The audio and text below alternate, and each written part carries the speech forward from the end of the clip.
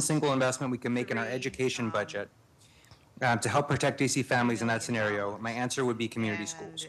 Community schools provide health services, food pantries, transportation support, and so much more. Doing anything other than expanding community schools at a time when the federal safety net is under threat is irresponsible. But the mayor cutting this program a second year in a row after so much outrage about the devastating effects it would cause and the proof about its program's effectiveness is incomprehensible. We're not just asking you to restore the funding, we're demanding expansion.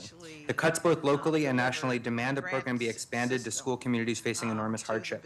We're grateful the council restored this program last year and we need you again. Next, we're enormously proud of the difference the Bridge the Gap Fund made over the past year. We finally closed an equity gap in student experiences caused in part by differential PTO funding.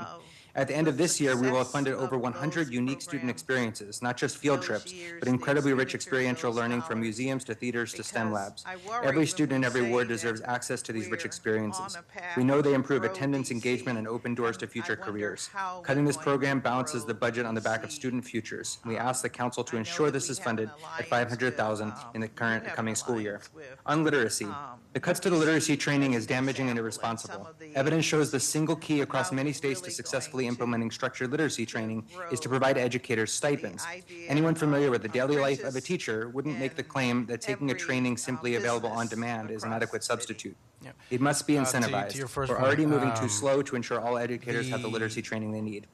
On educator retention, Yesteryear, we're the very amount of disappointed the dollars, mayor's budget was eliminates funding for the primarily made OSSE up of Educator ARPA Wellness funding, grants. so that These was, grants, which you know, empower editors received to time-limited help money schools with that, educator wellness and retention the was past 5 appropriated years, to the city have been one of by the the single federal most government effective for tools to time combat certain. teacher turnover. So, On a lot of average, that our school programming partnerships have that increased was, 8% in 1 year and direct service 15% in 2 years to of businesses partnership. and And I'll just others add, was because I just funded that way. calculated this morning, We we actually have believe this program probably initiatives saves the like, district government about training $2 million businesses a on, year. We need the council to how to reinstate modify these their hiring grants, and just as important, if we practices, want these to looking fund a at full year instead of just work, we need relying these grants to be on funded over the a 4-year resume and financial plan, credentials. You're and the looking at council work require them to be experience and continuation grants, creating so effective job partners do not have to announcements and reapply your from hiring scratch each year, which takes practices several around, key months off the school year, kind of the away from whole being able to totality be of in the schools. person. We also believe the ALSE needs to we have implement an direct educator retention grants fund to provide for, flexible dollars of about $100,000 piloting per school programs to the around highest apprenticeship, 20 around turnover other schools, which sector-based could be used for models. wellness supports, flexible scheduling, wellness What coordinators, peer I'm mentorship, happy to and more. report And that, finally, to increase you know, teacher as we have expertise, pivoted we believe more for just to $110,000, you can our invest in traditional national role board of certification. policy I'll mention finally, and because we have for oversight, several years you know, asked for a we $2 are not million letting those investment in initiatives fall outdoor to the learning wayside. The ones that we have for our piloted, children, which would be a capital specifically investment. healthcare, as I mentioned, There is now original several plan hundred was million to dollars being really spent on seed just that the stadium organization alone, and for it to be parking lot for the stadium alone. They self-sustaining. can't help but That notice the alliance contrast has that there found wasn't $2 million philanthropic funding available to for keep outdoor going, learning as available well for as children some, in capital dollars. We other ask you to support prioritize from these our smart sister investments. agency, Thank you. DOES, to keep it going. Thank you, Mr. there Goldstein. really is a deliberate way of kind of Jessica proving concepts Panfield. and then finding ways to keep them Good going. afternoon, You mentioned Chairman UBC, Mendelson and members of as the a committee. My partner, name is Jessica specifically around Panfel, and I'm the apprenticeship. Executive They Director are of the doing Latin great work to American expand their Montessori footprint, Bilingual Public Charter in the School, or what we workforce affectionally space. call it, Just last LAM. week, they, LAM offers a unique announced educational and experience, unveiled a new Montessori apprenticeship instruction in a program Spanish-English where dual they are language partnering with environment. Accenture. We are They the only have public school in currently, DC with this model, and our about students 50 continue to thrive both apprentices in the academically and cybersecurity socially. space. We're proud of our Again, bright another spots earn this while you year, learn model that including folks will in-seat be getting attendance able rate at while they're trained in 94%. cyber, We have over while 93% employed of our and going instructional right staff into Accenture returning, as a company. and our So early these are the kind academic of things data that we're shows looking at continued and growth in both continue to literacy do. and math, affirming the strength of our And in academic trying approach. to get these, Looking ahead, we're very excited to um, welcome our new highest enrollment profiles ever next school year, moving a testament to families' do trust in you our mission. see, I want to that acknowledge our there's, gratefulness for the partnership with Dr. requirement Francesca that Smith, the Aussie's government put multilingual specialist. money into the, I guess, shoring up the apprenticeship process? Yeah, and there's, and not just apprenticeship, but all the earn while you learn models, whether it's on-the-job training or work experience that provides a stipend. You know, we see those type of models where you don't have to make residents make a tough choice about skilling up versus putting money in their pockets. So making sure that we expand and scale all those are a major priority that we are looking at. Apprenticeship specifically, your main costs of an apprenticeship program are going to be monetary support of the related instruction. This is the classroom time. And then the practical training happens really through the employer, through their wages. So finding ways to offset both is going to be a way to strengthen and expand what types of apprenticeships that we have. Traditionally, apprenticeship has operated for you know, almost vastly in the construction field, but we are adding consistently new sectors to adopting apprenticeship, whether it's IT. There are even food service apprenticeships. There are line cook apprenticeship programs out there now. So we're trying to expand it to every sector as a proven model. All right, you say, so what can we anticipate as far as your plan for FY26? I know construction will continue. Mm-hmm. So what are some of the other I'll say commercial areas that you will expand the apprenticeship program. And I ask because I think whenever we talk about employment and we talk about jobs, it's, you know, a little bit here and a little bit there. I want to, for the record, I think we need to know what is it that we as a government are putting our resources behind.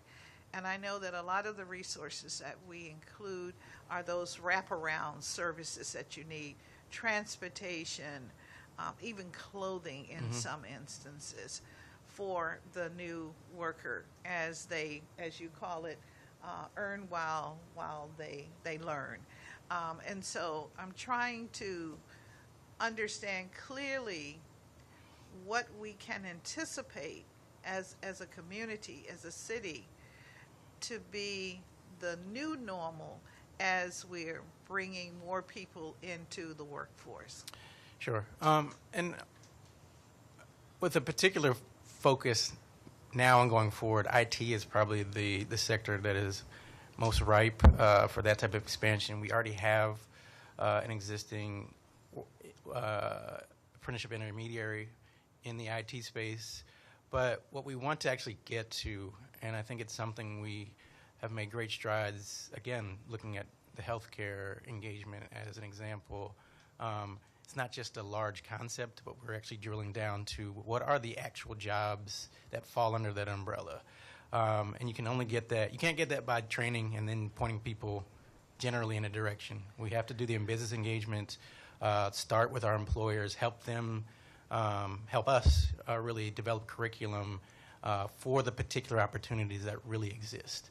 So it's doing that front-end engagement both with our job seekers as well as our businesses to really create impactful programs. So IT is a major focus going forward, both in our shop as well as pulling in sister agencies, including in other clusters, including the Deputy Mayor for Planning and Economic Development, and really coordinating efforts that have been kind of disparate and spread out over government and rowing all in one direction. I appreciate that. You know, there's an understanding in the community that when we talk about healthcare, we're primarily talking about the technical fields. But when I have conversations with the hospital association, they're saying, well, whatever it takes to run that institution, even cleaning the floors, being at the front desk, that those are also jobs that we want to fill with as many DC residents as possible. Absolutely. I started talking about that as an aha moment, but it really was a duh moment, because you know there's any other number of types of workers that are needed to run these healthcare outfits. You mentioned some, but finance, IT, building maintenance. And so one of the things that actually came out of the partnership too was pipelining folks into those opportunities too. So that's happening with both the what you would think of as the kind of healthcare career or technical jobs, but also the support jobs too. Okay, I appreciate that, and I know you're on the spot, and I know that you have a tiny little budget, and most of our discussion is really devoted to how you're spending your tiny budget. Tiny in the grand, we're talking, you know, when we talk out in the public, we talk, you know, $22 billion, and yours is in the neighborhood of a few million. I understand that. But really and truly, I think this is a great opportunity for the public to understand how we are putting in place, I'll call it infrastructure, so that more residents can have an opportunity to training, even literacy training. We know that that is an issue, so that they can move on to skills-based training and actually be in a job and retain the job longer than 6 months. That's what I'm interested in knowing, and I think that's what the community wants to know. I've been here for a few, you know, for a decade now, 10 years, 11 years, and I hear the same messaging that we're working to get people jobs. And I think it's time that we have a bona fide plan. And I know you sort of sit at the top of the heap through the Workforce Investment Council, where you can call on the business sector, the commercial sector of our community to do the right thing. But what is the right thing, and how do we get it done? And what dollars are going to be utilized of taxpayers' dollars to go into this? And I'm sure we're talking more than $3 or $4 million. So I'm just trying to understand, how close are we to having a workable plan so that we're not so fragmented here and there. We have about 7 or 8 agencies that I know of that are working on jobs for DC residents, but that's a tiny drop in the bucket because, as you know, of our $22 billion budget, a large amount of it comes from the commercial sector. And so I was just really trying to get you to tell me if we have something, or are we near to having something, or what's the plan for the WIC this year to move us into having a bona fide plan that we can follow, that everyone will through consensus decide that they will follow. And as you know, Councilmember Bonds, our agency is chiefly charged with our federal dollars and how they are deployed. And then with that, we are on a 4-year cycle to produce and get approved a state plan that governs the use of those dollars. We just finished up that process throughout last year, and the Department of Labor approved our program earlier this year, which serves as a framework, not just primarily for our federal dollars that come in, but one of the charges for utilizing and receiving our federal dollars is how you make those federal dollars, make the local dollars stretch farther, how you braid that funding together. So the We Owe a State plan that I'm referencing, and can be found on our website, really serves as a blueprint on leveraging those federal dollars to really push how our local initiatives operate and can serve district residents. So one of the things that I'm proud that we were able to do is to be deliberate and to name particular initiatives, demographic groups, areas of the city that we want to see impacted with direct programming. Some examples are, we wanted to put a focus on underserved communities that have traditionally not had the exposure to some of the existing programs east of the river. Looking at specific programming for justice-involved individuals. Looking at specific programming for Black women.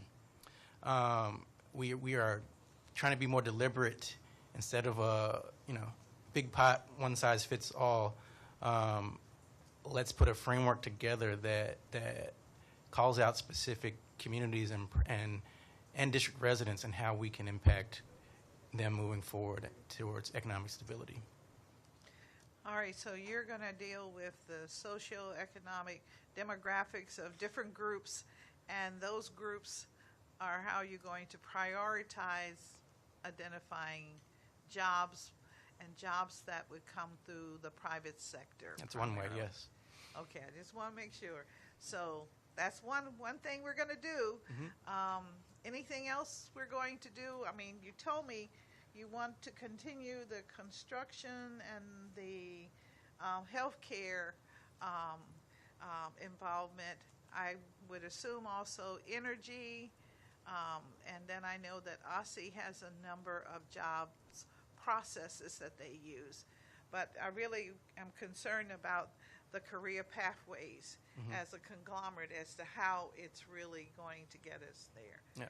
Yeah, you knew I was going to talk about this. You knew I was going to try to zero in on this because it's so important, and we're at a real crossroads, and it's just, to me, it's high time that we have a bona fide plan. We know who the different players might be. And some are in government, most are outside of government, but how do we coalesce them and get their commitment that they're going to work with us? So I think one of the main areas where we are effective and are seeing some positive change, and you alluded to this, there are pockets of different job supports and workforce money at different agencies, some of which are at agencies where workforce or jobs are not their core function. So we sought them out and offered and sometimes bullied our way into offering them technical assistance, but they've been receptive. I think some of the main examples are some of the federal funding that came down through the Inflation Reduction Act, through the BEADS Act, so some of this infrastructure money. So we are working closely with the Department of the Environment, with OCTO, and other agencies, the Department of Transportation, that have other non-workforce money, but that have workforce as a contemplated activity for those federal funds, helping them to really look at what they are planning to put out in support of district residents and offering our help, and it's been well received, and we're engaged with that group to make sure that those funds can be deployed in a way to help district residents get those job opportunities. All right, and when we talk about the vending community, the companies, the commercial companies, I know that you have some work you've done with, let's say, I think we call it the arena, because we know of electricians that, local electricians that were finally engaged in that work, and we're cheering for that. But what has been your involvement, or what do you anticipate your involvement to be as you think about RFK Stadium as an example, and the thousands of jobs that have been identified that will come about through that process? So, you know, if that and other projects kind of stick to their timeframes, what we can do best now is use the lead time to get folks otherwise prepared to take advantage of opportunities. So whether it's pre-apprenticeship, other ways we can get them ready for those opportunities, and then doing the business engagement is part of the battle, right? So knowing that these opportunities are coming and the scale that they're going to represent gives us both time and opportunity to put our folks in front of those particular potential jobs. Okay. I'll say this, and I think we learned a lot, and this is going back a few years, but we had a similar situation before ground broke at the Convention Center Hotel. We took a deliberate set of steps to do the kind of pre-training, identifying folks that wanted to work both on the construction side of the Marriott Marquis build, but then also train folks for the jobs that would exist when the hotel opened, and we were able to achieve great outcomes for that. So we got to take a similar stance on these projects. All right, I'll let that go, but and let's talk about the WIC board. Does that mean that there's the potential, if not already in the works, opportunities for RFK vendors, maybe to be a part of the WIC board? In a couple ways, and I'm glad you raised that. You know, the WIC board itself, by federal and as amplified by local law, has to be at least 51% business entities. We are working with the mayor's MOTA office right now to recruit new members to the board. There are members who are term limited, but we are looking at the sectors that we know are going to be there, especially in projects like the ones you're alluding to. So, you know, we don't know who those vendors are going to be yet, but we feel like we'll have a cross-section of opportunities for folks to sit on the board. But then also we are going in a direction where although folks may not be permanent or sworn-in members of the board, they can still serve the board on different committees, and we'll make sure we incorporate folks from those projects into those opportunities also. All right, I'm hoping to see a new protocol for how the board might operate, to be very honest with you, so that it reflects the contemporary situations that confront us, so we can hopefully maximize participation of these businesses, new businesses that are here within our community. I remember when Nat Stadium was in the works, and I can tell you some of those vendors who came here from other parts of the country are still here today, and they have become, you know, a part of the fiber of our community, and do a lot of the major contracting. So I'm hoping that, you know, our people will benefit from it. That's the whole bit. I do want to ask you very quickly about your 13 full-time positions, and you only have 9 that are currently filled. What's going on there? I mean, you're such an important entity, a tiny little giant in our village, so help me understand. So of the 4 vacancies, I think 3 of the 4 were in some stance of recruitment as we went into a posture of the hiring freeze. As that plays out, of course, we will be following the guidance of as that is modified or what have you going forward with the rest of the fiscal year. But those positions did halt kind of that process due to the financial situation we're in now citywide. So are any of those 4 positions critical for now that you need to do a waiver request?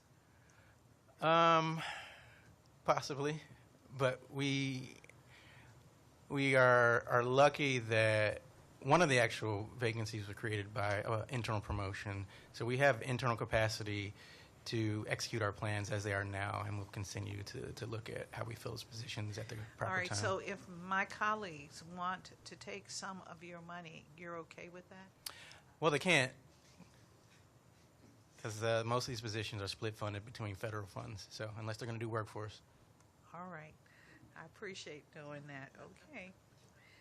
I'm just, you know, pointing out what may be the inevitable. Everyone's looking for money, you know, for things that they say are critical. I know that workforce is more than critical. It's at the top of our heap, and thank goodness it's finally there. And so I want to hold on to every penny, but I do need a justification as to why they are vacant, and how critical they are to the work that you do. And we can expand. I think we gave some description in the answers, right. but we can expand on that going forward. All right. So if you have any other thoughts, can you make sure that I get it by Absolutely. next Tuesday? Yes, ma'am. All righty. We meet every Tuesday to talk about these things. I remember those days. I know you do. Thank you very much for that.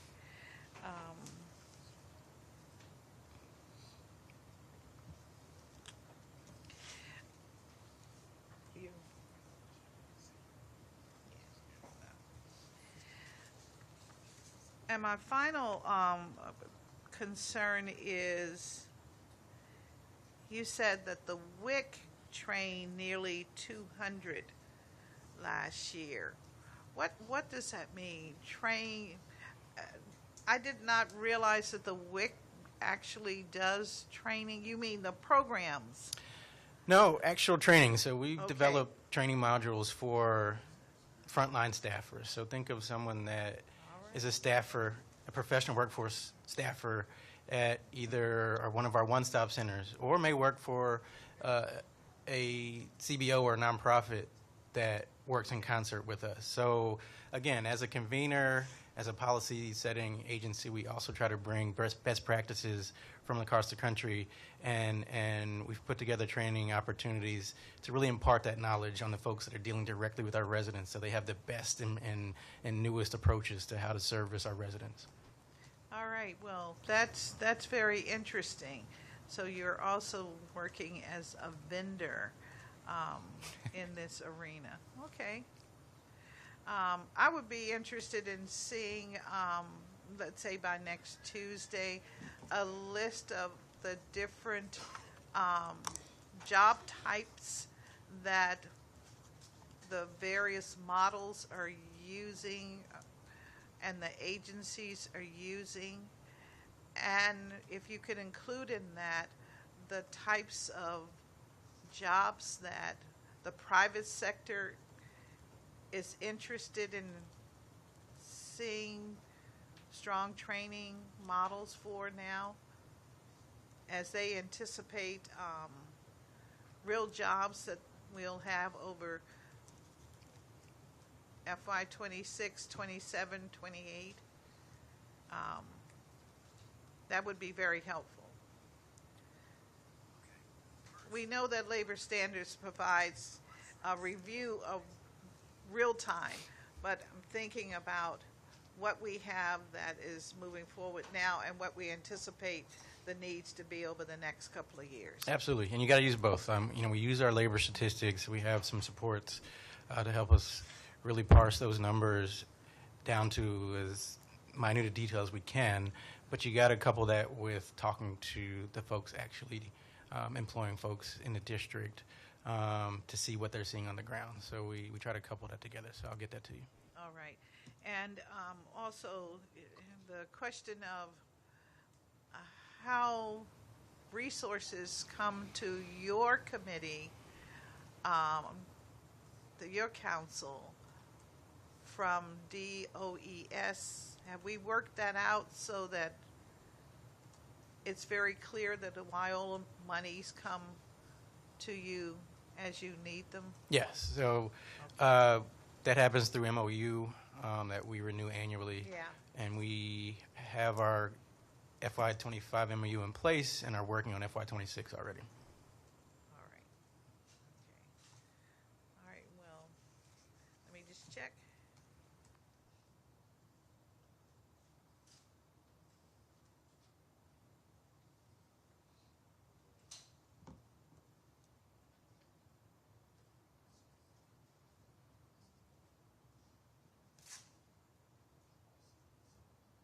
Well, thank you very much, Mr. Hubbard, for your testimony, and I'll do what I can to hold on to everything. I consider you very, very important in our so-called economic development cluster. So thank you very much. Thank you, Chairperson Bonds. I know we'll be working more going forward. All righty. Okay.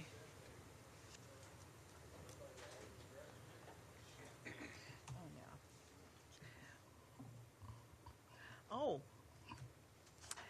all right.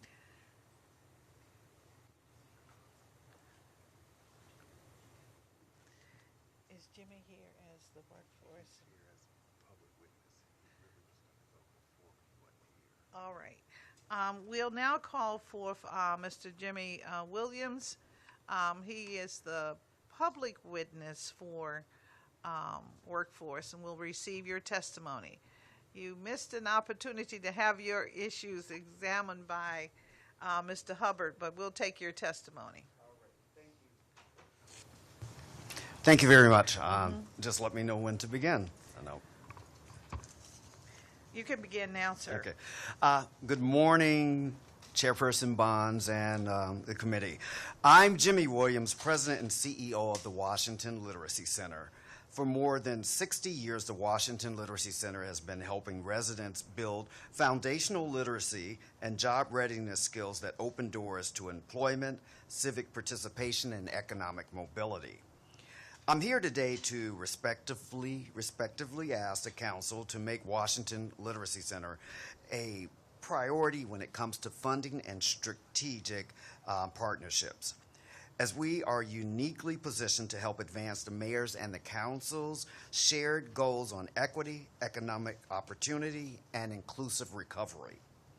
Our organization experienced a major disruption in 2024 when one of our major contracts ended with just 6 days' notice.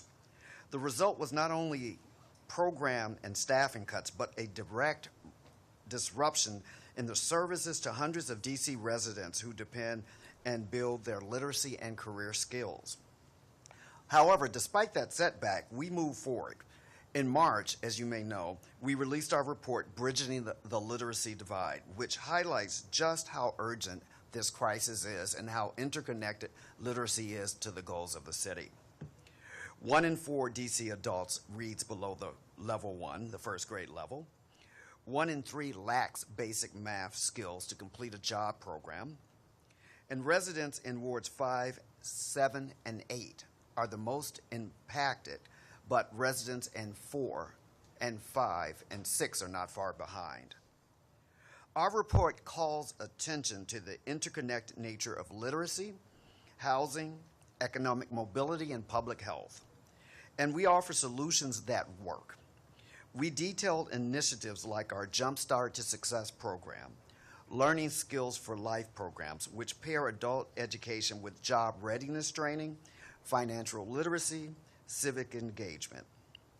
These programs are not theoretical. They are active, results-driven, and deeply rooted in DC communities. The Workforce Investment Council has been a valuable partner in helping us take us to the next step, pursuing licensing through the Higher Education Licensing Committee, or HELC, to formalize our training programs. Their technical support and guidance has been invaluable and key.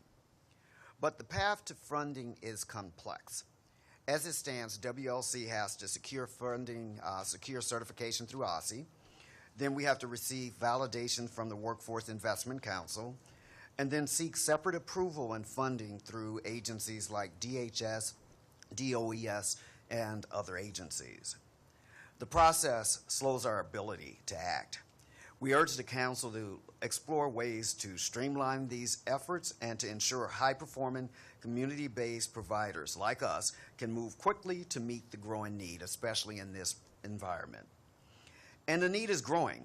The recent closure announcements of DC's Job Corps is just one example how WLC is ready to assist affected youth and young families, providing a bridge to opportunity, self-reliance, and lasting success, as you mentioned. We're not new to this work. We've already been working with the city to execute real valuable outcomes and partnerships in place. For example, we work with AmeriChoice, WellPoint, Volunteers of America, MRN contractors, and several others. Our mission-aligned, these are mission-aligned organizations. We are a trusted local nonprofit, not a national contractor. We've been here for 62 years with a decades-long record of trust, results, and flexibility. We know how to serve learners with multiple barriers, including low literacy, housing, instability, limited digital and financial skills, and we do it through a model that integrates the following: foundational skills, which include reading, math, digital health, and financial literacy; career preparation, which I heard you mention earlier, which includes credentialing, resume development, job navigation, and employment; and finally, civic empowerment, which includes understanding systems, policies, and how to influence them. This is how we help the council and the mayor achieve their priorities, from economic development and workforce expansion to education equity and family well-being. We support infrastructure, development investments, but we urge you not to forget the people who will power the future, and I know you won't. Investing in WLC is a strategic, cost-effective way to ensure your policies translate into measurable progresses and success for DC families. We are ready to do more. We just need the opportunity and support. Thank you for your time. Thank you for your leadership. And thank all the agencies and WIC and others who have done so much to help us strategically and work with us to building a stronger and more inclusive city. Thank you very much for your testimony. I just wanted to understand, where are you in the path to funding now? You mentioned secure certification from OSSI. Where are you in these steps that you mentioned? Yeah, most of the steps, we've applied for additional grants, and those grants have not, we don't know the decision yet, so we're in that waiting period. And to answer your second part of the question, so right now, our funds are really depending on funds from corporations and other private donors. All right. But you have your certification from OSSI. No, not yet. We're in process, and that's where WIC has been very helpful. Exactly, and working also with through OSSI. All right. So you will keep us informed, and you're going to reach out. I'm assuming you're going to reach out to OSSI. Am I correct? We already have, yes. All right. Okay. And then you're going to reach out to the Workforce Investment Council. In process, and we definitely. Okay, so you are, of the 3 steps that you mentioned, you're now, I guess, down to number 3. Separate approval from Human Services and DOES and other agencies. Right. So with OSSI, we are an applicant for the literacy program to offer literacy services. We are also applied for workforce programs through DOES, and so we're working to get those funding. And then the last is getting through the final steps with the HELC licensing. Okay. All right. You'll keep us informed, and we'll check on you. Okay. Thank you very much. Thank you. Thank you for your testimony today. We really appreciate it. All right, now we will move to the Department of Employment Services and its public witnesses. And I will get my list out. Okay. Right, she's here for that, yes. The first, I understand the first 3 panels that we'll call forth, I think the table will take 4. Will require interpretation, and we have our trusty interpreter here ready to accommodate you. And so,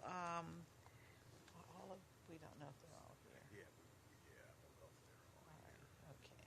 And there's some that are virtual. Okay. But those first Okay. two are supposed to be in person. All right. Okay. Estrada, Rodriguez, Calero. and another Rodriguez. Okay. All right. So we're going to call forth the first panel, Eduardo Estrada, Alice Rodriguez. Okay. That's what we were trying to, okay. Rosabella Rodriguez.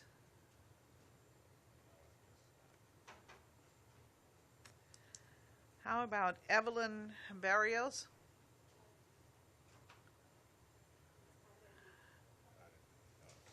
All right. Jesus Hernandez. Oh, yes, outside. They're coming in. Okay. Karina Sanz. All right. I guess somewhere they didn't hear right away. Okay. Yes.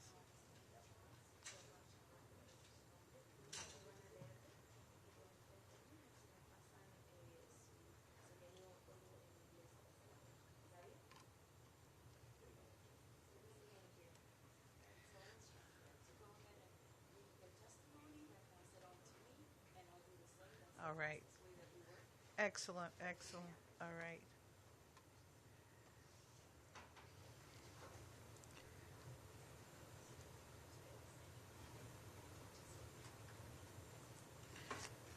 And you can begin, and if they would give us their name, start with the name. y luego empieza a leer. All right, we're ready when you're ready. ¿Está lista cuando usted está lista? Sí. Buenas tardes, mi nombre es Areli. Soy buzzer en el restaurante Bazar. Estoy aquí para exigir que el Consejo proteja los aumentos de los trabajadores que reciben propina. Yo decidí organizar una unión con mis colegas del Bazar, porque no teníamos suficiente dinero ni beneficios. Organizamos para ganar una mejor vida. Gané muchas cosas, incluyendo aumento salarial. Mis aumentos de $2 significan que puedo pagar por los gastos de mi vida y mi familia. Escuché que varios concejales le dijeron ayer a mi compañera de trabajo que el salario mínimo le basta. ¿Les importan los salarios de los trabajadores o creen que alguien puede mantener una familia con el salario mínimo en esta ciudad? Deberían reducir su salario a $17.50 la hora para ayudar a la ciudad a equilibrar el presupuesto. ¿Pueden mantener a su familia con el salario mínimo? Mis aumentos salariales están protegidos gracias a mi contrato sindical. Estoy aquí en solidaridad.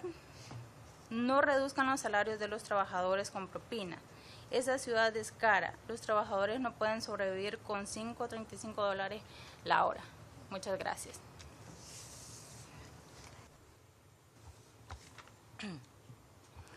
My name is Adeli, and I am a busser at the restaurant Bazaar. I am here to ask that the council protect the wage increasement for workers that receive tips. I decided to organize a union with my colleagues of Bazaar because we did not have sufficient money nor benefits. We organized to have a better life.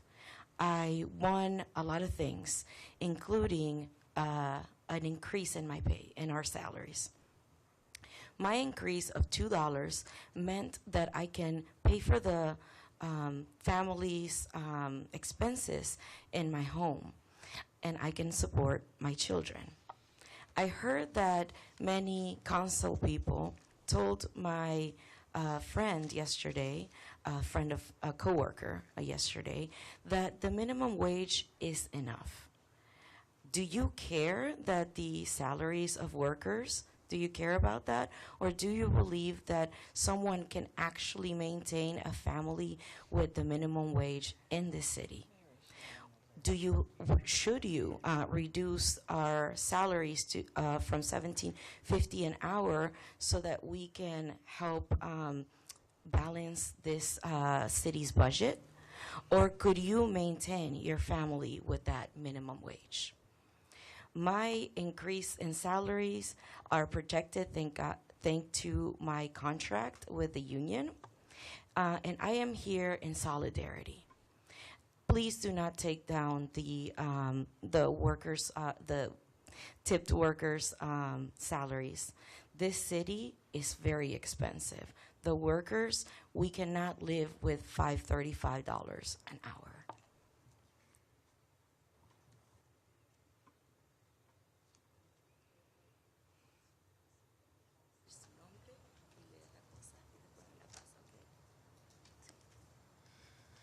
Hola, buenas tardes. Mi nombre es Rosalba Rodríguez. Soy residente de la zona 2. Soy trabajadora de restaurante desde hace 19 años. Actualmente soy ayudante de mesero y hace aproximadamente 8 años empecé a recibir salario con propinas. Cuando escuché que el salario aumentaría me alegré porque iba a poder tener un poco más de dinero. Para la realidad es que aún así no es suficiente para cubrir mis gastos porque los precios se han incrementado y ahora tengo que tener 2 empleos para poder pagar lo más necesario. Hoy vengo aquí porque quiero que sepan que la situación ya es difícil para muchos de nosotros con un salario de $10. Y será aún peor si ustedes no apoyan la enmienda 82 y permiten que se pause o se revoque. Señores concejales, si ustedes tienen hijos, se darán cuenta que eso implica tener que darles más necesario y algo que yo no les puedo dar, que es el tiempo con ellos. porque tengo 2 trabajos y si ustedes bajan el salario, entonces debo buscar un tercer trabajo. Desafortunadamente hay temporadas bajas y nosotros no podemos depender de las propinas. Sabemos que por ley debemos tener un salario mínimo y eso no es justo para mí porque tengo 19 años de experiencia y merezco un salario mejor que el mínimo. Entre mis compañeros de trabajo hay mucha desinformación y confusión en el pago de salario porque piensan que pagarán más impuestos. Yo lo único que entiendo es que siempre he pagado mis impuestos. Devuelvo a esta ciudad constantemente y merezco vivir con dignidad y cobrar un salario digno. Como personal de apoyo, quiero decirles que mi salario se reducirá en aproximadamente 250 por cheque de pago. Si la legislación del alcaldesa pasa, me gustaría que apoyaran a la mayoría de los trabajadores de restaurantes y realmente necesitan este aumento, en lugar del pequeño grupo de personas que más ganan. Hoy estoy aquí porque uno de mis principales objetivos es que mis hijos puedan ir a una universidad y mi preocupación es no tener el suficiente dinero para que ellos puedan lograrlo. Por favor, protejan la iniciativa 82 y permitan que podamos seguir recibiendo nuestros aumentos. Gracias.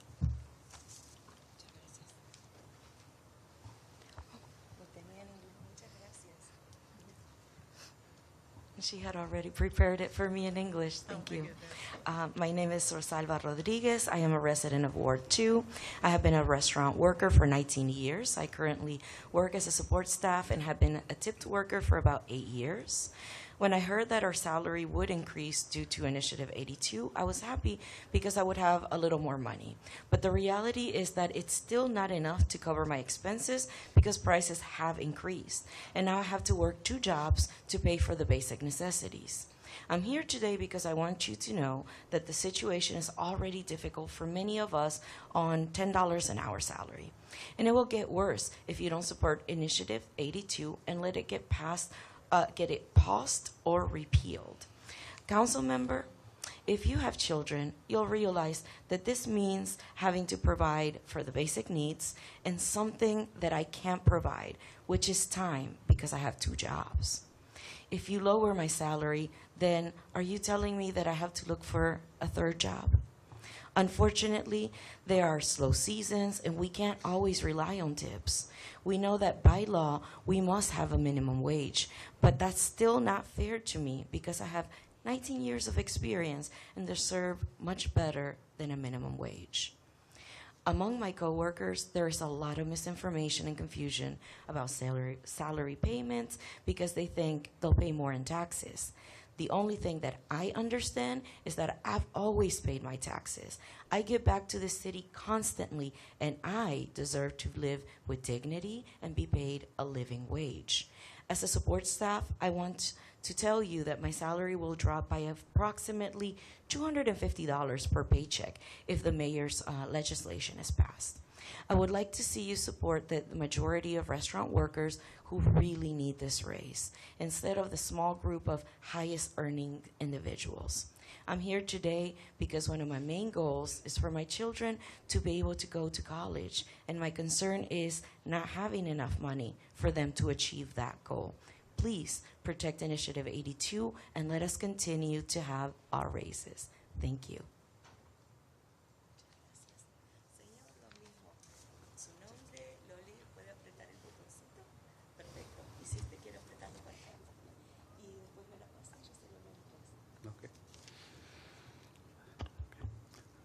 Hola, buenas tardes. Mi nombre es Jesús Hernández y trabajo en los restaurantes Modena y Dairy Heavy. Mi puesto es runner y he estado trabajando en la industria de restaurantes de DC. En 20 años, el Consejo debe eliminar cualquier mención a la I-82 del presupuesto de Washington, D.C. Gano 10 por hora y mi sueldo neto es 200. Tengo 2 trabajos porque como ayudante de mesero no gano tanto las propinas. Eso significa que estoy viviendo sueldo a sueldo, porque vivir en esta área es caro. Si el Ayuntamiento de Washington, D.C.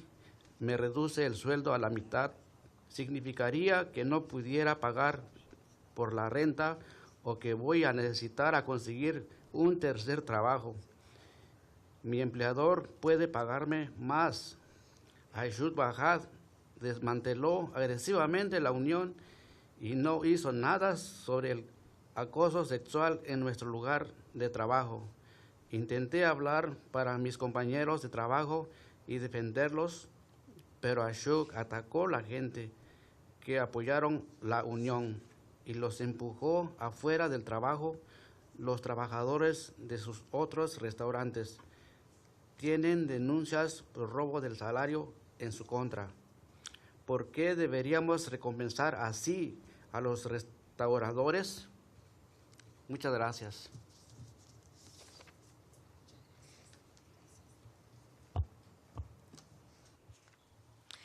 Hello and good afternoon. My name is Jesus Hernandez, and I work at the restaurants named Modena and Dirty Habit.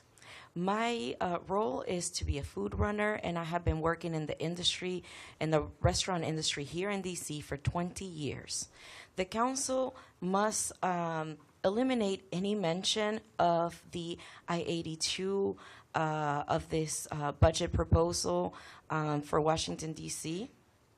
I earn about $10 an hour, and my net pay is $200. I have two jobs.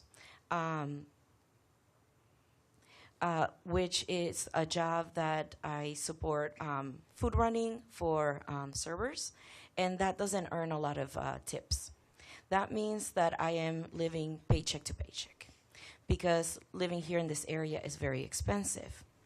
If City Council of DC were to reduce my earnings by half, that would mean that I cannot pay for my rent or what I would need, or I would need to find a third job. My employer can pay more. Ashok Bashash dismantled aggressively the union that we had and did not do anything about the sexual assault in our places of work. I tried to speak up for my workers and to defend them, but Ashok attacked the people that support this union and pushed us out of a job. The workers of their other restaurants also have complaints for wage theft against them. Why should we then reward restaurateurs like this? Thank you. Thank you very much. Gracias for your testimony. I appreciate it very, very much. I do want to make it very clear that the legislation, I think you're speaking on the issue you do not want I-82 repealed. Am I correct? Is that what I'm hearing from everyone? Okay. All right. The action that the council took yesterday was to pause the payment amount where it is. In other words, additional payment amounts would not go into effect in July, but where you are in your, what you consider your salary from the restaurateur, remains. That must be paid. And not only must it be paid, you must be made whole so that the amount of monies that you are paid on an hourly basis is the minimum wage amount. I just want to clear that up because there is a lot of misinformation that implies that somehow your monies will be diminished. Where your monies are now is where your monies will be coming from the restaurant. If you are a tipped worker working tables, if you are in this industry, those tips come from the customer, not from the manager, but the manager must make sure that whatever amount that you have and you are paid on an hourly basis is the minimum wage. That is a requirement. If you're not getting that wherever you are in the industry, you do need to file wage theft. Please. You must do that so that we know exactly what's going on in the industry. But you are to be making minimum wage. So when I hear someone say that I get $10 an hour, that is wrong. That is not what you're to be paid. You're to be paid minimum wage. And minimum wage, I think today is $17.95, I believe it. $17.50. $17.50. You are to be paid that amount. Okay. So I just want you to understand that. If you would like for me to check any of the restaurants where you work, I'm happy to do that. All right. But I thank you very much for your testimony. I'm not going to hold you any longer because we have so many others that want to testify. And also, I did want to say that once we can complete the interpretation part of presentations today, I know some will need to get to their jobs. And so those that have, to be at your job within 30, 40 minutes or an hour, let me know so we can move you to the next group of witnesses, please. All right, thank you very much. And we'll take the next panel. Do we know? So number 5 and number 7 and number 8 and 9, they aren't available till later. Okay, that's But fine. It looks like 10 and 11 may be here. What are the names? Maria Paredes. Okay, so Maria Paredes. All right, Maria Paredes, we understand that you may be here. Yesenia Gracia? No.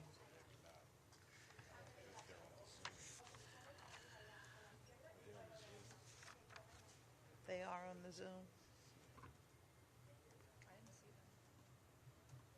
Maria Paredes or Yesenia Garcia. No. Okay, I guess you can go to you can start with the non-translator.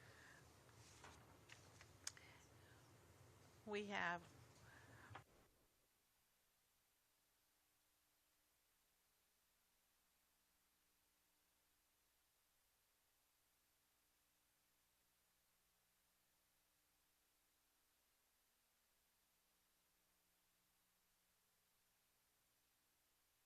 That's all right.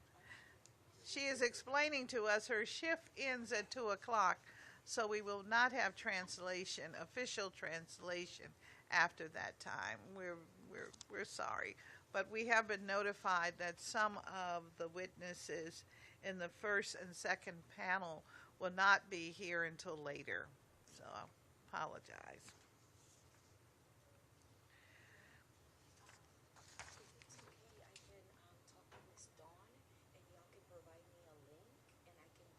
Okay. All right. That would be perfect. All right. Thank you.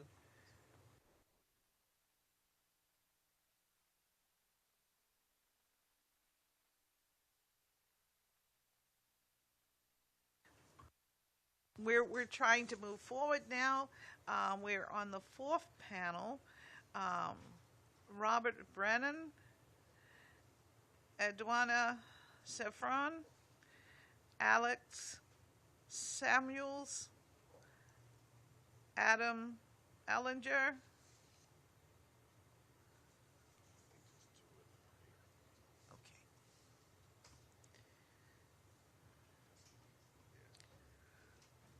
all right, we can take a couple more at the table. Nikki Afar.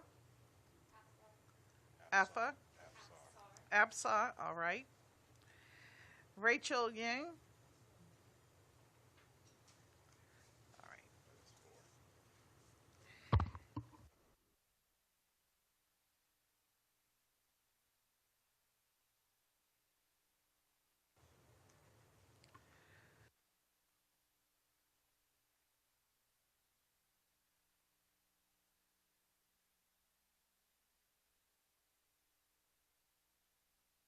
we can begin with Ms. Yang. You're at the end of the table, and we'll go down the table. Thank you. Yes. Always remember to press the button, and then your mic is on. Good afternoon, Chairperson Bonds and members of the committee. My name is Rochelle Young, and I work as a bartender in Ward 2. I'm here today as a tipped wage worker to speak in support of Initiative 82.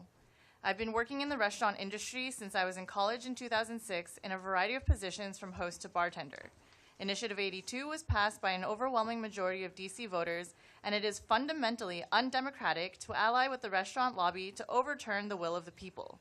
Any attempt to pause or repeal Initiative 82 must be removed from the budget immediately. The restaurant lobby has engaged in fear-mongering tactics to discourage their employees and guests from supporting Initiative 82. The following are common myths that are untrue. It is not true that Initiative 82 created service charges. Confusing service charges which restaurant owners implement voluntarily lead guests to believe that restaurant workers are already being tipped. However, unlike tips, service charges do not go directly to workers. Rather, they become the property of owners who can use them for any reason, including paying for overhead, rent, and personal expenses, without reporting their purposes. Service charges are a deterrent to guest tipping and are not required by Initiative 82. It is not true that Initiative 82 removes tips. Tipping is an ingrained part of dining out culture in the United States, and an increase in wages for restaurant workers will not lead to a decrease in tips. Indeed, in the 7 states that have already implemented one fair and equal minimum wage, tipping has not gone down. In California, which pays the highest minimum wage for tipped workers in the country, tips per hour for restaurant workers have increased nearly 6% from the year prior. It is not true that Initiative 82 is killing the restaurant industry. Based on data by the Bureau of Labor Statistics, the number of restaurants and bars in DC has grown by 5% since Initiative 82 took effect. This growth is faster than in the surrounding metropolitan area. Finally, it is not true that more service industry jobs will be lost because of Initiative 82. Since Initiative 82 took effect, there has been a steady increase in the number of restaurant jobs. Each worker is also now making more in annual income than before. Rather, the gradual increase in wages set forth by Initiative 82 guarantees more stability and predictability in restaurant workers' income. A complete repeal of Initiative 82 is unconscionable. Repealing Initiative 82 would mean cutting our wages in half. How do we tell our landlords, our cell phone companies, and our medical providers that we can now only afford half our bills? Interfering with the implementation of Initiative 82 would also be a betrayal of the trust of voters, who engaged in direct democracy to pass this legislation not once but twice. The restaurant owners you'll hear from today will not pay us a living wage unless they are required to. A living wage is what we deserve, and we should not accept less than what is already the minimum. I urge the Council to reject any changes that would weaken Initiative 82. Thank you for your time. Thank you very much for your testimony. Next. Good afternoon, Chairperson Bonds and members of the committee. My name is Eduarda Serafim. I am an organizer with DC Jobs of Justice, and I am testifying today to strongly oppose any attempt to roll back Initiative 82 in the budget. The Council has many pressing issues to address in the DC budget, issues with fiscal impacts that affect the ability of DC to raise and spend revenue on needed services. This is not one of them, and the Council should swiftly and clearly move on from conversations about changes to I-82 in the budget and on to the important work of funding our government services. However, since we have been forced to discuss the tip minimum wage in this forum, allow me to share my unwavering support for the tip minimum wage increase and the tip workers who need it. Over 74% of DC voters approved Initiative 82. Every ward in the city said yes loudly to ending the subminimum wage. Voters understood exactly what was on the ballot, and it's offensive to suggest otherwise, especially to the restaurant workers who led the campaign, knocked doors, and organized their coworkers. The Yes on 82 campaign was abundantly clear about the initiative's intentions and outcomes. I would know as a volunteer who spoke directly to my neighbors in detail about I-82. Some say this initiative isn't needed because employers are already legally required to make up the difference if tips fall short. That argument fails when businesses consistently break the law. Wage theft, improper tip pooling, and misclassification are commonplace in the DC restaurant industry. Just ask the OAG, which has prosecuted case after case of restaurants illegally keeping tips and underpaying workers. Workers need structural protection, not case-by-case mercy from owners. A system that depends on perfect employer compliance and almost no enforcement fails workers every day. I-82 replaces the tip credit with a stable base wage and closes the loophole. We've heard that this will hurt small businesses and kill jobs, but that's not what the data shows. In fact, studies from the Economic Policy Institute and the UC Berkeley Labor Center show that when states eliminate the tip credit, workers do better, businesses adjust, and the industry grows. We've also heard fear-mongering about service charges and price increases. According to the memo from the Council Budget Office, the restaurant industry in D.C. has actually grown since Initiative 82 began phasing in. From March 2023 to March 2024, food service establishments increased in number and workers saw real wage gains. Cities like Seattle, San Francisco, and Minneapolis don't have a tip credit, and their restaurant sectors are alive and well. The truth is, what's hurting DC restaurants is not paying fair wages, it's rent hikes, commercial displacement, and a lack of support for small operators. If the council wants to help, offer rent relief, technical assistance, and grants. Don't take it out on workers. The council has many opportunities to address the needs of businesses in the district and many tools to do so. Considering cuts to workers' wages should not be on the table. I urge the council, remove this anti-worker measure from the budget, respect the will of DC voters, let Initiative 82 finish what we started of raising the wage floor for every worker in this city. Thank you. Thank you for your testimony. Next. Good afternoon, Chair Bonds, members of the committee. Thank you for the opportunity to testify today. My name is Alex Samuels, and I'm an organizer at DC Jobs with Justice. We're a coalition of labor organizations, community groups, faith-based organizations, and student groups dedicated to protecting the rights of working people, supporting community struggles, and promoting racial justice to build a more just DC. The district's groundbreaking paid family medical leave program has helped thousands of people take time away from their work to heal and care for themselves and their families. Despite its tremendous impact and the fact that sufficient funds are available to cover benefits, the mayor has proposed devastating cuts to the program. This is part of the mayor's overall proposal that balances the budget on the backs of workers and residents with the least resources while giving out subsidies and tax breaks for businesses and billionaire sports team owners. It's vital that the mayor and the council change course and restore the district's paid leave program and the universal paid leave tax that funds it in full. The mayor's proposal makes two major cuts to the paid family leave program. First, it cuts the maximum weekly benefit by nearly 15%, placing a significant financial burden on DC workers, many of whom already struggle with the discrepancy between their typical income and paid leave benefits. Second, the proposal limits the number of weeks workers can take.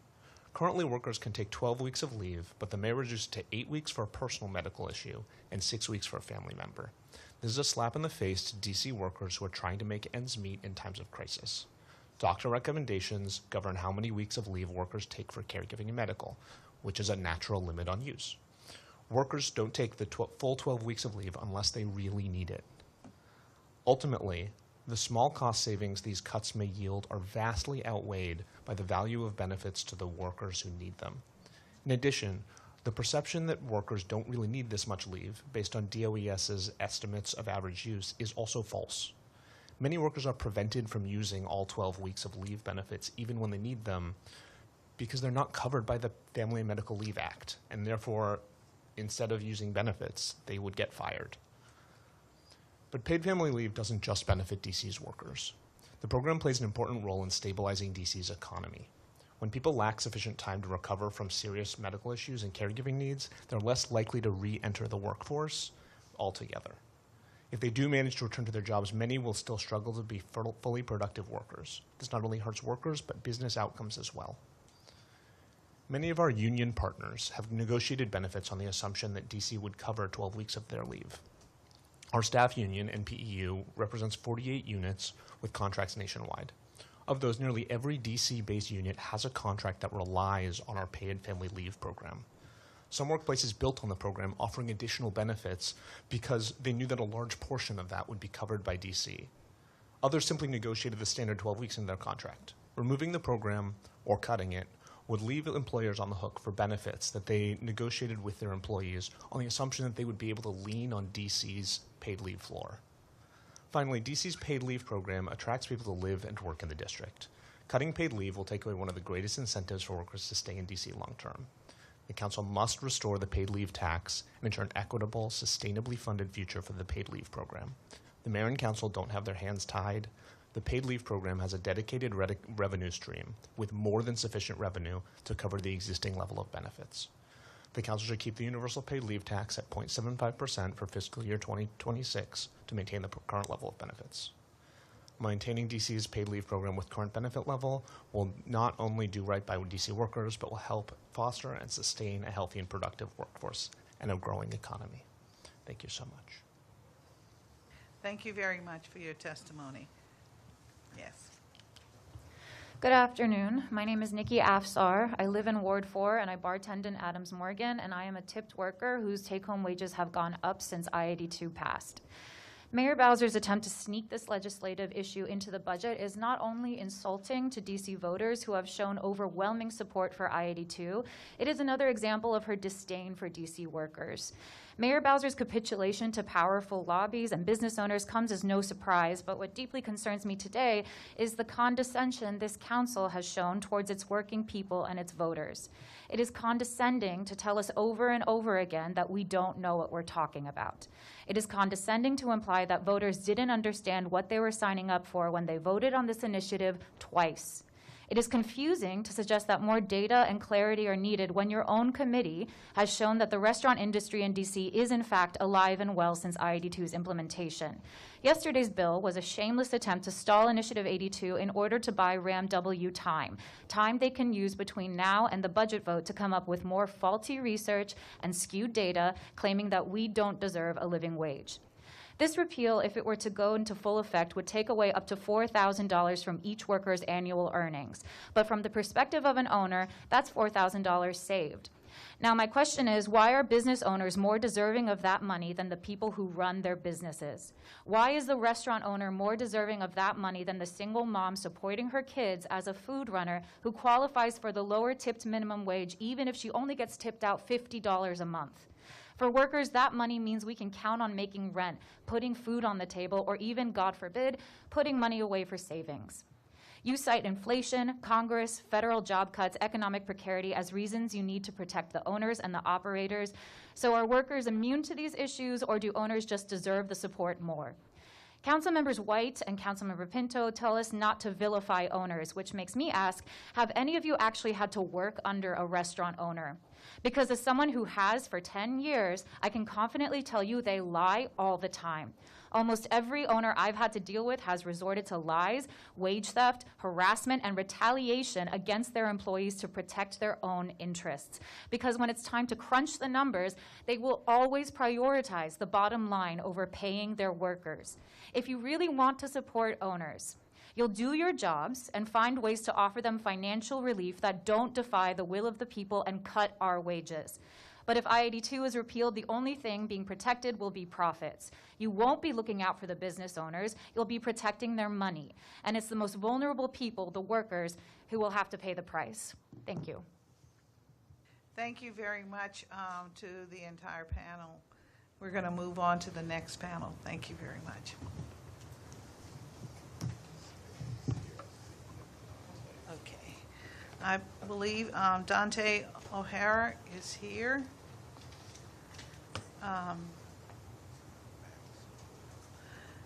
Max Holla. Max is online. He's online. Okay.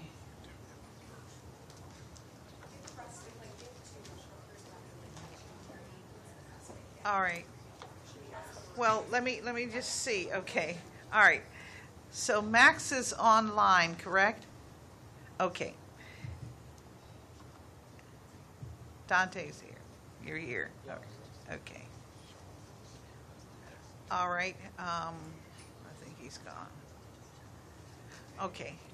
Now we can call forth anyone that must get to their job, let's say by 2:30. Please come to the witness stand so that you can get out of here and do what you have to do. We can only take 4 at the table, so we can take one more. Yes, please. All right.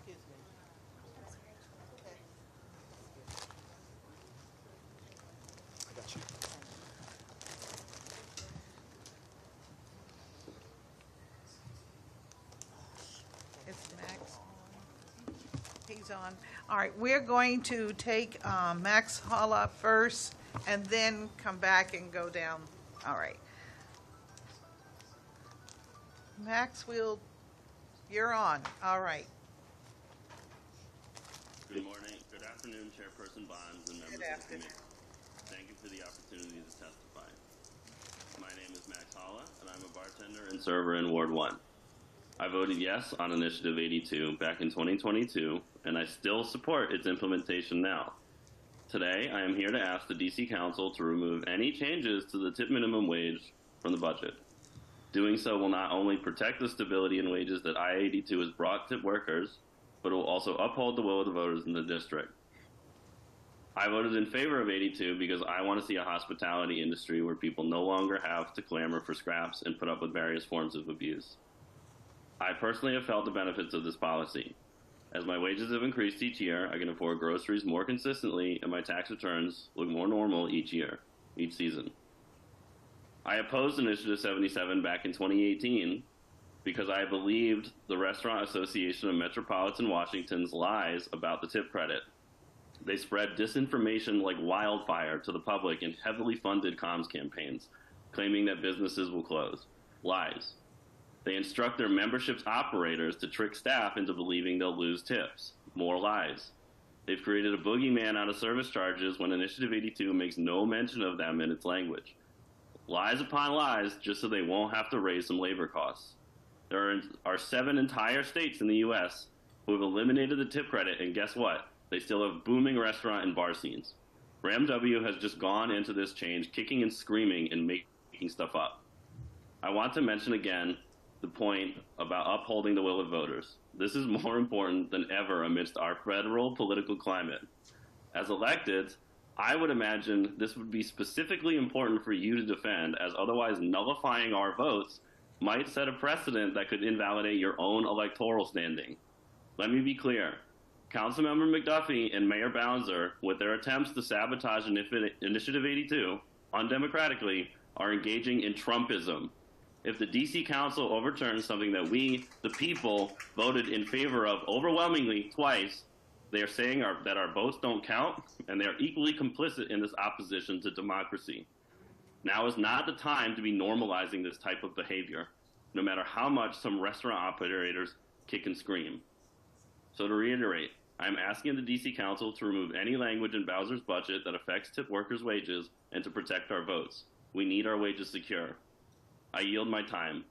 Thank you again for listening, and I'm happy to answer any questions. Thank you for your testimony. And now we'll take those at the table, starting with you, sir. All right. Hello, everyone. My name is Dante O'Hara. I'm giving a testimony on behalf of Ryan O'Leary, who could not be here in person. So I'm submitting this on his behalf. Chairwoman Bonds and members of the council, I am running to express my absolute and unapologetic opposition to Mayor Bowser's proposal to eliminate Initiative 82. And I am incredibly disappointed in those council members who chose to betray the will of the people yesterday. You have stolen from thousands of workers. This is wage theft. Those who voted for this, Chairperson Mendelson, council members Bonds, Henderson, McDuffie, Felder, Robert White, and Charles Allen, this is what scabs do. Let's not mince words. The mayor's proposal is a betrayal of the nearly 75% of voters who passed Initiative 82, of the tipped workers finally getting a measure of stability and of the basic principle that democracy should mean something in the city. The idea that DC is somehow uniquely incapable of adapting to a full minimum wage for tipped workers is false. 7 states have successfully operated for years without a tipped sub-minimum wage. Economies have not collapsed, and restaurants have not disappeared. What has changed is that workers in those states enjoy greater income stability, protection from wage theft, and dignity on the job.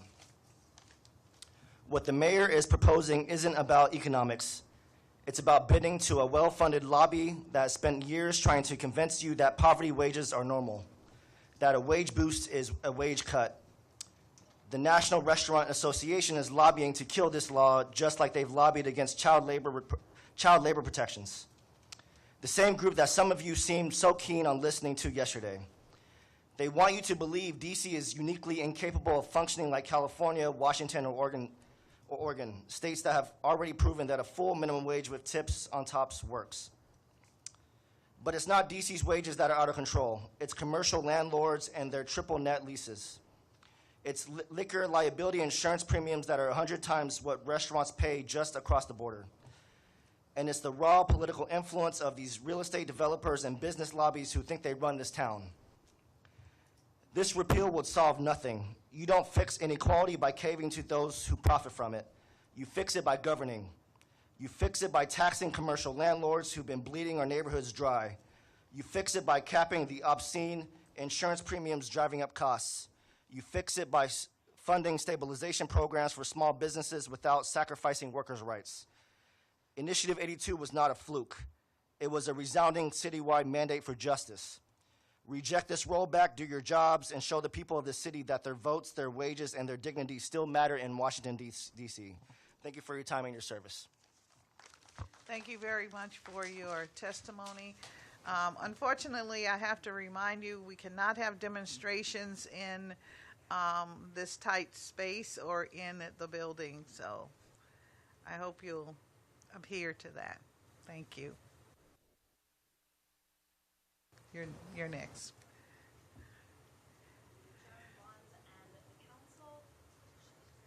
Now it's on. Now it's off. I'm so sorry. Okay, there you go. I don't work in tech. My name is Danielle, and I'm a server at Pesties. As a DC resident and a server of 6 years, I rely heavily on both my hourly wage and my tips to support myself, as rent and the general cost of living continue to rise completely uncontrolled. Currently, I earn $10 per hour, and the anticipated $2 increase was crucial for my financial stability. When my wage was increased from 5 to 6 to 8 and then $10 an hour, it was the first time I felt a sense of stability in an otherwise unpredictable industry. As a tipped worker, everything is uncertain. Some days the restaurant is completely packed, other days it's nearly empty. I could get cut halfway through a shift without warning, or lose tips just because the sun doesn't shine and I have the outdoor section. These raises didn't just increase my paycheck, they gave me a safety net and a buffer between my financial needs and the chaotic conditions of the restaurant world. If the DC Council proceeds with the proposed cuts to I-82, halving my hourly wage, I would face significant financial hardship. Such a reduction would force me to drastically adjust my budget, jeopardizing my ability to cover essential expenses like groceries, utilities, and all of that during slower weeks like the dead of summer and during winter holidays. Since the implementation of I-82 in 2022, my tips have remained unchanged, and my employer doesn't impose a service charge at all. Despite being one of the wealthiest restaurant owners in the city, the company has never voluntarily increased my hourly wage. The only wage increases I've ever received from any of the 4 restaurants I've worked at in this city was mandated by the city.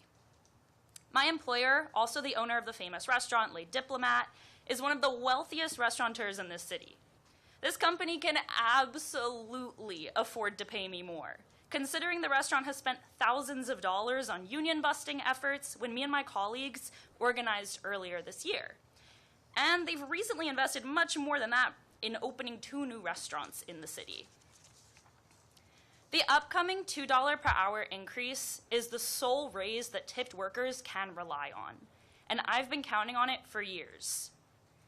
My tips can vary significantly, ranging from $20 to hundreds of dollars in an 8-hour shift, and I never know what to expect until the moment I clock out. This variability makes the scheduled wage increase even more critical. Me and my colleagues were expecting it next month. So don't cut our stability and don't cut our wages. Thank you. Thank you very much for your testimony. Next. My name is, My name is Venorika Tucker. I am a 76-year-old woman. I've worked in hospitality all of my life.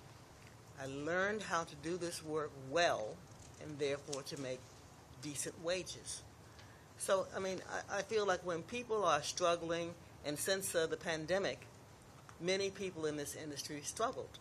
We were sitting at home looking, like, how are we going to do this? How are we going to manage? And when an opportunity presents itself where you can see better, you're feeling like, okay, well, we're all going to do well. We're going to do better. I don't understand the council people, or I especially don't understand Bowser. In my opinion, decrease her money. How's she going to manage?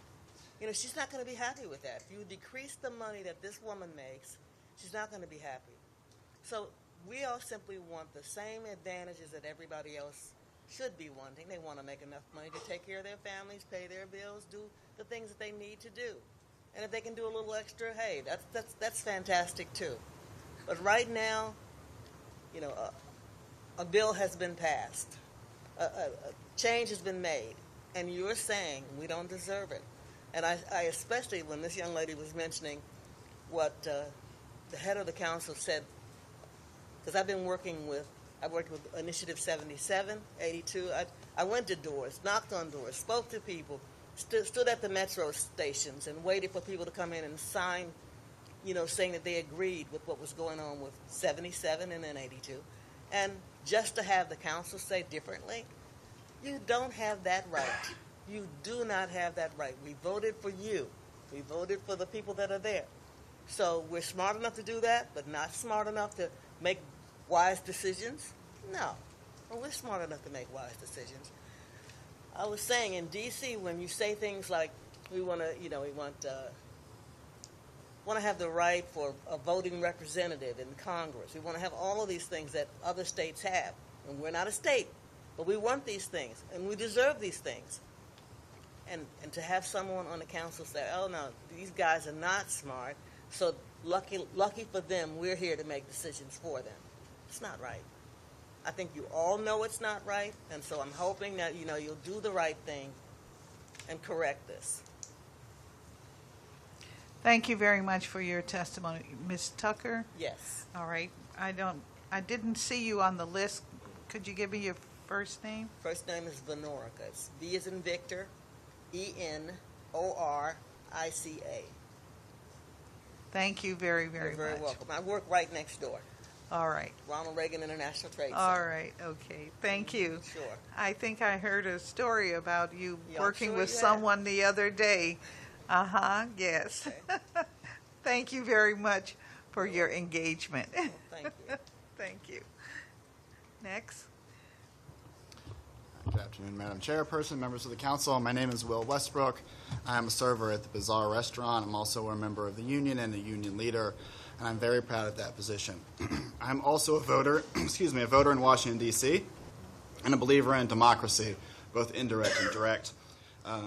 In the lead up to the last presidential election and the re-election of many of the members of this council, one of the phrases we often heard was democracy is on the ballot, especially from the Democratic Party, which many members of the council are members of. It's very sad to see democracy being overturned, direct democracy. We voted on this, y'all. We voted on this twice. The entire city has spoken. This is solved. It is done. This piece of legislation, 82, has been signed into law, and it must remain as law. Repealing or pausing the motion only serves to benefit lawbreakers, like Stephen Starr, who is actively union busting in violation of federal law in DC right now. In my opinion, we should probably be talking about that instead of this. A signed, sealed, done matter of principle and law within the district. By overturning the will of the people, you're harming the most vulnerable members of our community and giving money to rich people from Philadelphia. Thank you. Thank you very much. Thank you so much, panelists. Thank you.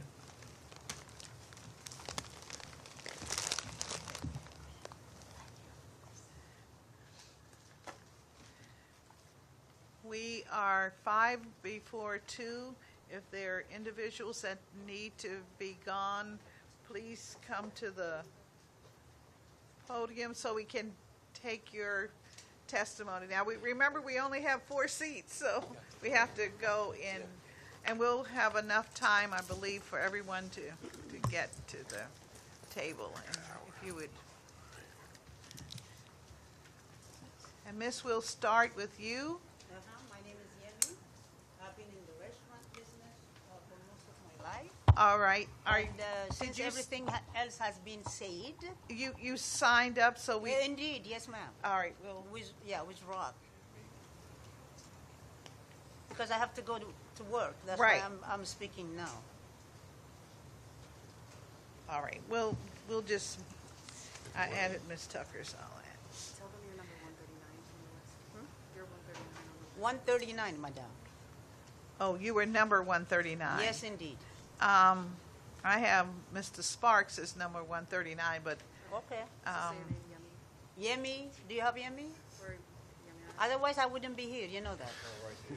There is no way I will be here otherwise. Randomly? No. You have to say your full name for them. Yemisraj? You were signed up under the virtual. In other words, we would Oh, have. because I okay, thought I would we have make you it. now. Okay. Because of your kindness, I get a chance to speak. You do get a chance to speak, and but please. Since everything else has been addressed, my thing is going to be explaining more issues which happens to be interconnected, like housing, which you guys are not addressing, affordable housing, guaranteed income, you guys refuse to address. The mayor never ever showed up whenever we have a rally or a speech or whatever. She never participated. She never stood up for the hard-working laborers, workers of the city. And we voted for you, and the vast majority of Washingtonians voted for this bill, so we shouldn't be here wasting your time and wasting our time. You should have honored it and just seal it, and that would have been it. But unfortunately, since a lot of other issues, some extracurricular activities is going on with the council or with the mayor, we are totally being disregarded, and then we are also not being respected.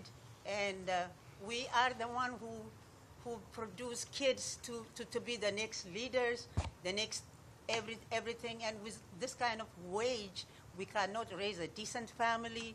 And then we all are talking about criminality. We all are talking about kids killing each other. Why not? If they don't have any family to provide for them properly, if they don't go on a vacation, even to New York, why not? Because the other people who are fortunate enough, who have a lot of money, they're sending their kids to Europe, they're sending their kids to a tennis tournament or whatever, and we'll not be able to do that. And outside of that, we're supposed to be totally respected because we are the backbone of this society. We make you and we make everybody shine. We are the people who are forgotten. So you have to put all this thing into consideration. Affordable housing is also a main problem for us because we cannot afford to live in this, one of the most expensive cities in the world is Washington, D.C. It's equivalent like Tokyo or New York. They're trying to kick us out of here. Gentrification already did it 10, 15 years ago, and now also they're systematically running us, and you shouldn't be taking it lying down. You should stand up for us because we put you on the pedestal. You should deliver back to us, and thank you. Now I can go to work.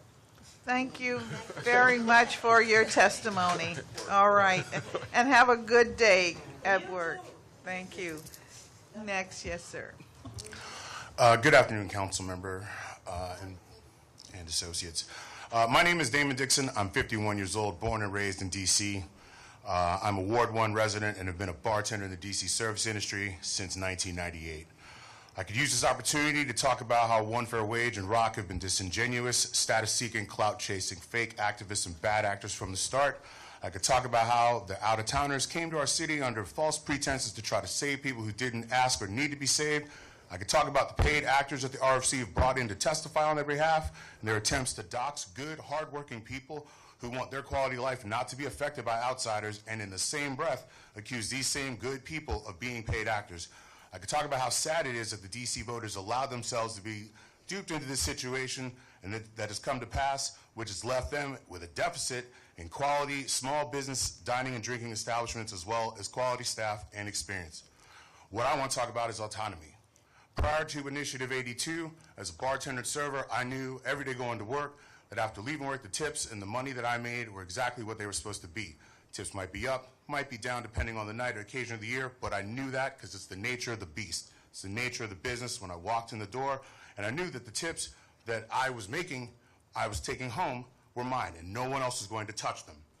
Thanks to the passing of I-82, that's no longer the case. We now have a system with no tangible means of oversight or enforcement. Each establishment is free to operate within whatever confines of this poorly constructed mishmash of an initiative with little to no fear of repercussion, taking control of the finances and autonomy from the workers. Should service industry workers make a higher hourly wage, especially in the back of the house? Yes. Should it happen at the expense of workers who are thriving until a bunch of outsiders came along and blew it all up? Outsiders who've been successful in misinforming the public, performative activism here in my hometown, but have failed everywhere else that they've tried this? Absolutely not. Initiative 82 was poorly conceived, poorly executed, has been poorly regulated, and needs to be repealed immediately. Conversations about improving wages within the DC service industry are 100% valid, but need to be had by people who actually work in the city, who are interested in putting legislation together that is comprehensive and will actually benefit the workers, small business owners, and the guests of these establishments as well. Thank you for your time. Thank you. Thank you very much for your testimony. Remember, no demonstrations. Next. And sir, would you touch that mic? So, all right, I don't want it to be now. Thank you. Good afternoon. My name is Dia King. I'm a native Washingtonian. I currently reside in Ward 7. I have been working on this minimum wage issue for over 10 years trying to get this done. There has been back and forth ever since. But let some billionaire come to town wanting some change and you guys make it work out to their advantage in a few months. I've testified at several council hearings in favor of I-77, I-82. I've visited council members, this one right here, in their office and protested at their homes, including the mayor's, several times. I've made myself available to talk about my experience as a tip worker, and frankly, I'm tired. I'm told you're meant to represent us, but I've lost faith that our words carry any weight in this building. I don't see myself reflected in these decisions and conversations. I'm tired of trying to get bad people to do the right thing for the marginalized few in my community instead of the greedy thing for the rich, entitled few. Is there genuine empathy in you people, or has it shriveled and been overshadowed by narcissism and greed? This measure has passed several times and gotten stronger each time, but you are all still trying to take it away from us.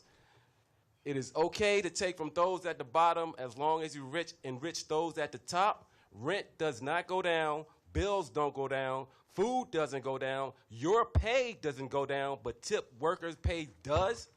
How come tip workers have to take a pay cut when everything else is going up? How is that fair? The mayor cuts services to those in need while serving up DC to those in greed. The mayor does not do what the people want. She does what she wants and what big money wants. I think the council can sometimes see other colors besides their own in green, and I also think that some in the council can and see voters as intelligent people and not just idiots with a vote. So to that end, I ask that you see and hear me as a person and a voter. The people have spoken. So please stop making excuses. Uphold the will of the people. I-82 is law. Now make it work. That's it. Thank you very much for your testimony. Thank Next. you. My name is Rebecca Abu Rakia Einhorn. I am registered 78, I think.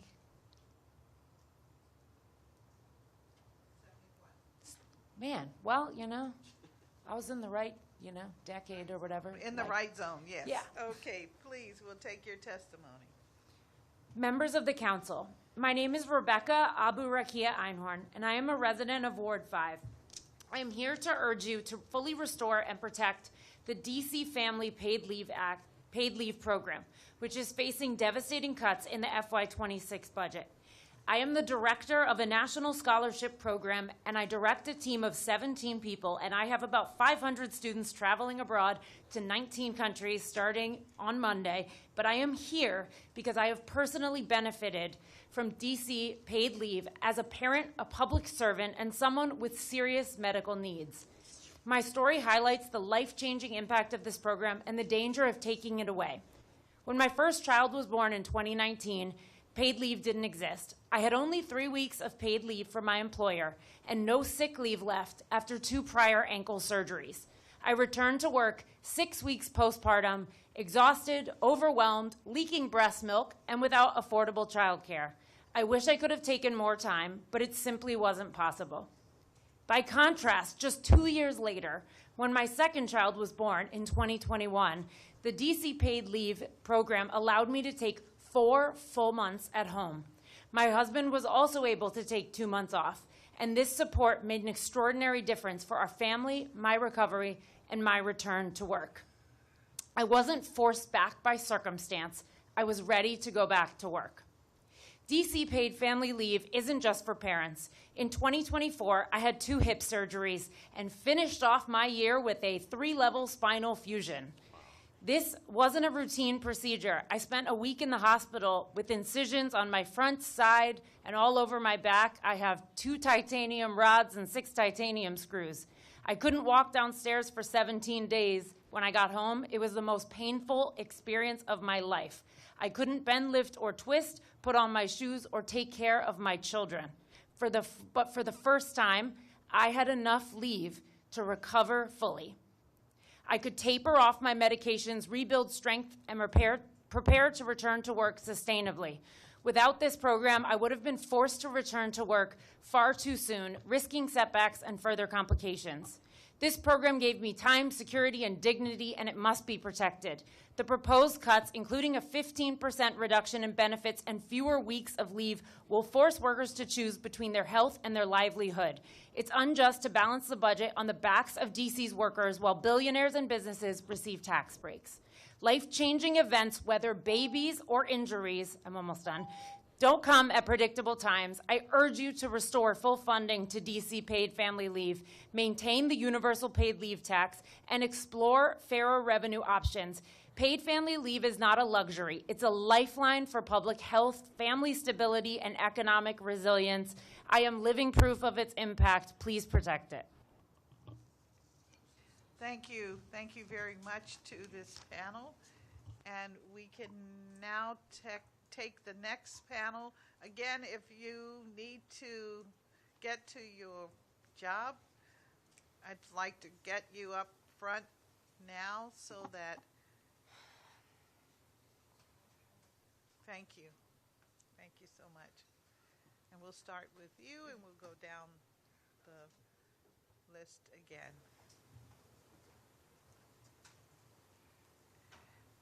All right, you're on, and please be sure to give us your name so we can find you on our list.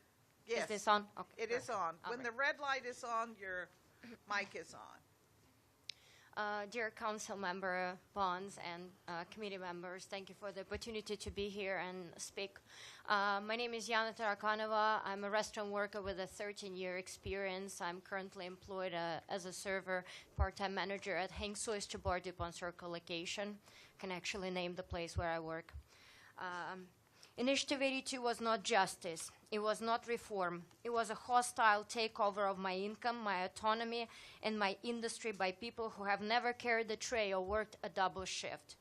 This was not a worker uprising. It was a PR stunt backed by a millionaire-funded NGO, One Fair Wage, who repackaged their Initiative 77 failure in new wrapping paper. Back in 2018, they said tipping causes harassment because the issue was trending. Now they have swapped that out for dignity and economic justice because this polls better. Same scam, different pitch. Initiative 82 passed because voters who have never worked a tip job in their lives were manipulated by professional activists with big money marketing campaigns. Before I-82, I earned good money, tips, not promises.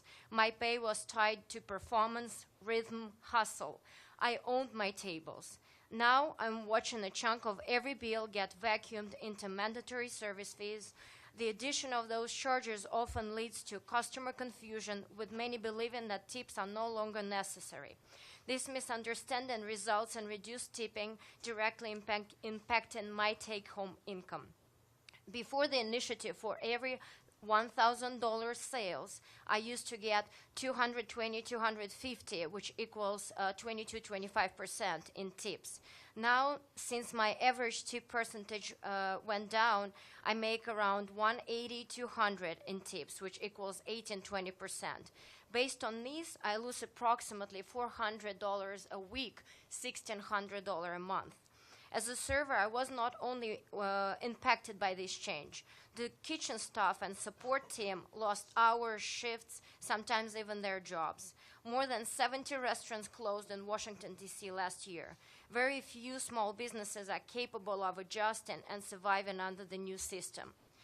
Do my opponents really rely on $12 an hour? Do they call $12 a living wage? Do they really see a big difference in $2 increase? I wonder, do they really make money with tips? And where they work, they never name a place where they work. They call a ward. They work at star restaurants, which is a completely different story. Very few of them just a part of our industry. I've never seen them. I want to see pictures of them working. You can come tonight. I'm working a shift at Hank's Oyster Bar, and you can see me working there. It's just really frustrating, and I wish I could ask them about the menu they serve so they can prove that they actually work in the industry. Just a few more words. I want to say that I'm just right now making less, with less control in the system designed by people who will never depend on tip to pay rent. Do not call this progress. Please do not insult us with those living wages. I think we just need to repeal this initiative and listen to real workers. We need to repeal initiative not for charity, not for compromise, but because it's a huge lie. Thank you so much for the time. Thank you very much for your testimony. Next, next, please. I'm sorry, I don't know what you're saying, okay? Thank you very much, whatever you're saying. Next, okay? I will have no control if you are ushered out of here if there is some discourse, okay? Thank you. Next, please. Hi, my name is Gracie Patton. I'm not sure what number I am slated under to testify, but I am signed up to testify. I work as a server at Le Diplomat and at No Goodbyes in Adams Morgan. I'm a DC resident, and I support I-82 as both a voter and as a restaurant worker. At both restaurants, I make $10 an hour plus tips, and I often work lunch shifts where guests' orders are smaller and less expensive, and as such, my tip percentage is lower because the guest is spending less money.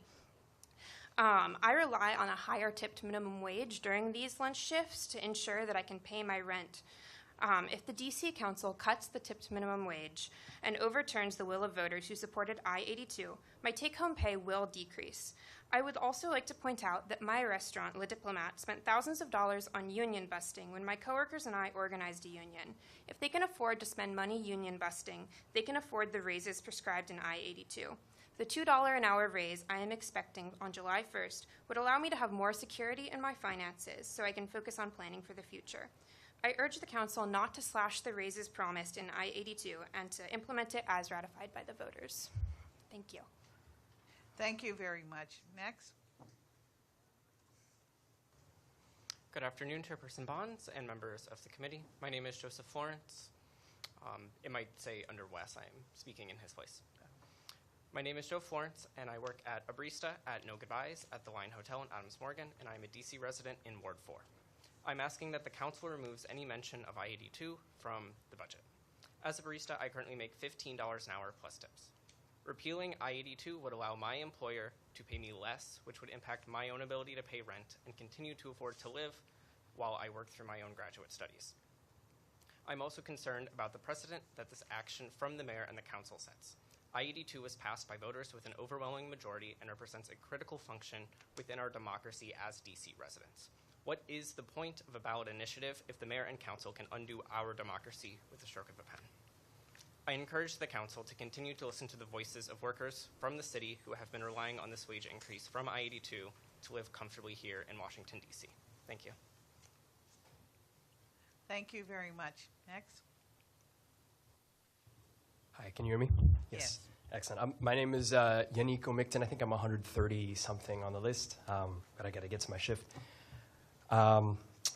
Good afternoon, Councilmember Bonds. I am speaking on my own behalf. Nobody paid me to be here, and I work at Reveler's Hour, which is a restaurant in Adams Morgan.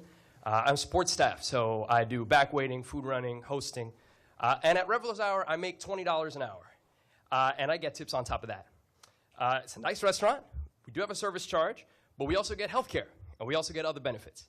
And I'm here to make sure that you know, Councilmember Bonds, that it is possible to be a successful restaurant, to make money as a restaurant, and to pay your workers what they deserve.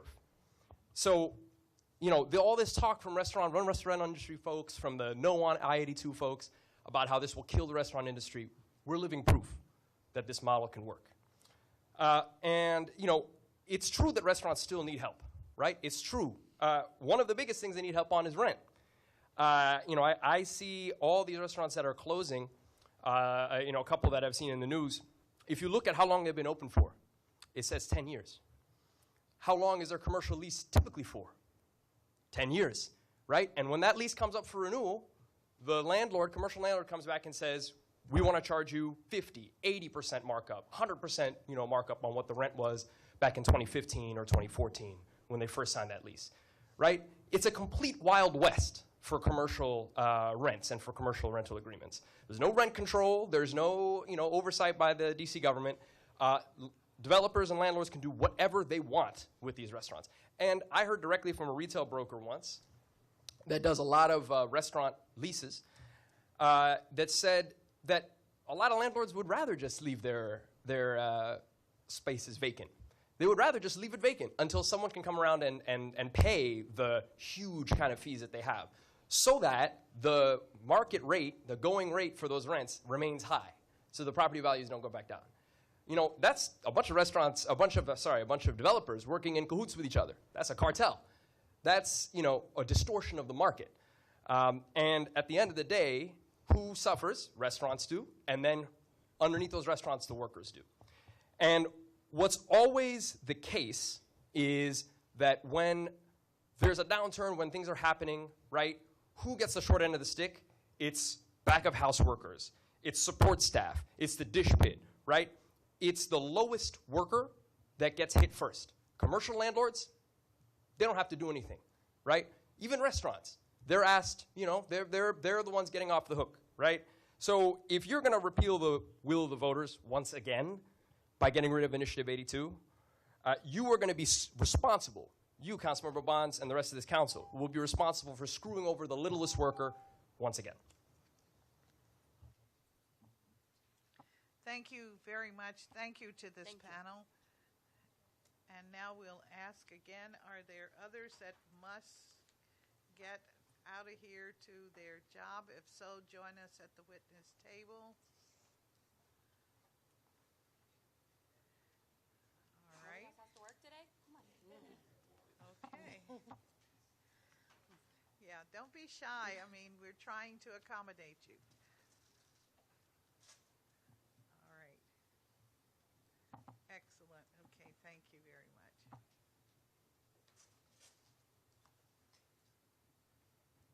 And we'll start with you. Thank you.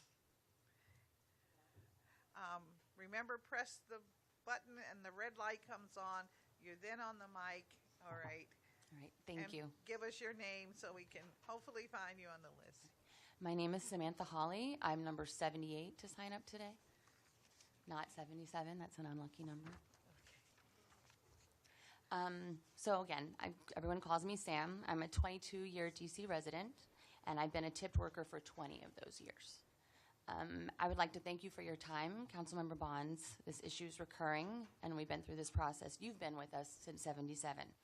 I believe I speak for my colleagues and perhaps you and your staff when I share that this process has been exhausting.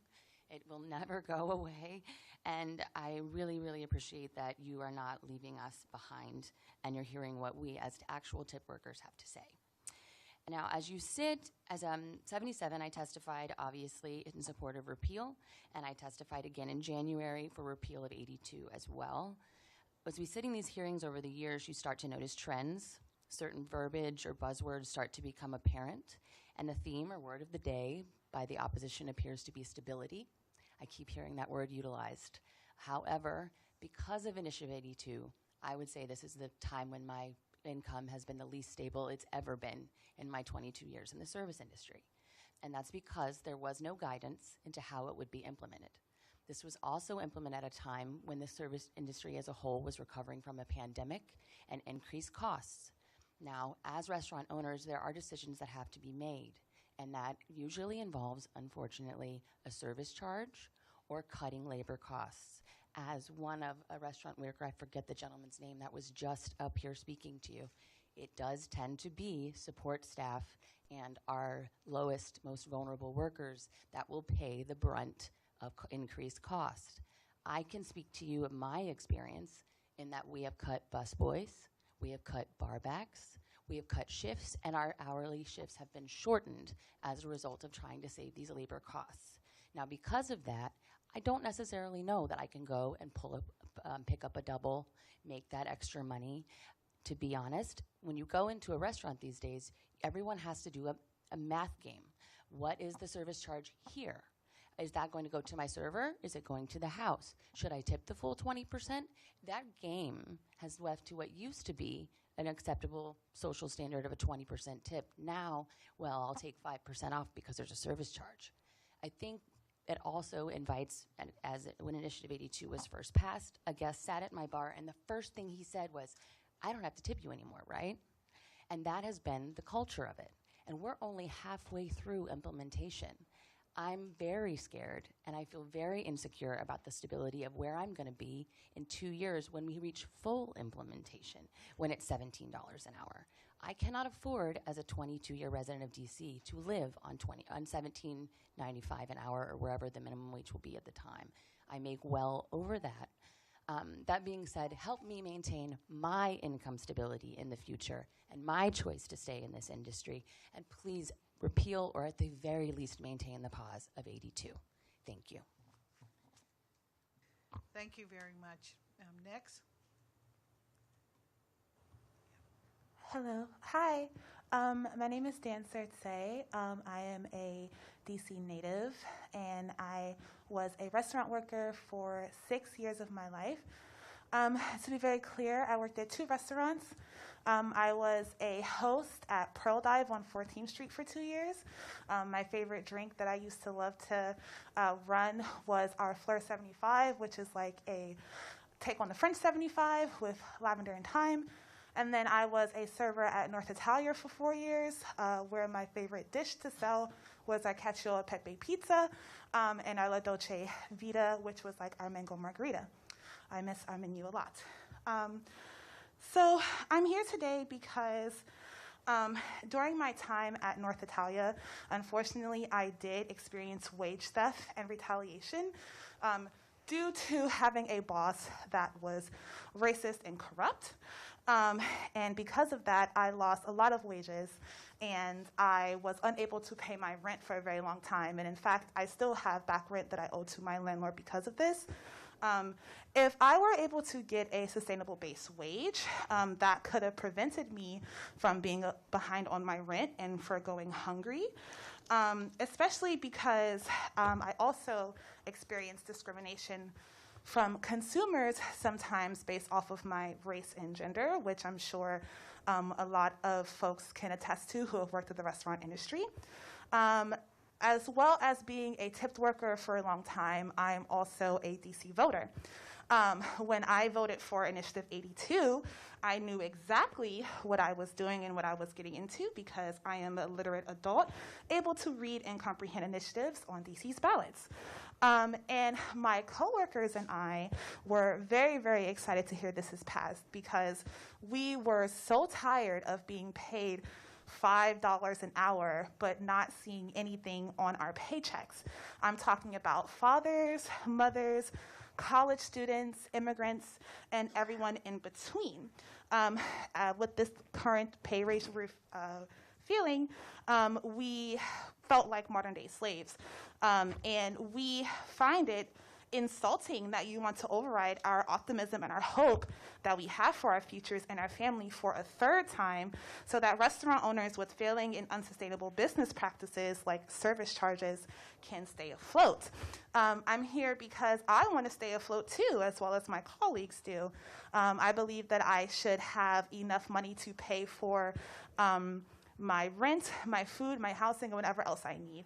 On top of that, I am not a paid actor. I was an organizer for Rock for a year, but I was laid off. I no longer work there. But I am still here because I'm most likely going to be going back to working at restaurants, and I want to make sure that I get paid a fair wage. Thank you. Thank you very much for your testimony. Next. Hello, good afternoon. My name is Michael Cruz. I am a DC resident, and I voted in favor of Initiative 82. I will talk about stability again. The biggest thing that a higher hourly wage does is give a worker stability. You can plan ahead of time. You can plan if you can take time off or not. So coming here and hearing workers say that they aren't in favor of Initiative 82 because of the instability was confusing to me. It's like workers defending the capitalists essentially and worried about the owner's costs, when in all actuality you can look at California and other cities and see that when their hourly wage was increased, they still were tipped on top of their hourly wage. They still received tips. They overall made more money with the hourly wage increase. So that was very confusing to me.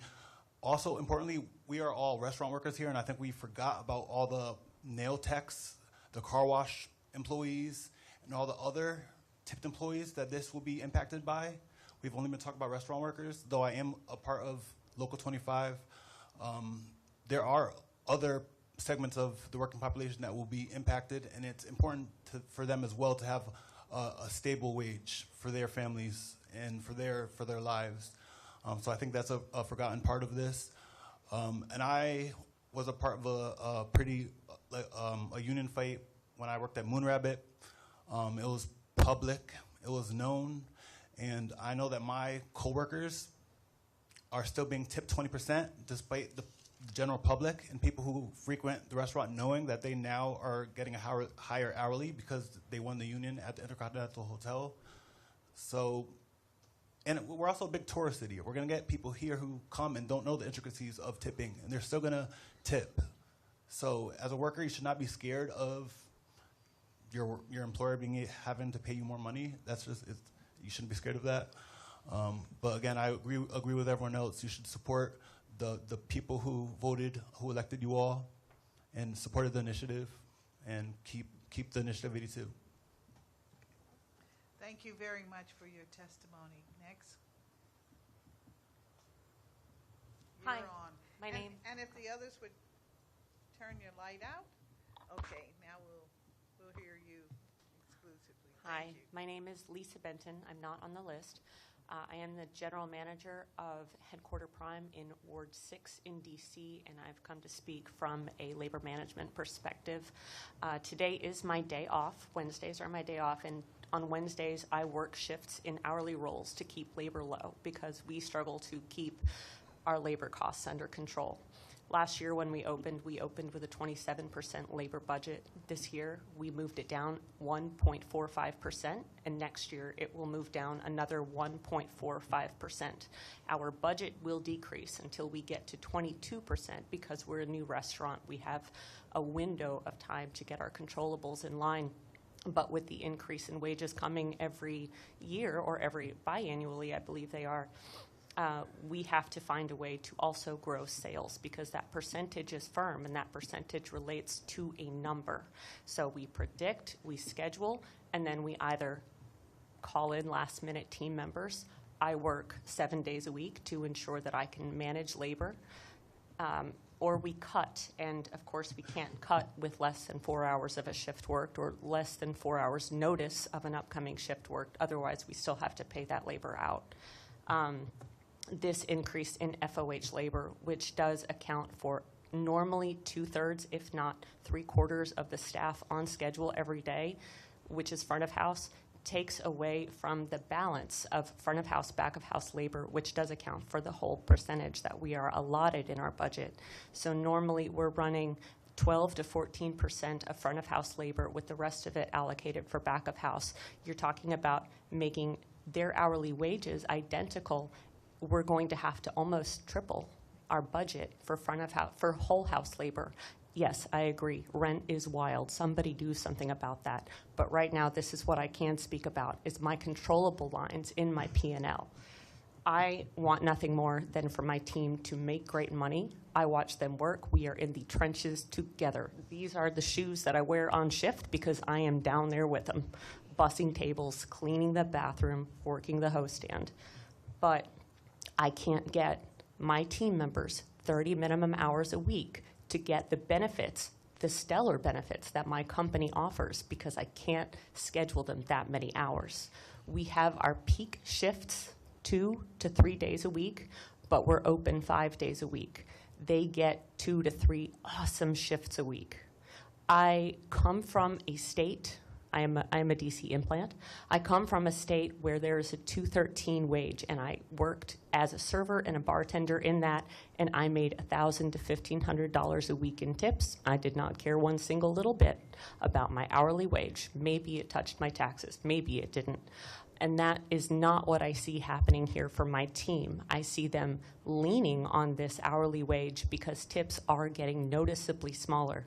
We have automatic buttons on our toast handhelds that the guest receives, and a lot of times it's still a customized tip under 20%. They are losing tips, and that is what pays their rent, not $10 an hour. Thank you very much. Thank you to the panel. I would love to have the chance to talk to you about what I'm hearing and my impressions. But I don't want to disenfranchise others who are here. But you can rest assured during this 90-day pause period, I will attempt to reach out to you because I really think that there's more going on here than we probably can possibly address through, the tip worker and tip wages. And I'm not sure why government felt its need to be involved to this extent, really, in private enterprise, but we're here now. And so, really and truly, that's the big question. And I know those that are concerned about poverty and those issues, like I once was very engaged in, that it's about fairness. It's about having some equality and well as equity within our community. I understand those issues. But now that we as a government are in this, how are we going to grow the economy and grow the people that make this economy? That's what I'm hearing. And yes, you're right. Stability is the big issue. And now that the government is in this, I guess we have to try to bring about equity, so that we keep our industries and we keep our workers. Most importantly, we make sure that our workers do not fall deep into poverty. So how do we do that? I'm not sure, but I think that we need to have dialogue with different groups and what have you. So I certainly appreciate hearing you today. And I just thought, instead of me taking my little break, I'm going to take it by making this statement and try my best to continue with the hearing as long as possible. But I will have to take a legitimate break, and you all know why, at some point soon. But thank you very much to this panel. Thank you very much. And we'll try to do at least 2 more panels, and then I would like to take a 10-minute break.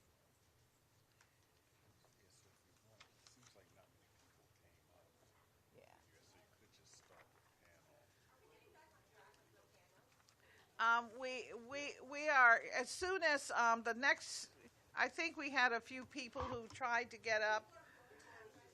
Excuse me, please. Please have a seat, thank you. Unfortunately, I'm in charge of this hearing, okay? All right, I'm gonna do the best I can for everyone, all right. I know getting to your job is very important, and I want to make sure you have that opportunity. All right, we will start with you, sir. Thank you. My name is Jonathan Nelms, and I'm the owner of Supra Restaurant in Washington, D.C., formerly also the owner of Tabla Restaurant in Washington, D.C. Given what we've heard today, I probably should say I'm not affiliated with Steven Starr Restaurants in any way. So, but I think you put it right, Councilmember Bonds. Why did the government feel the need to get involved in private enterprise? And I guess the answer is I don't think you did. I think an out-of-state organization came in and ran these campaigns and put deceiving ballot initiatives that have fooled D.C. voters twice. Now, I know some people, we've heard some eloquent people today say, well, I understood this, I work in the industry, but just a few examples. When we first heard about ballot initiative 77, we talked to our staff. Now, apparently they desperately needed this and they sought this, that's what we hear. Not one of them had any idea what I was talking about. Not one of them ever heard of it. Getting rid of tips or doing something that would pressure tips. They didn't want anything to do with that. They never heard of this ballot initiative. When I talked to my neighbors in the Chevy Chase neighborhood of D.C., I'm a 25-year D.C. resident, they all fail to understand that we as restaurant owners have to pay the difference, the tip makeup. We've heard nothing today about tip makeup. We've heard people say, well, I can't live on $5.35 an hour. No, you can't. We've heard people say, I can't live on $10 an hour. The first 3 speakers all had statements that were very consistent like that. Well, that ignores the fact that I, as a restaurant owner, if on the rare occasions that any of our staff don't make the regular minimum wage, we pay the difference. And that's not even something I have to remember to do. That's automatically done by the payroll company. So if I wanted to steal from my employees, if I wanted to defraud and commit this crime against my employees, well, I-82 doesn't change that. I could change the hours when I entered into payroll. I could change the tips that I enter. I do payroll personally. And so if I wanted to, I could cheat in those ways. But the calculation of the tip makeup is an automatic function of any, whether it's Paychex or ADP or Toast Payroll, which we use. It's not something I even have to think about doing. It's also not something that really comes up at our restaurant. I'd say we're the first and only Georgian restaurant in Washington, D.C. We got in the Michelin Guide in our 2nd year, and we got a Bib Gourmand the 3rd year. What does that mean? That means we're a reasonably priced dining option. We are not an expensive restaurant, but our servers make $40, $50 an hour, and mostly in tips, and our bussers can make $18, $25, $30 an hour, depending on the shift. So they're all very well compensated. Our senior servers, we've invested in them, taken them to the Republic of Georgia to teach them more about it. Our senior server who makes almost $50 an hour, almost 6 figures, putting his daughter through college, mostly with tips. Initiative 82 has been the biggest contributing factor to our going from being a profitable restaurant to losing money last year. And the delta in what we made in profits from 2022 to 2023, was almost exactly the increase in front of house labor caused by Initiative 82. Thank you very much. Thank you very much for your testimony. Next. How you doing today? My name is Carl Parker. I am a 4th-generation native Washingtonian born and raised in Southeast D.C. I am against Initiative 82 because it just makes no sense. We are the people that are actually in the forefront in the restaurant industry, serving, bartending, and we say that this is what works for us. It has always worked for us. I'm tired of the trigger words of saying this is modern day slavery. That's not the case at all. You are talking to a black man, a proud black gay man that has worked in this industry for 10 plus years and has never had any of those issues at all. We're here to say that we make more than minimum wage. People say, oh, I need stability. Is it stable to live on $10 an hour? No, because we make more than $10 an hour on average. And like this gentleman said next to me, if it's not made up to that, it has to go right there in the payroll checks. There's nothing that has happened other than people coming into a city that they're not from and try to run a political gain on anybody with that. So what I'm saying is this has to stop. Listen to the people that actually work in this bar industry, in this restaurant industry. Everybody that is here that is for a repeal for Initiative 82, we all know each other. We see each other. We are the actual DC bar industry family that keeps the hospitality business afloat in this city. I'm not going to get too much into it. You've had my testimony already. That's all I need to say. Thank you very much for your testimony. Next. My name is Michael. Whatever. Now you're on. No. Okay. My name is Michael Conroy. I'm a server at St. Anselm. I've been in the industry nearly 3 decades. I've got some written notes that I'm going to talk a little bit about, but I also want to vary from it. So I'm just going to say that in my experience, when my wage has gone up, my income has gone up. But being in the industry 29 years, I still remember hearing, like after the first year, like, oh, you're talking about a wage increase? No, we don't give wage increases. We can't afford that. And I believed it. And then after the second year, when they said, oh, we can't afford that, I believed it. And then after the third year, when they said that, we can't afford a wage increase, I believed it. And then after the fourth year, they said, you know, we can't afford a wage increase, I believed it. Then after the fifth year, they said they couldn't afford a wage, I believed it. Then after the 10th year, I believed it. After the 15th year, I believed it. I'm slow. After the 20th year, I believed it. After the 25th year, I still believed it. But now in my 29th year, I'm starting to believe that maybe they're being disingenuous when they said they can't afford a wage increase. Every single wage increase I've ever gotten in my almost 30 years in the industry has been government mandated. There has never been a voluntary wage increase. But in that time, obviously, prices have gone up, drinks have gone up, food has gone up, rent has gone up, healthcare has gone up, everything else has gone up, except for somehow they don't have enough money to pay more as a base wage increase. And I'm sorry that I have trouble believing that to be true. Let's see. Now I'll go back to the notes. That was my off-the-cuff stuff. Let's see.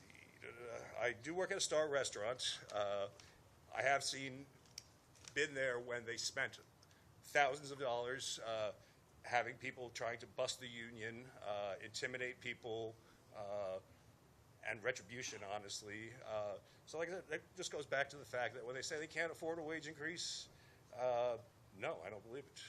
You know, so that's, in general, the whole politics. That's it. Thank you. Thank you very much. I think you're telling me that your wage is minimum wage. That's what you're guaranteed to have. And I don't think a server should be a job where minimum wage is the ceiling. Oh, I'm not suggesting that, but I am trying to understand the wage that you get from your employer. It must be minimum wage. Must be minimum wage. It can't be $10. You get the 10, and then of course they count your tips in. That's the way this wacko law for some seems to be handled. Am I correct? And is that what you're telling me? Well, aren't you saying that your employer did not give you an increase, but your employer made sure that you got minimum wage? Yeah, conservative wage, correct. Okay. That has gone up. My income has gone up. Okay. All right. I'm not seeing any reduction in tips because of it. Okay. All right. I'm just I'm trying to understand this wage system that I've heard a number of variations of. And so just want to make sure, because remember, if you are not getting the minimum wage at your employment, then you need to file a wage theft claim. We need to do that. I just want to make sure, because I was examining one of the agencies that can respond to wage theft earlier this week. And I noted that they had only, for the last 3 years, only one cases, in other words, one case almost a year about wage theft. And that is concerning when I hear from some in the audience that wage theft is going on. I'm only getting my $10. I'm only getting $10. It should be whatever the prevailing wage is for today. And you know it goes up with the cost of living increase every year. So I just want to make sure. That's why I was asking that question. I'm sorry. Take your testimony now.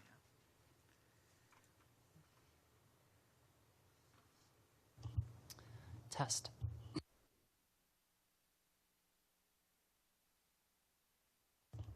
Okay, you're on now. Thank you. My name is Morgan Waite. I'm 145 on the drafted schedule. I've been a tipped worker for 2.5 years. I voted for I-82 multiple times. Basically, we need I-82. I hope I don't need to remind the DC Council how brutal the economy is to workers. Our wages remain stagnant.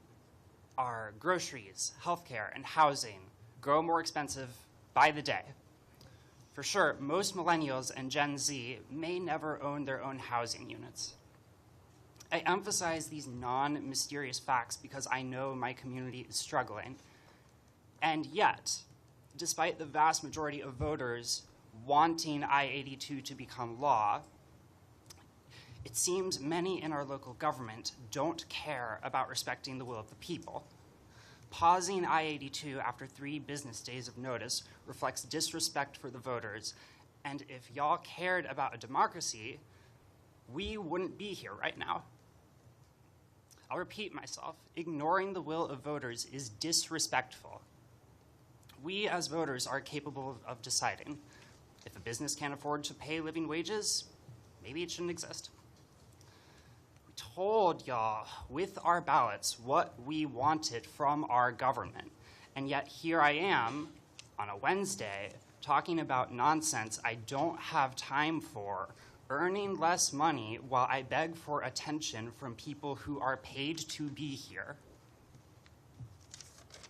A government that doesn't listen to its voters is erroneous. If we can't trust our elected representatives to do their jobs, why do we need y'all in the first place? I speak for myself. I don't need my government to tell me what's good and bad, what's right and wrong. Restaurants shouldn't exist if they can't pay living wages. I also don't need paid bureaucrats telling me how to participate. I've been here for a few hours, testifying. There's a lot of people here. I don't want to be disrespectful, but it's still a few hours. And so while this is happening, another facet of our government is trying to pass completely unrelated legislation, the Rental Act, specifically the policy which enables eviction for tenants being arrested for violent crimes, not necessarily charged for anything, mind you, is racist, and anyone in favor of such policy doesn't care about black people. My name is Morgan Waite. That was my 3 minutes. Unfreeze I-82 now. Thank you very much for your testimony. Thank you very much, panelists.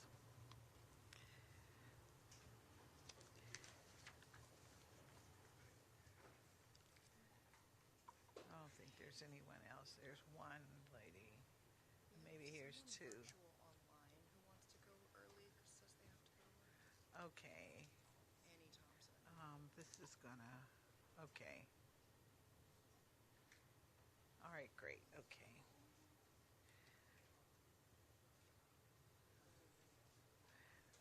We have one witness online that has to get to work, so we're going to take her and then we'll come right to you, and then we'll go back to our list because it seems to be thinning out. Okay. All right. So if you will give us your name, and we'll start with you. I have no clue as to who is at the table. That's why I have to be rude and say starting with you. I'm so sorry. You're on. Okay.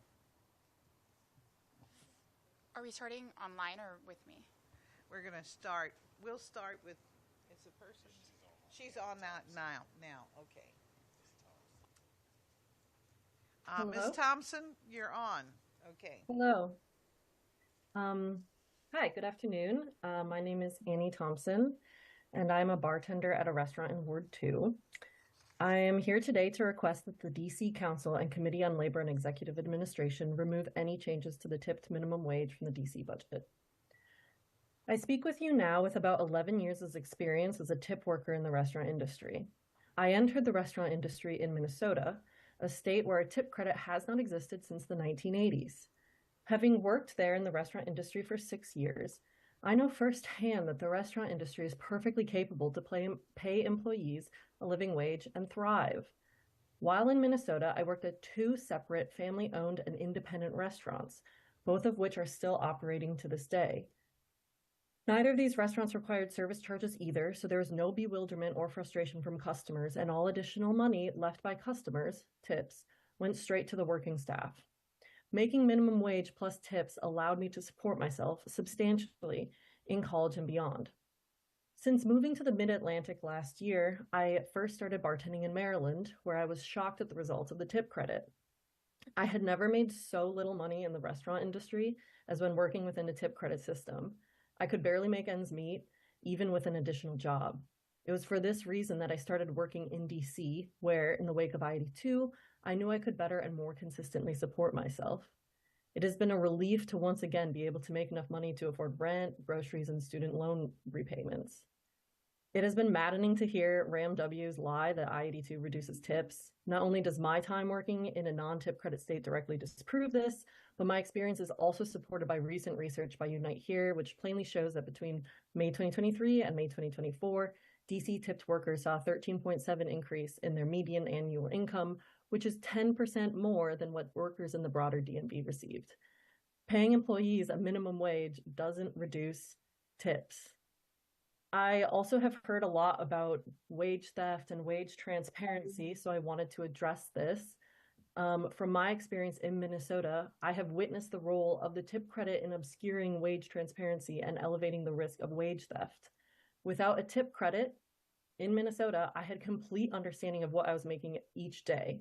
Every day I printed my checkout, which listed the tips I made on each bill. These were the tips I went home with in cash every night. I could also record, I could take notes to make sure, what my hourly was, so I could look at my paycheck and make sure it lined up. I had, as I said, my checkout with all the tips that I was making. It was so clear to see and to, maintain documentation for myself that I was making the wages I needed. In Maryland and then again in DC, with the tip credit and tip pools, I never really know what I make each day. So as I've heard from the chairperson Bonds, we're supposed to be getting the minimum wage as mandated by DC, but it's really hard to know what exactly you're making, how your tips are being factored in. I've never worked with a management in a tip credit system that shows their math to explain why I receive the paycheck I do. Yesterday, Brooke Pinto mentioned that she and the council prioritize holding perpetrators of wage theft accountable. If that is indeed the case, the council would not try to pause or repeal I-82, a measure that encourages wage transparency. Lastly, I just wanted to say that at a time when democracy is threatened and corruption runs rife, it is profoundly concerning that the DC Council is considering overturning a public vote to cater to the interests of RAMW, a powerful business lobby. I ask you to please prioritize the people who live and work in the city, not the millionaires whose only interest is their own bottom line. If you care about workers, you would not reduce their wages. It's truly that simple. Thank you for your time, and I'm happy to answer any questions. Thank you very much for your testimony. And we'll start with you now. All right. Good afternoon, Chairperson Bonds. My name is Claire Mills. I'm number 38 on the schedule, and I'm a Ward 1 resident who voted in favor of Initiative 82. Today, I'm here representing the nearly 3,000 members of Metro DC Democratic Socialists of America. Our message is simple. The DC Council should stand by the will of the voters and reject any changes to the tip minimum wage in the budget. It is the DC government's job to protect the rights of workers, including through a minimum wage. We didn't bring that responsibility to you. That is your job as an elected official. And now, your constituents have given you a directive on how to do that job. Initiative 82 was a mandate from the people. In 2022, DC voters overwhelmingly supported the measure for a second time, affirming what workers and community members have long known. No one should work for poverty wages. Workers and organizers, including Metro DC DSA, invested months into passing this initiative. Our members canvassed to get it on the ballot and then knocked on 18,000 doors, talking to countless neighbors about how their vote could bring dignity and stability to some of the most exploited workers in our city. I was one of those chapter members, bundled up in the cold to collect petition signatures and then sweating in the blistering heat to talk to neighbors about their vote while working full-time as a barista and getting my degree in the district. 3 years later, and rather than fighting to actually build a better world in new ways, I'm still fighting this same fight. That is not an accident. The billionaire-funded restaurant lobby wants us to keep arguing over a law that is on the books because it keeps us distracted from further stopping wage theft and abuse in the industry. And Mayor Bowser and this council continuously listen to that industry rather than to the people of DC. To repeal Initiative 82 in this budget is to blatantly ignore the will of the people who elected you to office. It is also to ignore the real data, the data from the actual Bureau of Labor Statistics, that clearly shows DC's restaurant industry has recovered from the pandemic and is stronger than surrounding jurisdictions.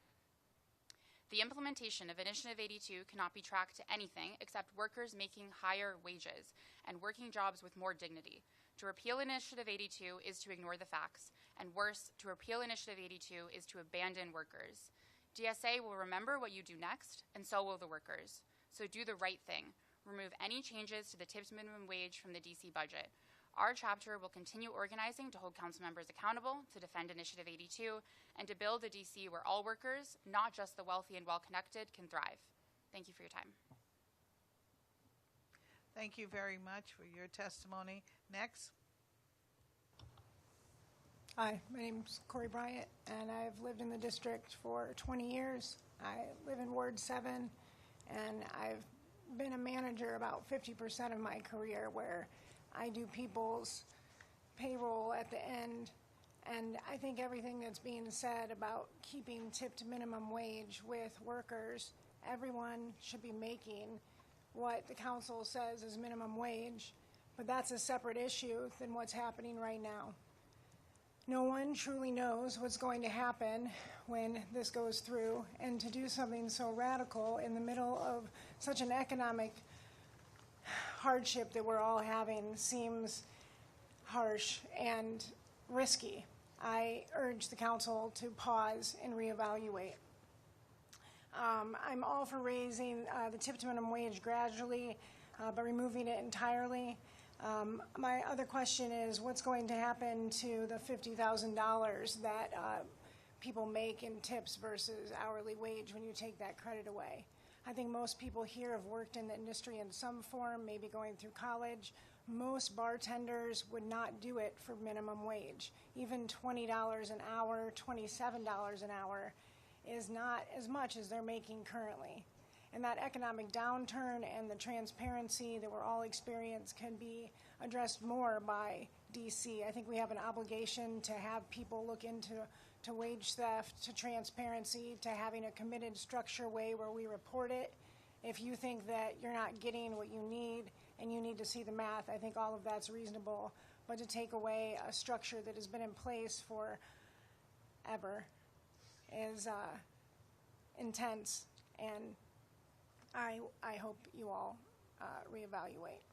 I can take any questions since I work as an hourly employee and I own a house, so that means I have 2 jobs, something that I've done for the last 15 years in order to afford this city. Now, I'm a homeowner and I try very hard to be transparent whenever I'm doing any of this stuff. So clearly, the industry has some growing to do, but again, I think they're 2 separate issues, and that's all I have. Thank you. Thank you very much for your testimony, and you're exactly right. There are 3 issues that we're looking at. Thank you. Thank you very much. Next. Good afternoon. My name is Tracy Thompson. I am a ward resident of 6 and a union leader of United Here Local 23. Why is the city continue to take away or pausing the wages for the people in the hospitality industry? In Southwest, in Navy Yard, across the city, I see new restaurants, one in the area, and I hear already consisting getting traffic. I am not a tip worker, but I hear my company and through my work in the union of all other bosses making similar claims. They cannot, in my opinion, they can do more for their workers. The city, the councilman, should take a stand firmly on the side of those who stay and gain in a time when bringing home a paycheck one can depend on. It is important. Do not pause or repeal the I-82. Thank you. Thank you very much for your testimony. You're welcome.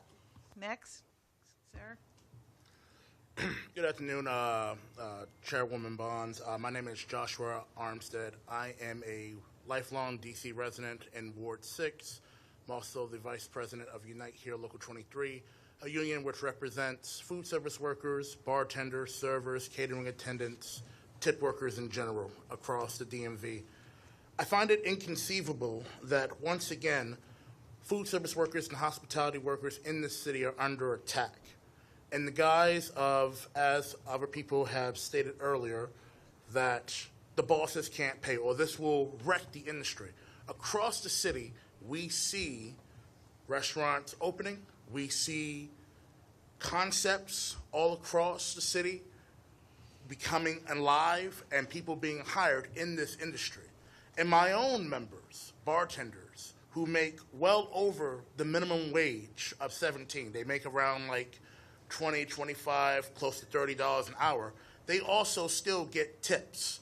I think when it comes to the industry and economic trends as a whole, there is some nuance, but to say that it's because of I-82 is, in my opinion, disingenuous. I think it's also an attack by bosses in this industry which have considerably and historically for over several hundred years now always said that we're going to pay as least as possible and also to make sure that those working do not receive the same benefits as other people, say, in other classifications across the city.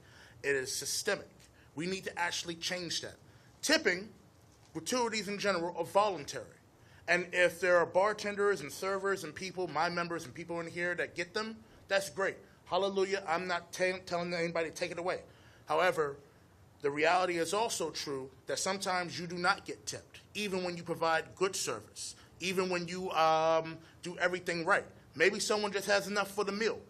You shouldn't be penalized just because someone can't tip. Your employer should be making sure that you are getting a living wage, a good wage. That's what my members of my union get. That's what the voters of D.C. voted on, not once but twice, and the council should respect it. Stand with workers, unfreeze 82. Thank you. Thank you very much, and thanks to this panel. All right, no demonstrations. I don't see any security in here, so you Probably okay. All right.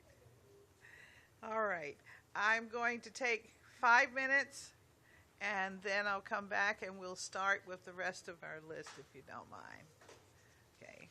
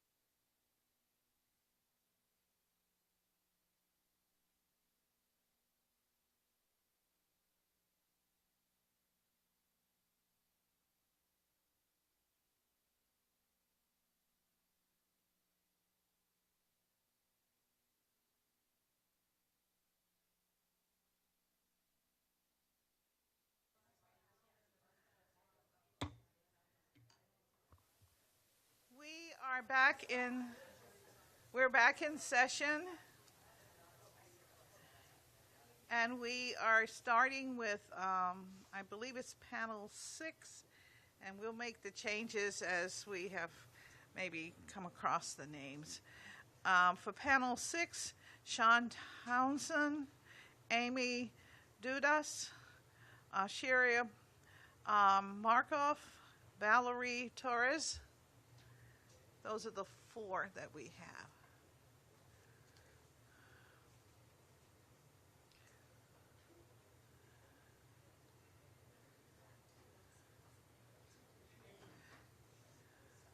And of course, if there is someone that needs to get to their job, we will fill that seat with, we have 1 seat.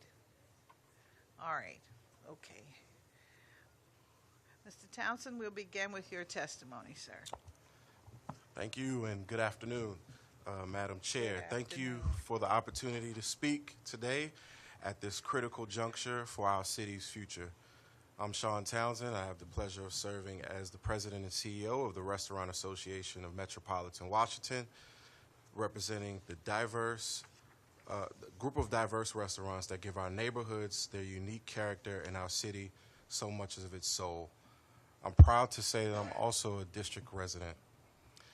Our restaurant industry, this extraordinary ecosystem of creativity, opportunity, and community, stands before you today at a crossroads, one that is deeply personal for restaurant workers and operators and profoundly significant for the future of our district. At today's hearing, you have heard and will continue to hear from just a few of the thousands of local restaurant workers and independent operators who are calling for change. Their stories aren't just testimonials, they're windows into the lived reality of Initiative 82's unintended consequences. You'll also hear from opponents of restoring the tip credit, passionate advocates whose intentions, like those of voters who supported 82, were guided by a genuine desire to help workers. Good intentions have met harsh realities, and after 2 years of 82's implementation, the evidence speaks clearly. Additionally, it's critical to understand how DC's tip wage system actually works. Tip workers in DC are already guaranteed to earn the full minimum wage, which is currently the highest in the nation at $17.50 an hour. If tips and the base wage do not meet that threshold, the employer is legally required to make up the difference. It's not optional, it's enforceable under wage and hour law. So the real issue is not whether workers earn the minimum wage, the question is how they earn it. Through a combination of tips and base wage, or entirely from the employer. Most tip workers in DC prefer the current system because it allows them to earn far more than the minimum. Dismantling it doesn't raise wages, it suppresses them. If there are employers not complying with the law, that's an enforcement issue, not justification for tearing down a system that works for the vast majority of tip workers. Today, the district's restaurant community has reached a heartbreaking milestone, more than 1,700 jobs lost, and a record 73 restaurant closures in 2024 alone. While the rest of the nation moves forward from pandemic challenges, our restaurants face a uniquely district problem as costs rise higher here than anywhere else, driven substantially by the unprecedented wage restructuring under Initiative 82. The crisis touches everyone in our ecosystem, but falls hardest on small, independently owned businesses. Most troubling is that the very people 82 aim to help, tip workers, are often suffering the most severe consequences.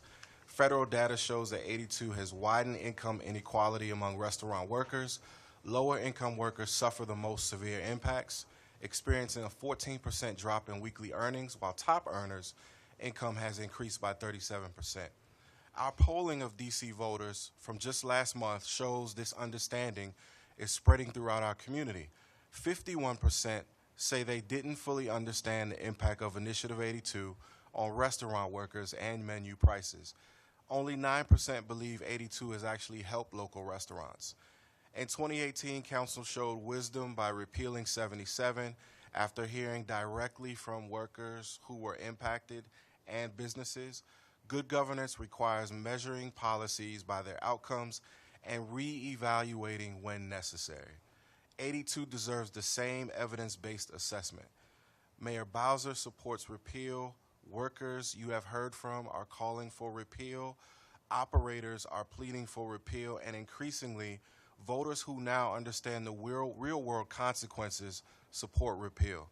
We can't allow well-intentioned policies to inadvertently harm those they try to help. We must prioritize outcomes over intentions, reality over theory. For all these reasons, I respectfully urge the committee and full council to repeal Initiative 82. Together, we can create a city where local restaurants don't just survive but flourish, where workers find not just jobs but careers with real advancement, where entrepreneurship is rewarded and communities are nourished by so much more than just food. Let's listen to the people who live here. Let's listen to the people who live here, work here, and build their lives here. Together we can fix this. Thank you. Thank you very much for your testimony. Next, we'll move on. Good afternoon, Committee Chair Bonds and the members of the committee who I'm assuming that they will watch this at some point. For those who don't know, my name is Valerie Torres. I've worked in the DC service industry for over 30 years. I testified in front of this committee in January of this year. If you don't recall my background, I graduated from Georgetown University in 1994, began waiting tables while teaching preschool because I couldn't support myself on my teacher's salary. While teaching, I continued to bartend to get myself through graduate school, and I eventually switched to bartending full-time as the service industry offered far greater earning potential than my field of study. In January, many of my fellow bar and restaurant workers came before this committee to express our growing concerns regarding the compounding challenges we as an industry were facing, with a major contributing factor being the implementation of 82. As we saw firsthand in the council's hearing yesterday and also just today, I know that this issue is it's a hot button and extremely contentious issue that involves very strong emotions from all sides. I would never attempt to simplify such a complex and nuanced situation by suggesting that by repealing 82, somehow the challenges that we are currently facing would miraculously disappear. It's a foolish line of thinking, and I would never attempt to do that or try to explain this away in such a way. But what I do know is this unfortunate experience that has been implemented through the implementation of 82 has gone horribly wrong and is not working for the vast majority of the people that I know currently in the service and hospitality industry today. As I said, I've been in this industry for 31 years. I know a lot of people in this industry. While I'm not trying to say that everybody feels the same way that we do, I mean, there's a lot of people that I know personally that are on the same wavelength. This issue of elimination of tip credit, I've been part of it for over 7 years. I feel that it has become painfully clear to us in our industry that we are hitting a breaking point. I think you've heard that from many people in the past. I appreciated that this committee was willing to hear us in January. And at that point, we were looking at just examining what the impacts of implementation of 82 were going to be. Just within the past 2 months, I've had to attend end of last hurrah for a lot of independently owned establishments that I did not want to see. I think that they are the backbone of our industry, the fabric of this industry here in DC, and it's just going to continue happening. I realize there are a lot of people who don't feel that way, and they might not be feeling that themselves, but there are a lot of us who really are feeling that breaking point.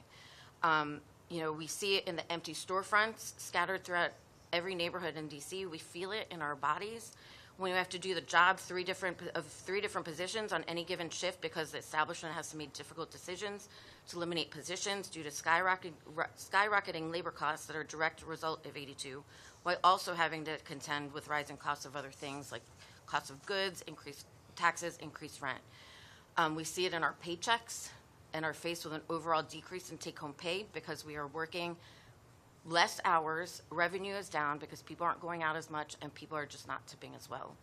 Again, this is not a story for everyone. I realize that, and there are certainly establishments, particularly larger ones, restaurant groups, with more than one location that could absorb those increase in labor costs. But for the small, independently owned establishments, that's not necessarily the case. A few months ago, I was told by one of the council members that since ID2 was now legislation, despite the measure having significant consequences to our income and livelihoods, the issue of 82 was no longer about us, but it was about politics. I'm here to tell you today I am not a politician. I have no political aspirations or agendas, nor do I have any desire to ever pursue a career in politics. I have anxiety about talking here in public. I don't relish having to continue to come and testify at public hearings. I'm an educator by trade. I'm a bartender by choice. There's a lot of talk and data and discussions and hearing during yesterday's meetings. I don't have those specific data at my fingertips all the time, but what I do know is that I can provide my own personal experience within the establishments that I work for, who are collectively feeling the struggle to keep this community afloat. One of my establishments, I work for 2 places. One of them, the owner had to sell because he just couldn't make things work anymore. The other one I work for is a small, independently owned place in DuPont Circle. Pre-COVID, we were having typically 2 servers, a bartender, support staff, such as a food runner or bar back, 2 or 3 kitchen staff members. Now we're reduced to 1 bartender, 1 server, maybe if we're lucky, a food runner, and 1 or 2 people in the kitchen. And that's not because they don't want to pay us. It's because they simply can't. These owners are my people. You know, they're not wealthy millionaires who have yachts in their backyards and, you know, and expensive cars in their garages. I mean, these are people that are my family. All the owners I've known for decades. One of the owners was a college classmate of mine at Georgetown. I would do anything for them, and they would do the same for me. They're not paying their people because they don't want to. They just can't have it. If we're talking about living wage, what does that even mean? Why do we keep using that terminology? You know, a minimum wage is not a living wage here in the district. I earned a master's degree in education from Johns Hopkins University after receiving my undergraduate degree from Georgetown University, right here in the nation's capital. These 2 degrees still could not afford me a living wage here in DC, but you know what did? Bartending did, and that's why I returned to it. The vote for pause yesterday is going to be an extraordinary relief to the owners of St. Arnold's, where I currently work. The pause just is going to, I understand the allotted 90 days. If the issues are not addressed, then they're just going to say they're going to face the same issues that they would have if it had been implemented July 1. Recently, our owner had noted to us in a staff meeting that they might eventually have to implement a service charge, which is something they really, really don't want to do. But with increasing labor costs and decreased revenue, they just don't see any other way. This is a challenge that is faced by a lot of other small businesses, not just my own. And if council does not act soon, these local grown bar and restaurants that are in our neighborhoods and are the fabric of our city are just going to be fading away completely. All right, well, thank you. You're nearly 5 minutes over, so I wanted you to finish your thought. Sorry. Thank you. Thank you very much. Next. Thank you. Good afternoon, Chairperson Bonds. My name is Amy Dudas. I use she, her pronouns. I am the Senior Advisor for Career Readiness at DC Action. DC Action convenes the Youth Economic Justice Coalition, which comprises youth development providers, research and policy partners, youth and community leaders, to develop career readiness policy priorities that will improve economic mobility outcomes for Black and Brown youth in the district. We recognize the challenging budget outlook and constrained resources facing the council and this committee. We also acknowledge the impact of reductions to the federal workforce on the district's revenues and our Black and Brown residents who built their careers and livelihoods within the federal workforce. While our coalition does not seek programmatic enhancements to DOES's budget given these constraints, we do want to highlight opportunities to strengthen the district's investments in career readiness. We commend the mayor and DOES for prioritizing the stability of these programs as young people continue to advocate for well-paid, high-quality career readiness opportunities and early work experience to address structural and racialized barriers to workforce participation. Specifically, participant wages for the high school internship program are held steady at $324,000, enabling another year of spring and summer sessions for approximately 250 students. Youth development providers have raised the need for DOES to continue advancing operational improvements to the program. A streamlined process for youth and host employers who want to select each other would be helpful. Improvements to time tracking and payroll systems are also needed to ensure youth are paid accurately and on time. Currently, youth track their time on paper timesheets, which then must be entered by their host employers and submitted for approval by DOES. Automating this process would expose youth to real-world timekeeping practices and reduce an administrative burden on host employers. Furthermore, we're relieved to see that federal grant levels for year-round WIOA youth programs and their associated participant wages are stably funded, especially following the recent decision to cease Job Corps funding at the federal level. While federal shifts to WIOA policies and funding mechanisms are also likely in the coming months, we know they provide uniquely supportive services for youth who face the most extreme barriers to education, training, and employment. We urge DOES to prioritize educationally disengaged youth and those facing acute barriers to workforce participation if this funding should shift to more flexible, air quote, block grants in the next fiscal year. Despite a slight overall budget increase, the MB-SYEP budget actually includes a cut of $413,000 for participant wages. This is particularly disappointing as young people have been advocating the council to pass legislation and fund increases for MB-SYEP wages. Higher wages, when financially feasible for the district, will positively impact program attention and completion, helping more youth to earn wages, to sustain their participation in a developmental program that can lay groundwork for long-term earning potential. Moreover, we appreciate the agency's efforts to improve research and outcomes tracking within the current fiscal year. The FY25 Office of Youth Programs Research Grant, RFA, was released this spring, and we're encouraged this research will improve our shared understanding of the long-term impact of DOES youth programs on career development outcomes. We urge this committee to ensure that funding does not experience any disruption as the FY25 supplemental budget shifts the district's resources and priorities.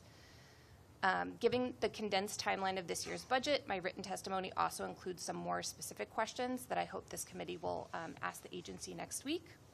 And then to close, DC Action knows that funding streams beyond the purview of this committee are likely to disrupt essential stabilizing services for youth experiencing housing and mental health crises. We see this in the DHS and DBH budgets, and while commendable, DOES's proposed FY26 budget only maintains the district's career readiness programs.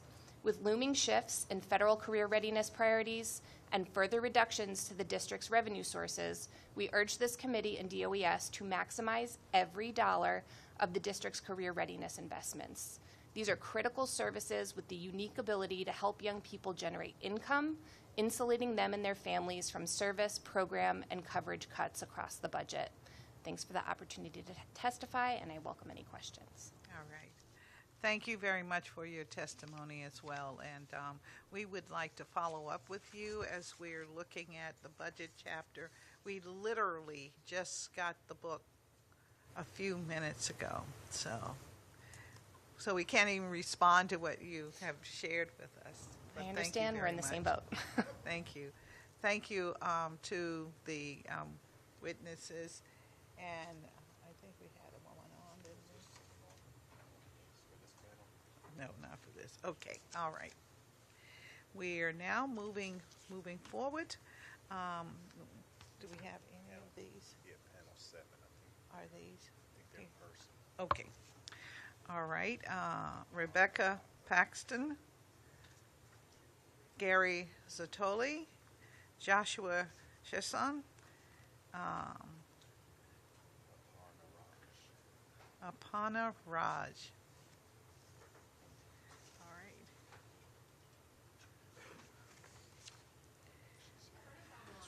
Well, Aparna's online.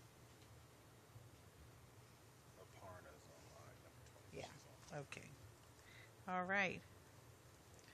Well, is she here? Like, She's online. okay, but is she, okay. We're going to start with Ms. Raj. Okay.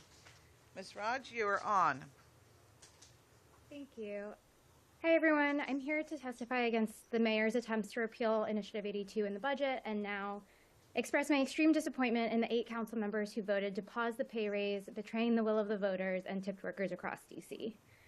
Initiative 82, if actually implemented without interference from lobbyists in the council, would allow restaurant workers to get the same minimum wage as non-tipped workers plus tips on top. We already see it working in the states that have no sub-minimum wage for tipped workers: Oregon, Montana, Alaska, Minnesota, Washington State, Nevada, and California. Places with thriving restaurant industries and that saw lower poverty rates, higher pay for workers, higher job growth rates, the same or higher levels of tips, and fewer restaurant closings than states with a sub-minimum wage. The data from your own budget office parallels this for the restaurant industry in DC, showing that it's adding more jobs, experiencing higher wage growth, and seeing more restaurants added in DC than in surrounding areas. Initiative 82 was voted for by every precinct in DC, by 74% citywide. The highest concentration of support for the initiative was in the lowest income neighborhoods in the district and in predominantly Black and Latina neighborhoods. Similarly, a research survey from Lake Research in 2021 found that 90% of restaurant workers support raising the tip minimum wage to be the same as the regular minimum wage with tips on top. And I want to emphasize this point, that this was a survey that adheres to scientific survey research principles, that has a representative demographic sample size, and not an informal poll of restaurant owners or misleading consumer polls that are funded by RAMW. And on the point of data, we are halfway through the year, and if the doomsday predictions by RAMW had any accuracy to them, we should be seeing way higher numbers of restaurant closings at this point in the year. RAMW has a very specific incentive here. They have spent the past decade trying to undermine and overturn things that benefit workers instead of focusing on making sure restaurants and workers can survive and benefit together. In 2008, they lobbied to keep restaurant workers out of the paid sick leave law. In 2016, they did it again with the minimum wage law and also lobbied against paid family leave. And since Initiative 77's original passage in 2018, they've been pouring thousands of dollars into trying to repeal it, and now 82, and keep workers' wages down. Everything they have ever done is try to gut worker pay and benefits so their members can pocket just a little more money instead of trying to make this industry successful for both workers and restaurant owners. So why are we pretending that there's some neutral body who just wants the best for the restaurant industry in DC when we know better? If we want the restaurant industry to survive, we need to actually implement 82 in good faith. Some restaurant owners have been maliciously complying with 82, putting in massive service charges and acting like Initiative 82 requires it, or lying to people that it takes away tips, lies that some of the owners who have been present today have repeated. Service charges go directly to restaurant owners to keep or disperse at their discretion, while gratuity is legally required to go directly to the workers. If you want to focus on actually making 82's implementation successful, instead of continuing to build this city on the exploitation of working people, rein in junk fees, look into commercial rent control, raise worker wages, fund our safety net, and keep rental costs down so people can actually afford to go out. At a time when the federal government is attacking workers from all fronts and we're about on the brink of an economic crisis, do not side with them in this. Help the workers. The role of the government is supposed to be to make this a city that people can actually earn enough to not just survive, but to thrive and live here for the long term. Thank you. Thank you very much for your testimony. And now we'll go to the witness table and we'll start with you. There we go. Okay.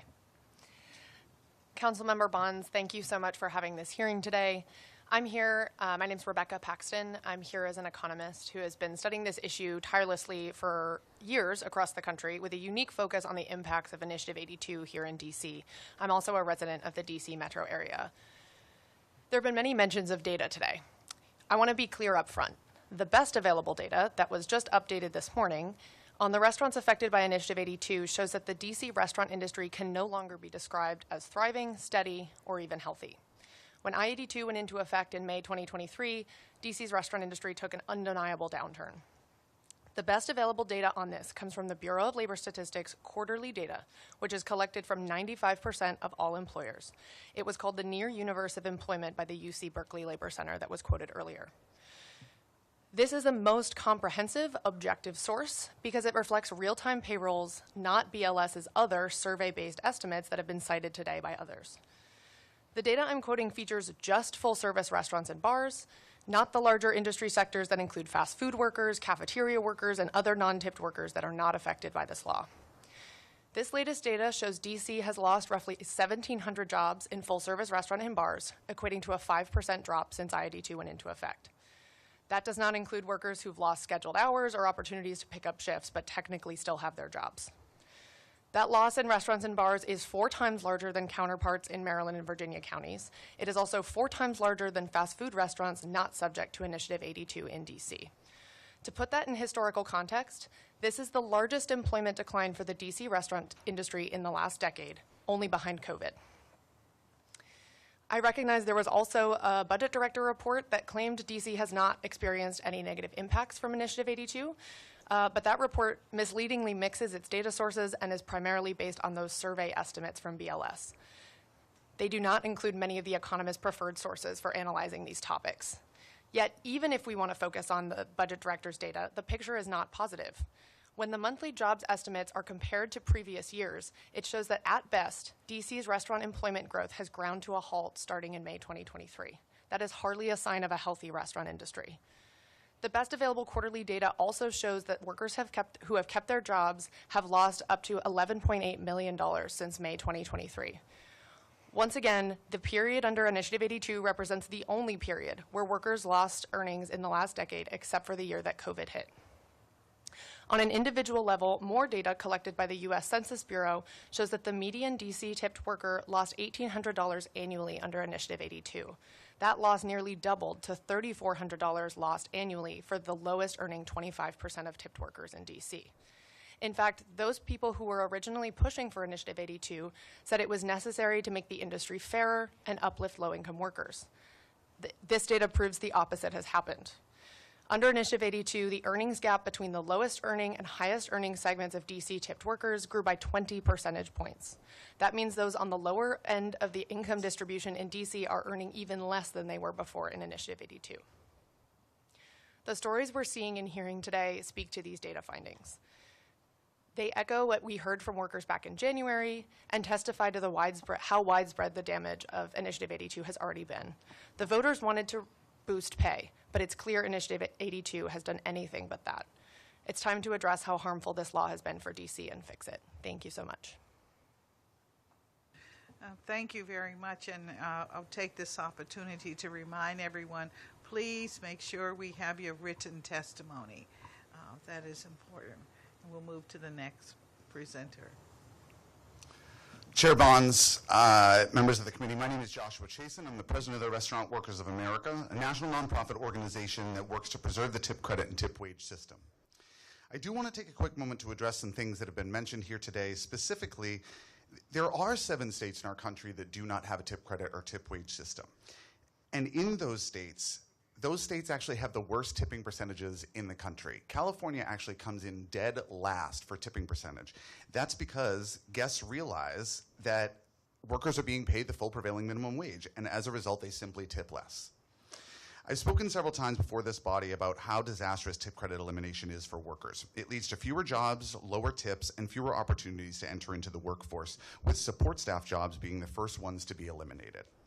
During yesterday's hearing on the positive implementation of I-82, members of this committee argued that the data supports that Initiative 82 is good for workers.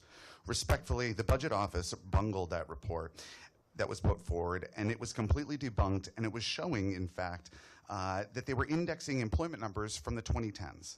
The reality is that workers have lost close to $12 million in income since the implementation of I-82, and thousands of jobs as we referred to today.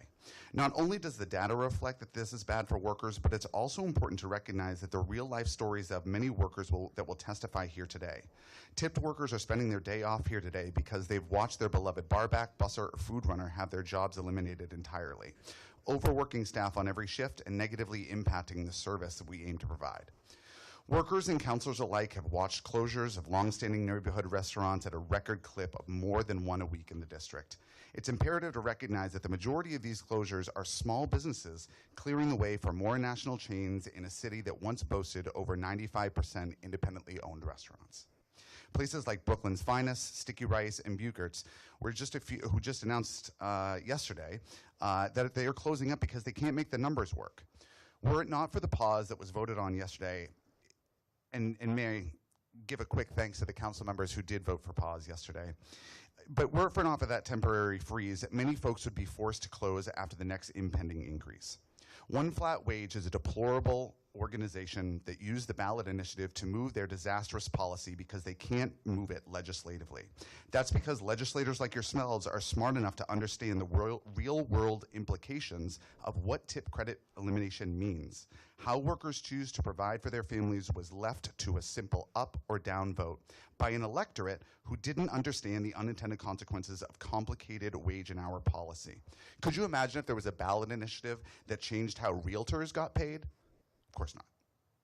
Today you'll hear the words will of the voter over and over and over again. And that I-82 was the will of the voter. I would argue that you council members are the will of the voter. Regardless of how tip credit elimination came to pass, a ballot measure, or whether the council had passed it itself, if a law is negatively impacting workers in an entire industry, your voters that elected you would want you to step in and do something. It's the will of the voter to have their electeds fix terrible policy that's destroying workforce. While the pause that was put in place will allow businesses to catch their breath amid a 250% increase in payroll for 80% of their staff, now is the time for full repeal. We are all incredibly thankful that Mayor Bowser has included I-82's repeal in this budget. She recognizes that workers who have been most intimately impacted by I-82 are suffering as a direct result of disastrous policy, and we're hopeful that council members will applaud and support the mayor's efforts to repeal Initiative 82. Thank you. Thank you very much for your testimony. Thank you. We'll hear from you. Sure. Thank you, Councilmember Bonds. Hello, my name is Gary Zatoli. I'm testifying as a tipped worker in Ward 1. I'm speaking against the proposed repeal of Initiative 82. In addition to stopping the mayor's crazed plot here, I also urge you and the council to return to unpause I-82's implementation immediately. I'm a barback and a 12-year resident of the city. My job is simple, well, seemingly. I make sure all the things that need to happen for a bar to run smoothly happen. I run back and forth for hours, navigate tight spaces, carrying liters of liquor. I wash windows, clean glasses, and unclog toilets. I clean up messes with mops, brooms, and hazardous cleaning chemicals.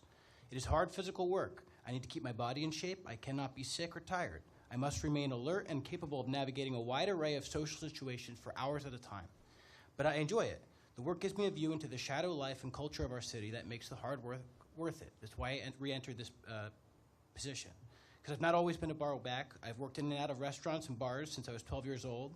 But what constantly drove me away from this work was all of the shadiness that surrounded wages and working conditions. The only reason I returned to this line of work was because of Initiative 82. I had no interest in doing this hard work on the tipped credit system, which is a convoluted scheme that leads to all sorts of thievery and malignant workplace dynamics. When I rejoined the nightlife industry, I specifically sought out work that would pay an honest wage up front with tips on top. I found that, and I found that things are way better than my past forays into the industry. Wages are more stable. There's less tension between coworkers, less fighting over the good shifts. Management treats us with respect because we are being paid more on the hour. Interactions with customers are more genuine because we're not just trying to shake them down for tips. Things feel more stable, and this work feels like something I can actually return to. But now here we are. At the behest of this gross business cult and the Restaurant Association of Washington, this stability I'm experiencing right now feels threatened. This group produces shocking propaganda to scare both restaurants and workers, and they operate a devious network of Potemkin organizations and well-financed spin doctors to carry this campaign out. Exhibit A. Both of these two people are not from here. One of them works for the Employment Policies Institute. They make themselves look like an actual think tank, the Economic Policy Institute, in order to trick workers. I've seen people tricked by this. Evil stuff. I'm an economist, too. This guy's from Maine. I'm running out of time, so I just want to focus on something very specific you said in your testimony yesterday, council member, because you misstated the way the tip credit system works in justifying your vote to pause Initiative 82. And I need you to lock in here because this is important. The tip credit allows employers to claim a portion of an employee's tips against the obligation to pay the minimum wage. This allows employers to seize workers' tips to cover their obligation to cover the minimum wage that we're owed. This doesn't enable workers to make more than the minimum wage you said yesterday. It actually inhibits most workers from doing that. In my testimony, I've detailed out the numerous wage complaints that are in there. You have to look at this. It keeps happening. The system that's designed, the system just keeps kind of repurposing itself here. It needs to stop. Getting rid of this tip credit system is where we're at. It's where we need to move. I'm hoping that you can push for this today. Or not today, but just I need you to fix this because I'm nervous. Because I just entered this industry. I feel like I have stability in my life. And now it feels like everything's in flux again. It's especially disappointing from you because you said in 2022, when you were running for re-election, that you supported the repeal of the tipped credit system. You said this in the GLAA questionnaire. I have the quote here if you need to see it. I'm asking you to stand by your word on this. So please, stop Bowser's steal, stop the freeze, just get rid of this tip wage system and implement Initiative 82 fairly. Thank you.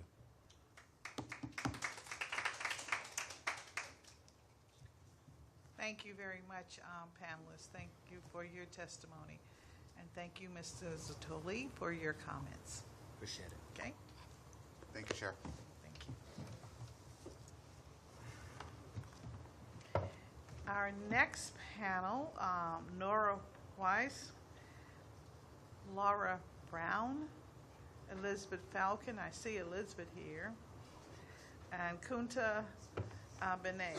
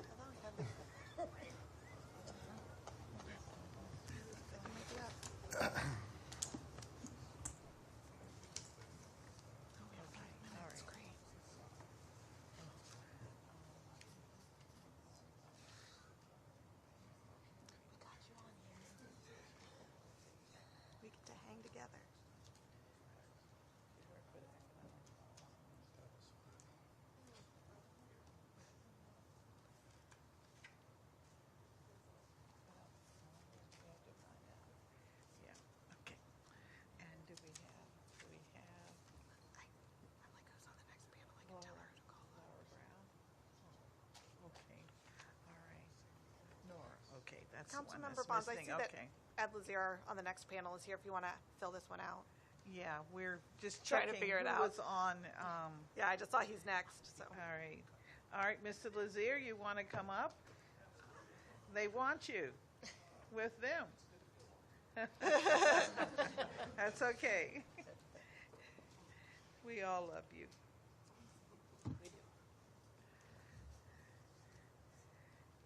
And with that move, you get to begin, all right? We're moving from your side to the other.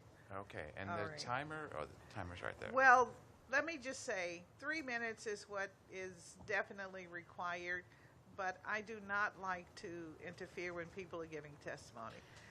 That doesn't mean go on for 10 minutes, but it does give you a little flexibility. I want you to finish your statement. Oh, I and appreciate everything. that. But I've also Sure. had many years of trying to get my points out in 3 minutes, so. You can't do I'm good. it. It's No, I not can't. you. No, no. You can't get it. All right. Well, All right. we'll Go see. right now ahead, now it's a sir. test. Okay, go Well, right good ahead. afternoon, Chairman Bonds. Thank you for the opportunity to testify. My name is Ed Lazier, and I'm the Legislative Advocacy Director at United Planning Organization, UPO. UPO has been around since 1962, is the city's community action agency, and its mission is to improve the economic security of DC residents, and we do that through a range of programs from early childhood to affordable housing to workforce development to substance abuse disorder treatment.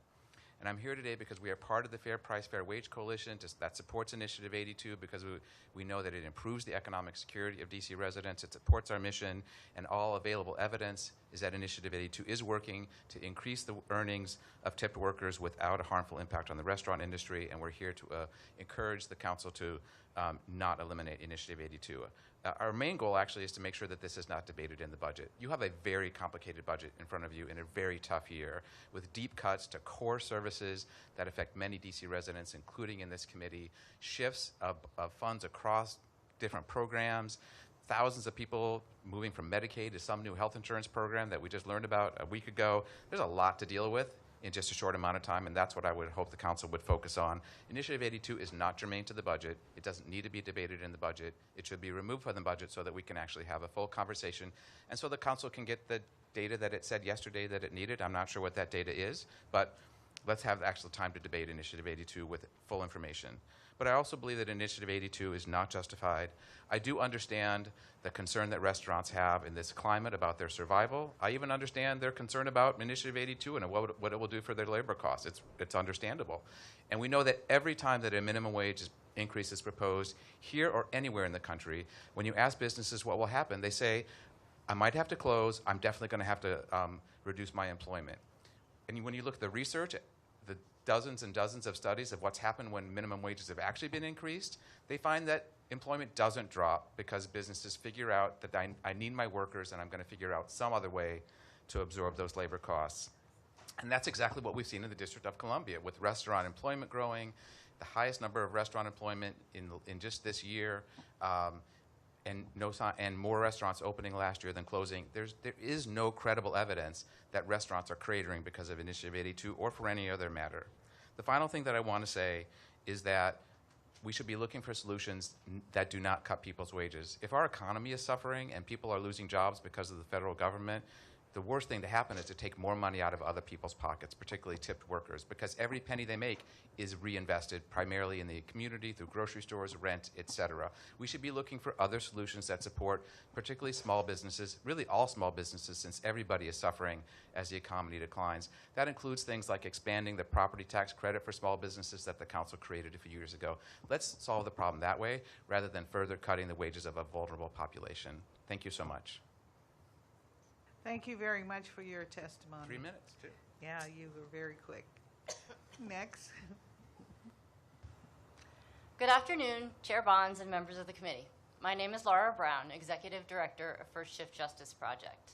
I testify today to urge the Council to maintain current funding and benefits levels for DC's paid family leave program and to express my opposition to the repeal of Initiative 82.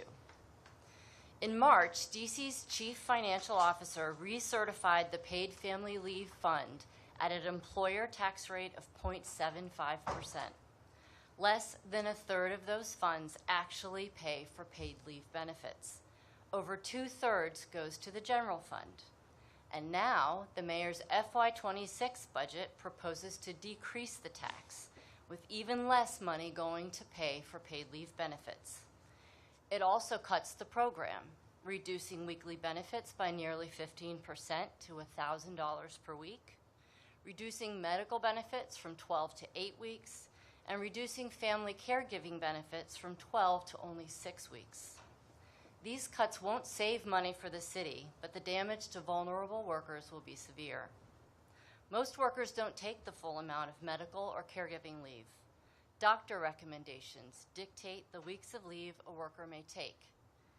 Another limit on use is the lack of job protection.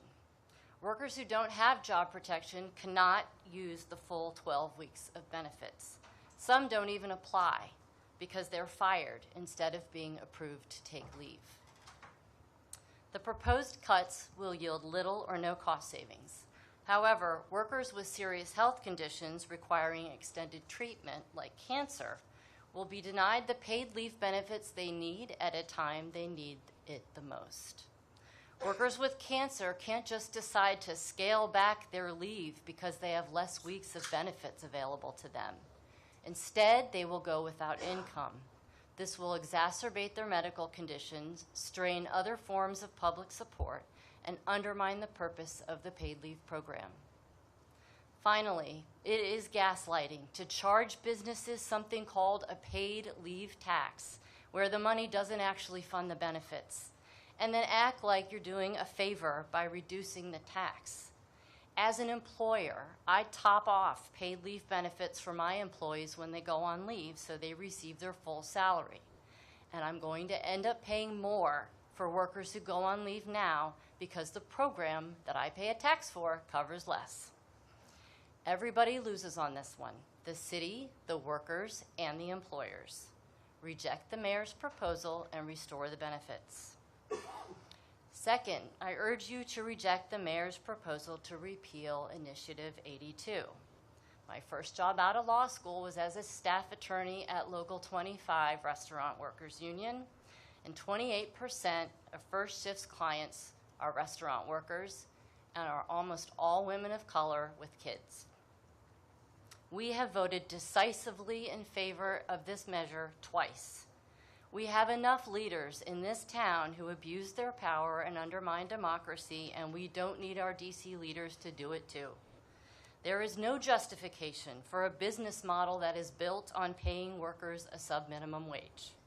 A business that can't afford to pay its employees is unsustainable. I-82 sets up an incremental and fair approach that helps businesses transition, and restaurants need to adapt. Thank you for the opportunity to testify today. Thank you for your testimony. Next. Good afternoon, Councilmember Bonds. My name is Elizabeth Falcon. I'm the Executive Director of DC Jobs with Justice. I'm here today to oppose two changes proposed by Mayor Bowser in the FY26 budget. At a time when workers are struggling with high costs, economic uncertainty, and an oppressive federal government, these changes both hurt workers and are not necessary to balance the budget. The DC Council should remove any changes to Initiative 82 from the DC budget, and as Ed said, reserve its very limited time in this budget process for addressing the needs we face, the budget needs we face as we face austerity from federal and local governments. Additionally, the DC Council should reject cuts to the universal paid leave tax and restore the full benefits back to the FY25 levels. Because we're at the DOES oversight hearing, I do want to talk about DOES and the relationship between wages in the restaurant industry and DOES. As you mentioned, Councilmember Bonds, DOES does regularly report that very few cases of wage theft are reported to them. That is because our experience is that workers have a terrible customer service experience when they go to DOES. DOES does not provide language access that creates a welcoming environment for immigrants to come, and they do not effectively pursue cases. Additionally, we have asked over and over again for DOES to do proactive education of restaurant workers about their responsibilities under the law, and they claim that they are unable to do so. So I just want to add that DOES is at fault at the scale that wage theft is happening in the restaurant industry and their failure to account for it. You yourself have said people should reach out to the Office of the Attorney General. They should. That's where they'll actually get help. But since this is the oversight for DOES, I would be remiss if I didn't talk about the role of the agency to do its job. Additionally, DOES has a portal that restaurants are expected to report into to say what their wages they're paying. They're supposed to be paying, they're supposed to be telling what base wage they're paying and what every employee is making in tips. Overwhelmingly, the restaurants do not. Only 11%. First of all, DOES would not tell us what was happening there, and once we FOIA'd them, took them to court, and got the FOIA data, we found that only 11% of restaurants were actually reporting into that portal. When we publicized that, RAM-W told the Washington Post they don't believe they have any obligation to do that. So what we've heard from the restaurant industry is that they refuse to provide the data that would actually let DC Council know what the wages are of district workers, not on any kind of national or scaled level, but actually literally what the wages of workers are in restaurants, and they refuse to comply. The system is there, and what I have heard from the council is that last year, because 82 is going to get rid of the tip minimum wage, there is no interest in enforcing the tip portal. So now we have a portal that has never done its job and an industry that refuses to participate in it, which is very similar to what happened with the fee structure. Last year, the council also voted to create an infrastructure that allows for fees up to 20% on restaurant bills because 82 was going to be fully implemented. If 82 is not going to be fully implemented, is the council ready to repeal the leeway that they gave to restaurants to allow up to 20% fees in restaurants? I have not heard that being offered anywhere. I also do really want to push this committee to not focus on 82 in this budget. If there is interest on the council to deal with this issue, it should happen in a separate legislative process where there is time to address it. And this committee, I do really hope, will focus on what's happening with the paid leave program, which is one of the, revenue and expenses, a real budget issue that this committee needs to take on. I will just say for my staff, there are 8 of us on my team. 3 of us took family caregiving leave since September. 2 of us I took a month, my coworker took 2 weeks, and 1 member took 12 weeks. 2 of us are in the sandwich generation, which means we were both dealing with caring for our kids while caring for our parents. All 3 of us had dads who ended up in the hospital. And just because me and my other coworker didn't need the full 12 weeks doesn't mean that my third coworker who did need the full 12 weeks, that she didn't need it in order for her to help her middle school son recover from a sports injury. So the administration is saying that they're right-sizing the program based on average use, but that's not how medical care works. Like, just because I normally get the flu for 3 days, if I get the flu really bad for 5 days, it doesn't mean that 3 days is going to take care of it. So especially, as Laura said, we also top off, so we pay the difference. So the council, if they make this change proposed by the mayor, they're giving me a 0.02% reduction in my payroll tax and sticking me with a bill of $150 a week per person for this leave. In addition, it's not just this year. DC has made a commitment to increase wages and benefits with inflation. So that means, every year, the reason that we're at $1,100 right now is because we were at $1,000 at the beginning, and we know that these costs go up and wages go up and our minimum wage goes up. And even the mayor, in rolling back 82, is still made the change. Even she did not concede that the minimum wage should not have gone up with inflation. We have built the idea that we understand that wages need to go up with inflation. And this would also eliminate that for the future. It both resets at a lower level and really puts this burden on good employers who make sure that their workers make their full wage, and on workers who are really in the middle income tier, who are close to that, who are able to reach the top of the benefit, which I won't get, that's too complicated. But but just to say, this committee has a lot to do figuring out exactly what the tax cut did and what the benefit cut is going to mean, how that's pushing things onto employers, how it's pushing things onto families that are really struggling with issues. And I really hope that this committee will make that a top priority.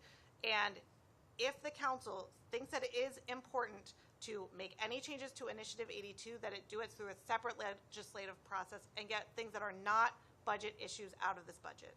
Thank you. Thank you very much for that, and I appreciate it. And you're reaching where I am. Okay, 100%. It's tough, and I don't think it's sustainable the way we are approaching it. I'll just leave it at that. So there's a lot to be done.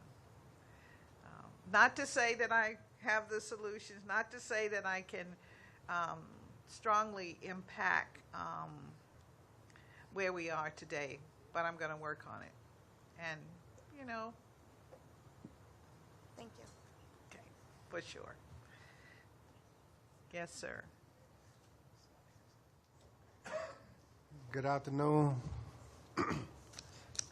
Good afternoon, Chairman Bonds and the members of the committee. Thank you for this opportunity to testify today. My name is Kunta Bettany. I'm a proud resident of the District of Columbia and a representative of the Carpenters Union. I speak today not only as a labor leader, but someone who has been experienced firsthand how smart economic policy rooted in equity can transform lives and communities. I'm here to testify today on the PLA's, the threshold from 50 million to 100 million. Most recently, I've been a representative for about 10 years now. Most recently, the job that I did help maintain was the St. Elizabeth Cedar Hill Hospital. Underneath that PLA, we were able to get 468 DC residents to work. The goal was 15,000 hours for DC residents. We were able to generate over 107,000 man hours for district residents. They said that the unions can't work with small businesses. Well, we work with 29 local minority businesses, and they were able to generate $117 million. Before that, the first job that I ever worked on was the Frederick Douglass Memorial Bridge. That was the first job I had as a representative. Out of 70 carpenters, I was able to get 33 DC residents, which was about 47%. And I fell a little short because understanding the first source law, I thought that I wanted to hit that 51% so bad just to prove that I could do the job. So I fell a little short, but I strived harder. And on the St. Elizabeth project, I worked closely with Run Hope Work, a group in Ward 8, and I was able to get 22 district residents to work inside of our apprenticeship program from the Carpenters Union. So PLAs are so important because they bring structure, accountability, enforcement for local hiring. These agreements guarantee fair wages, health care, pensions, apprenticeship programs. So it helps keep building pathways to the middle class, not bringing in barriers. The Carpenters Union is ready to do more. We're ready to train. We're ready to reach deeper into underserved communities and help bring people up to the middle class. I need your help to help keep PLAs in place, the threshold in place, so that we could build true pipelines. I also sit on the Workforce Investment Council. We know that it's a big unemployment rate in DC, especially when you talk about our returning citizens. Like, what do we do with them? They coming home. They are part of our community. We need to get them jobs. These are jobs that they could work today. It's a lot of construction going on. We're probably going to be building a Commander Stadium. Hopefully we could get that deal done, and hopefully we can create more jobs and for the district residents, because we deserve. We do not need to see more Maryland and Virginia tags on our construction jobs. We need to see DC residents going to work. Thank you. Thank you very much for your testimony. Thank you. Thank you to the panel. And it's now a little bit after 4, so we want to keep moving along if we can. Next group of witnesses, Brittany Lucas. She is online. Okay, she will be online. Joy Funk.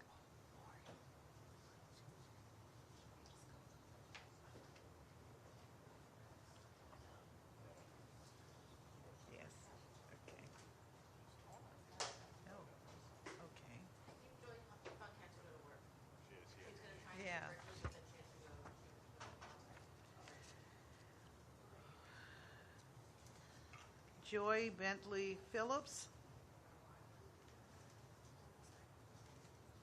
Rock Harper. Okay, thank you. Mary Cabrelli. She's online also. Okay, we have 2 online. We can take a few more at the table. Sure. Oh, Sophie Miyoshi. All right, okay.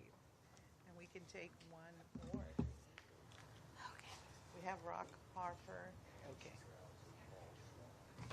Okay. Ann Strauss. Paul Schraub. Amanda Gomez. Okay, all right, Mr. Schraub, okay. Here he is, all right. Oh, you're, You can take my seat. okay, and we will get you next. We will get you next, Mr. Schwab. Thank you. Thank you so much. And we'll start with the two that we have online. Ms. Lucas, you're on. We'll take your testimony now, and thank you for your patience. Thank you, Councilmember Bonds. Hello, my name is Britt Lucas. I am a tipped worker in DC. I've lived and worked here for 9 years. I started my career in the restaurant industry in 2005, and I am here to testify in favor of Initiative 82.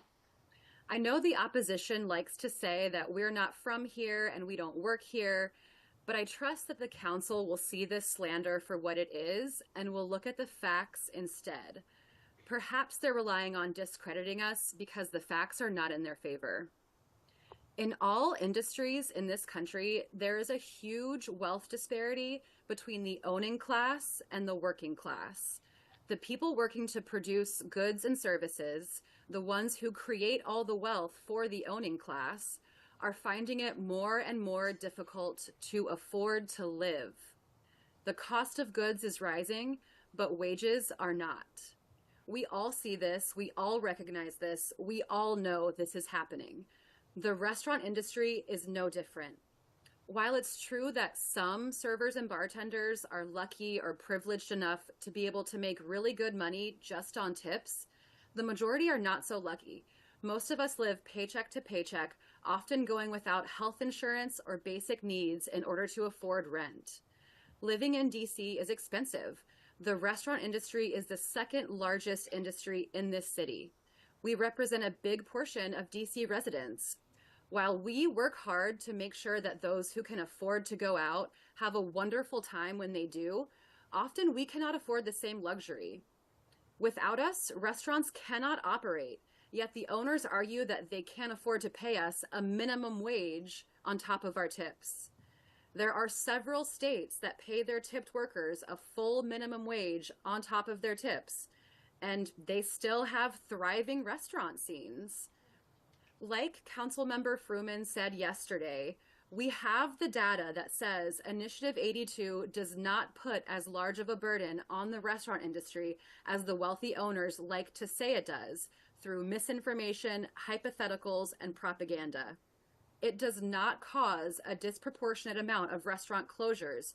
There are many other factors contributing to those closures.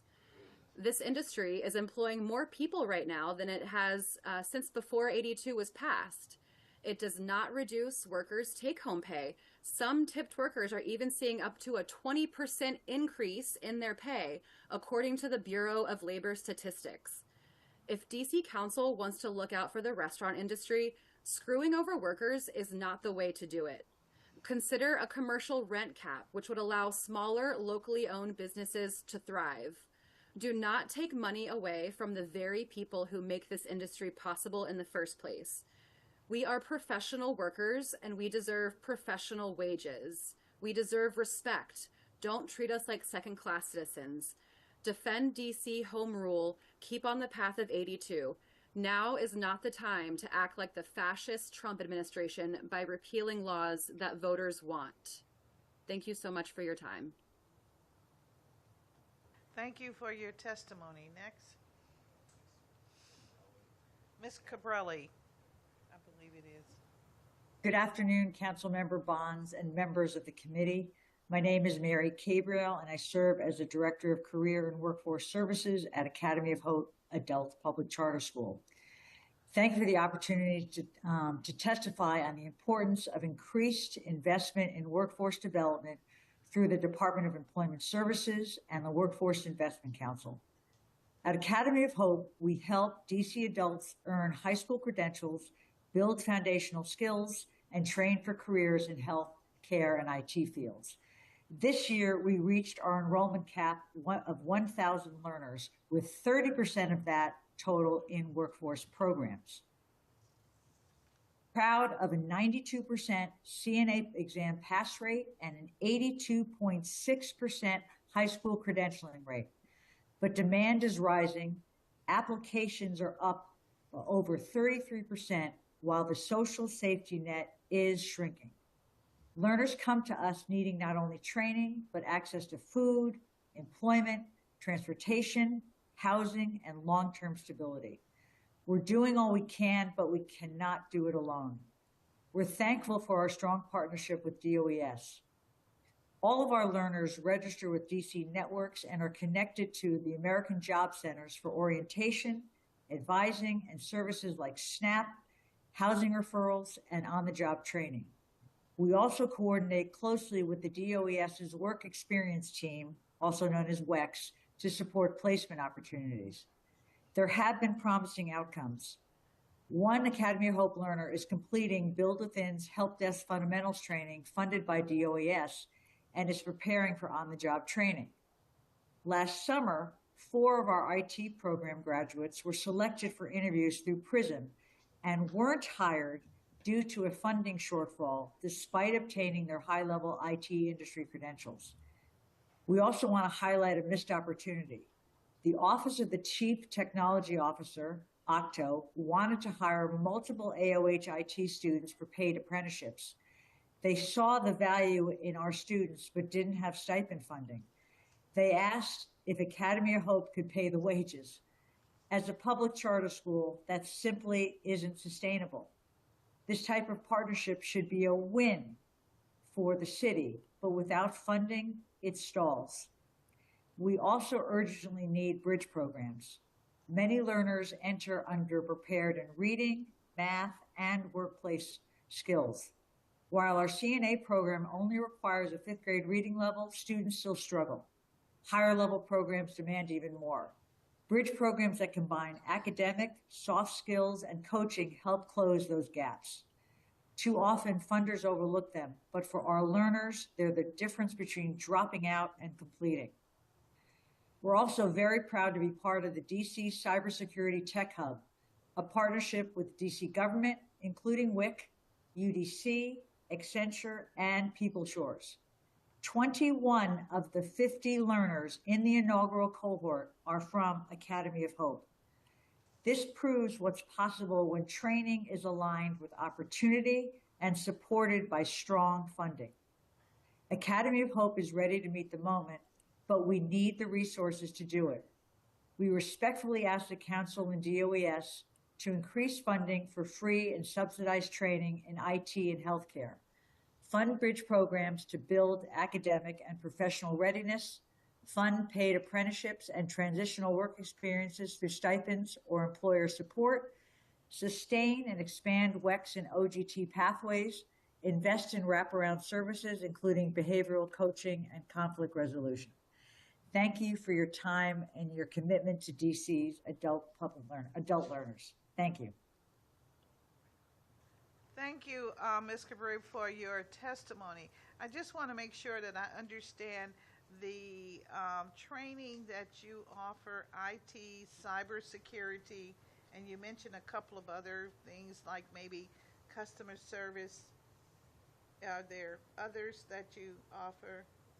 Well, we offer our IT pathways includes IT Tech Plus Fundamentals, which is level 1, A Plus training, Security Plus training, and we'll be rolling out Network Plus in the fall. And among that, we also do career coaching as well. Those are our specific training programs that we have. All right, very good. I just want to make sure that I know am recording. I don't think we have your testimony. Will we get your testimony? Yes, you should have received it, but I will upload it.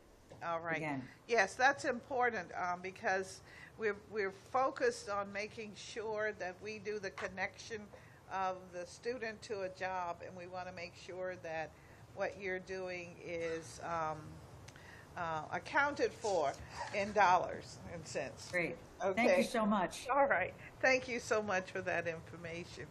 All right. And now we'll go to our seated testifiers today, and we'll start with you, please. Thank you.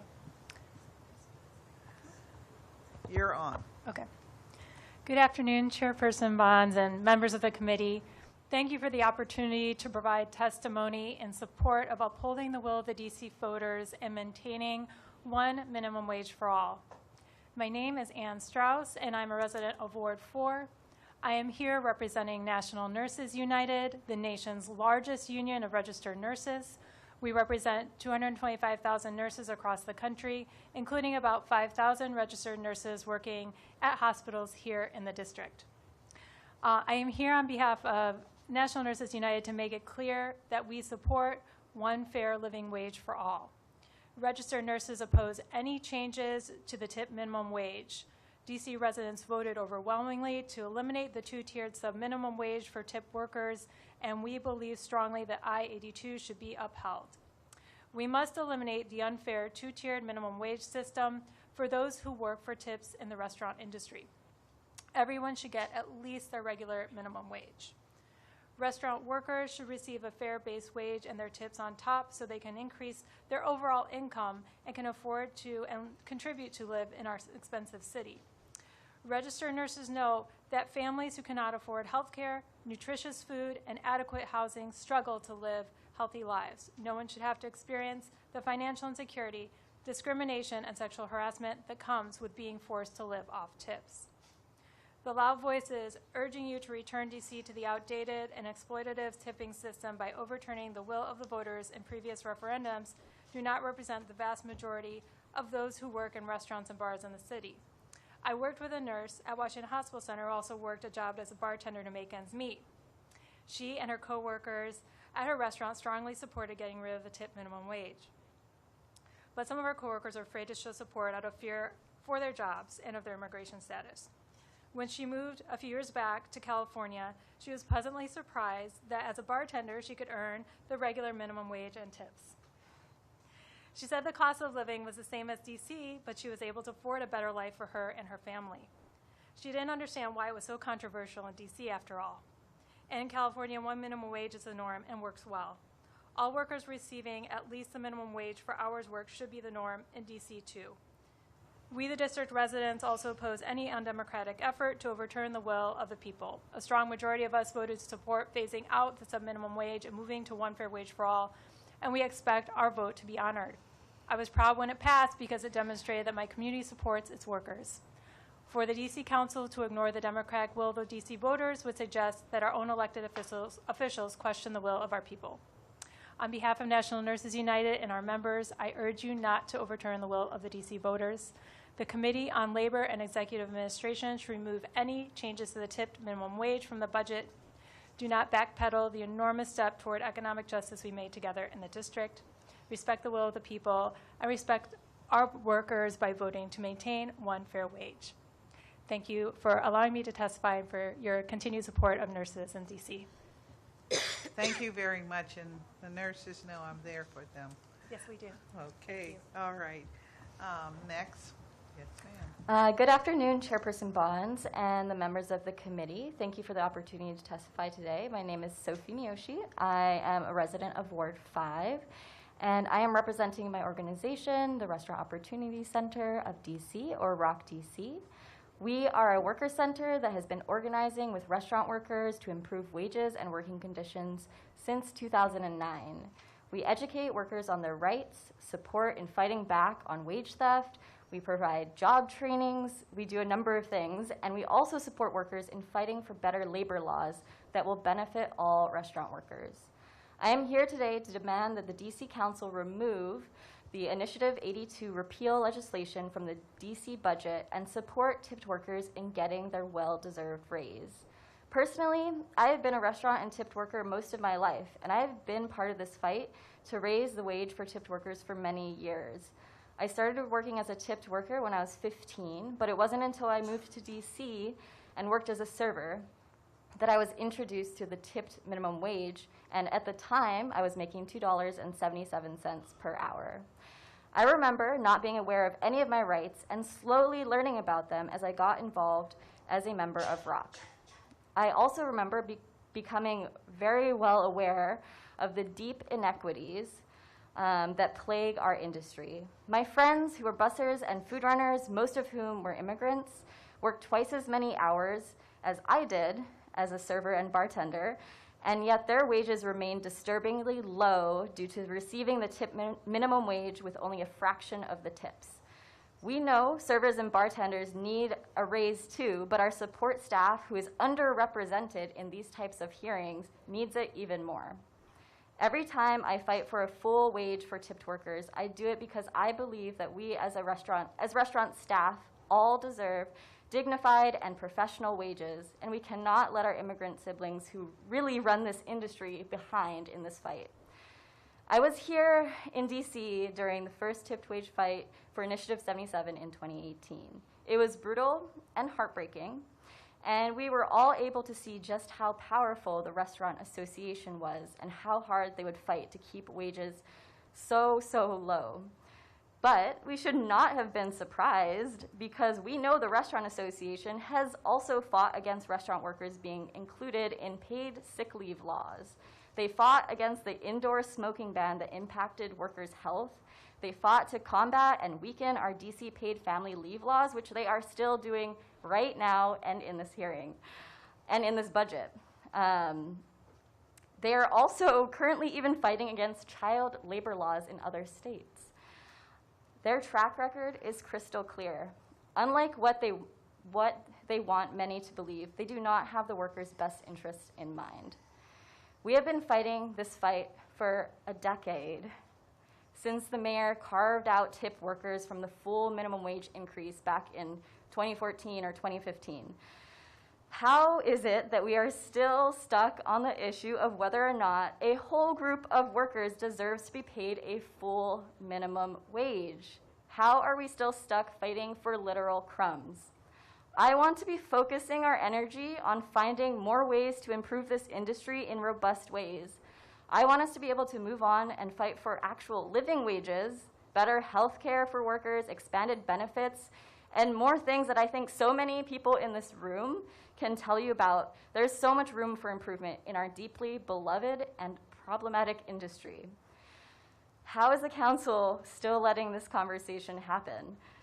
How many more times will workers have to scramble to council hearings that are highly inaccessible and make sure their voices are heard, and then find out that they are not even listened to when it comes time to vote? The power dynamics in these conversations are clear. When will workers have a real seat at the table the way the Restaurant Association does?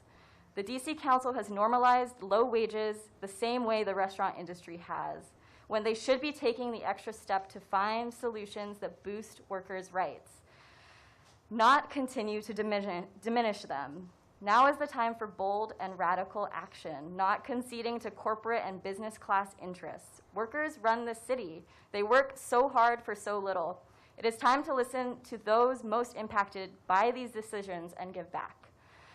I also want to add, in my 13 seconds, that Sticky Rice was named earlier as one of the restaurants that closed, that blamed Initiative 82 for their closure. I just want to say that we worked with a group of immigrant workers from this restaurant that was participating in some serious wage theft allegations, which we actually did report to the OAG. And the OAG did support us because we know that DOES's process is not accessible to workers and does not solve their problems quickly. Sticky Rice had a horrible business model, and for them to blame Initiative 82 when they were actively stealing workers' wages, we had workers' checks who were bouncing consistently, and it took the OAG's involvement for them to get paid. They still are missing paid sick leave. They are still missing wages from when the minimum wage went up to $17.50. We are still in this fight, but I think there's more to this story, and it's very easy for restaurant owners to hop on the bandwagon. And I really encourage you to listen to the workers who are speaking today in support of Initiative 82. Thank you. Thank you very much for your testimony. Next. You're on. I'm on. Great. Yes. Thank you. Hello. I want to thank Chairperson Bonds and the committee for giving me the opportunity to present my experiences about the negative impact of I-82 on my business and my team members. I'm Diane Gross. I'm a Ward 2 resident, owner of Cork Wine Bar and Market, and chair of the RAMW Board of Directors. Almost 2 decades ago, my husband Khalid and I put a second mortgage on our condo to realize our dream of opening Cork Wine Bar in our Logan Circle neighborhood, where we still live today. Today we operate Cork Wine Bar Market on 14th Street, where we have been for over 17 years. With that experience, I can tell you that it has never been more difficult to successfully operate a small independent restaurant in the District of Columbia than it is today. The realities are very different from what we faced in the fall of 2022. The significant impact of I-82 on our business model, combined with inflation, federal job losses, and tariffs, have left me often with no profit at the end of the month. And this is not just my experience. I am hearing the same thing from countless other owners and operators every day, single units and larger groups. Costs have gone up, people are eating out less, and the math just doesn't add up. I am one of the 44% that RAMW talks about who have contemplated closing their business this year. I-82 has profoundly changed my business practices and has cost many of my employees their jobs or reduced wages because of cuts I have had to make the numbers work. I have cut front of the house staff, a general manager, a server, a busser, a food runner, and a host. And I have eliminated 2 back of the house positions. That's over 20% of my small team. I have made shifts shorter, eliminated support staff from less busy shifts. I've raised prices, decreased menu offerings and portion sizes. And I have profoundly altered my plans to expand in DC. I am consistently less competitive because I can't increase pay for back of the house staff, because all of my resources are spent covering increased front of the house staff who make on average between $22 and $45 an hour with tips, which is about 10% less than they were making an hour in 2022. The differential for front and back of the house has not gotten better as was promised. It has become less equitable. My back of the house team averages $20 an hour. We have to do something to meaningfully change this reality and inspire growth in the city that we all love. Many on the council have asked for data, so here are my numbers. We have raised prices 8 to 10% across the board, but revenue is the same in 2023 as in 2024 as it was in 2023 because people are dining out less. My 2022 to 2023 front of the house labor increased 34.5%, but revenue only increased 22%. And you'll recall that was a year we were coming out of COVID. From 2023 to 2024, my front of the house labor increased 10.94%, but revenue was stagnant, and I cut jobs and shifts. In 2024, we were forced to make deep cuts, $100,000 from overall payroll, and yet front of the house labor still increased by $25,000. That's real people's jobs. I have prioritized people on my team who've worked for me longer, even if I had to cut their shifts so that they could still have some income and keep their benefits. I urge the council to consider all of these factors and support the mayor's proposal to repeal I-82. I submitted longer testimony, which has more details and that data, so you don't have to write it all down. I should have said that in the beginning, but there you go. Thank you very much for your testimony, and we do have your written testimony. Thank you. Next, I believe Mr. Harper? Yes. Okay. Yes. Thank you, Chair Bonds and the rest of the committee for allowing me the opportunity to submit testimony today. My name is Rock Harper. I am the chef owner of Hill Prince in Northeast. I've been in this industry in the city for over 25 years. I'm actually not here to relitigate the campaign, but to tell you plainly, Initiative 82 is hurting the very people, many of the very people that it claimed to help. It's hurting small local restaurants like mine in the process. I'm urging you to repeal it. There have been a lot of things said today. I appreciate you all's patience. You know, we talk about sort of two sides on this issue with two people. One voice that's missing that I actually talk to. I talk to a lot of customers, mine and those around the city. And I move around the country as well. So just for the record, California is not, it's a state, and it's very different all throughout it from top to bottom. And it's not super thriving in all of these cities. But the reason why I bring up, all of these different voices is because I actually, we're doing a lot of fighting. I actually agree. And I used to be a member of Rock United and One Fair Wage. I can't remember the year, but I really believed in. I got Saru, I don't want to mess her last name up, Jayaraman. I got her book. It's called Forked. It was a great book. Talked about high road restaurants and gave them a score based upon how they did business. And I went up to James Beard House, and I was very involved in what she was doing. I really believed it. We agree on a lot of things, myself and that organization, or at that time.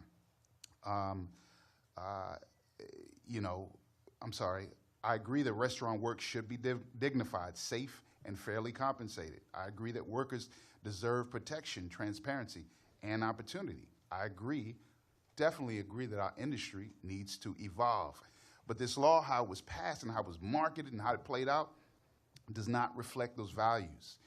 It reflects a national agenda that was marketed to D.C. Voters with partial truths and emotional appeals, not real local solutions. To bring up the word slavery and slave wages is highly offensive and is a tactic that has been going on for many years. To say anything about slave and slave wages is highly offensive, coming from anyone, especially non-black people. It has no place here. So I think that we need to get to the truth, and we can find, I actually think we can find some common ground. But when we bring up these very emotional, just dishonest, disinformation, these outright lies, then that's where we're going to lose a lot of people. What's happening right now? Labor costs is up, prices are up, hours are down, workers are making less. Diners are confused, which is very important. Diners are confused because Saru, the leader of this movement, said her thing was tips on top. She advocated. She used to advocate. I sat in the room. She used to advocate for service charges. Restaurant owners can make it up in service charges. Tips on top, very catchy, sounds like a song, right? And it caught on. That's not the truth, because at my bar and at my restaurant, people won't pay $60 for a chicken sandwich. They won't pay $32 for a vodka soda. They won't pay it. So the math has to math. But the appeal was to people's emotions. Public sentiment has shifted. As stated earlier by Sean Townsend, 41% of the people polled that voted for it prior said that they didn't understand. They didn't know it was going to have the impact that it was going to have. Many of them are saying that. So that 70-something% that is being touted, people didn't understand. And you know why? Because they did a great job, a great campaign of ballot initiating this thing, as opposed to putting it through the legislative process. If you want it so bad, put it through the process. It won't stand up through the process, and that's why they're aware, and they'll probably reintroduce it once it gets repealed.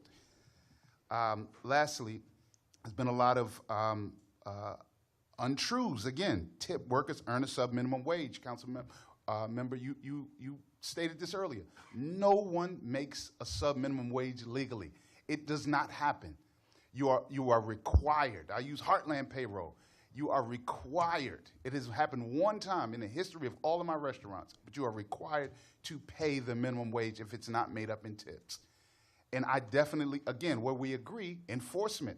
I believe that we have to look at how all of this rampant wage theft that's supposedly happening in this horrible industry that everybody apparently is still a part of, that how do we enforce and empower workers? Absolutely. I used to be a worker. I'm a cook, I'm a chef, and I got the opportunity to own restaurants, and I'm here now. And I think that we need to believe people and have honest dialogue, as you said earlier, to come to a place, because I don't know about this millionaire. I wish I was a part of this millionaire class, I promise. I am not, right? I live in a little joint across the bridge, and I wish I was a part of that class, but I'm not.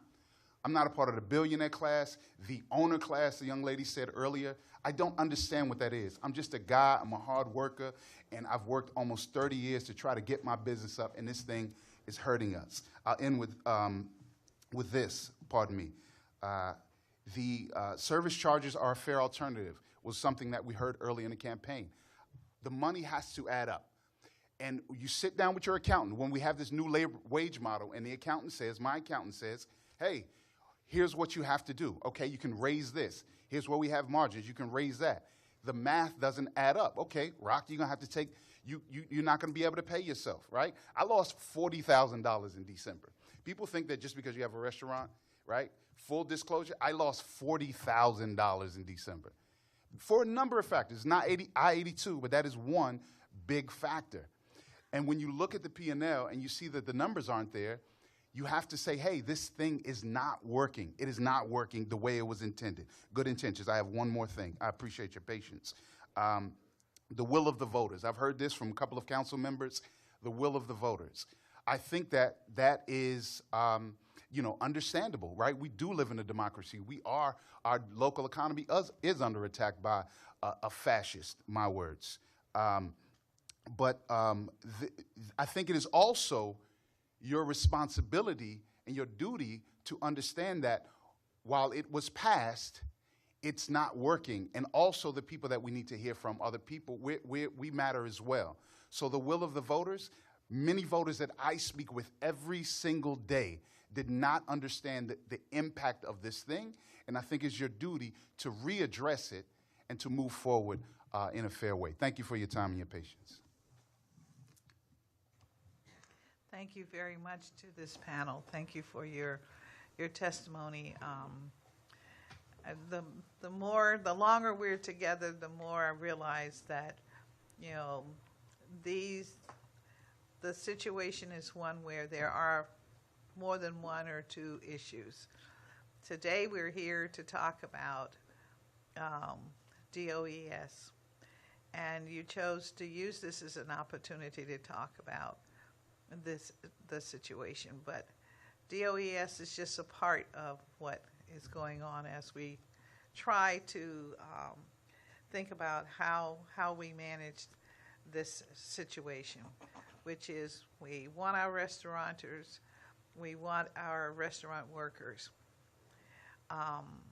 and we've got to figure out how we can get to a level where we have income for those who work in this trade, the way in which we have income for those that work in other trades. Now, this is a chosen determination that workers have decided, I want to do this. So how do we help workers get to where they feel that it's an equitable situation? And that's what I'm hearing more and more. I see the faces. You're very good at sending me messages with your faces, but you know what? I'm human too, just like you. And I'm not going to sit up here and try to guess what's in everyone's mind, but I can tell you what we're hearing. I'm making a recording of whether you're pro or con, the situation as it relates to I-82, as it currently is presented. And I'm also making notes about some of the solutions that you're providing. Indirectly, you're providing some solutions. You're right that we have to have a coming together because we need restaurants. Everyone needs restaurants and community. And we need, and you don't have a restaurant unless you have workers. So you're really joined at the hip. We can't have one without the other. And so to say that one is more powerful than the other, it just does not work. And so we got to come together. So I'm hoping the 90-day period, which is what I voted for, it'll give us an opportunity to look at current times and current situations that are before us.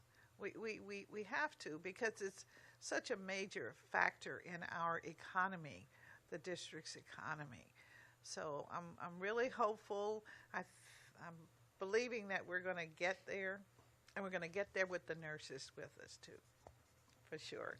So thank you very, very much for your testimony. our next panel, okay. I'm sorry, we're at number 41, Paul Schwab. Yes, please join us. Amanda Gomez, Justin Palmer.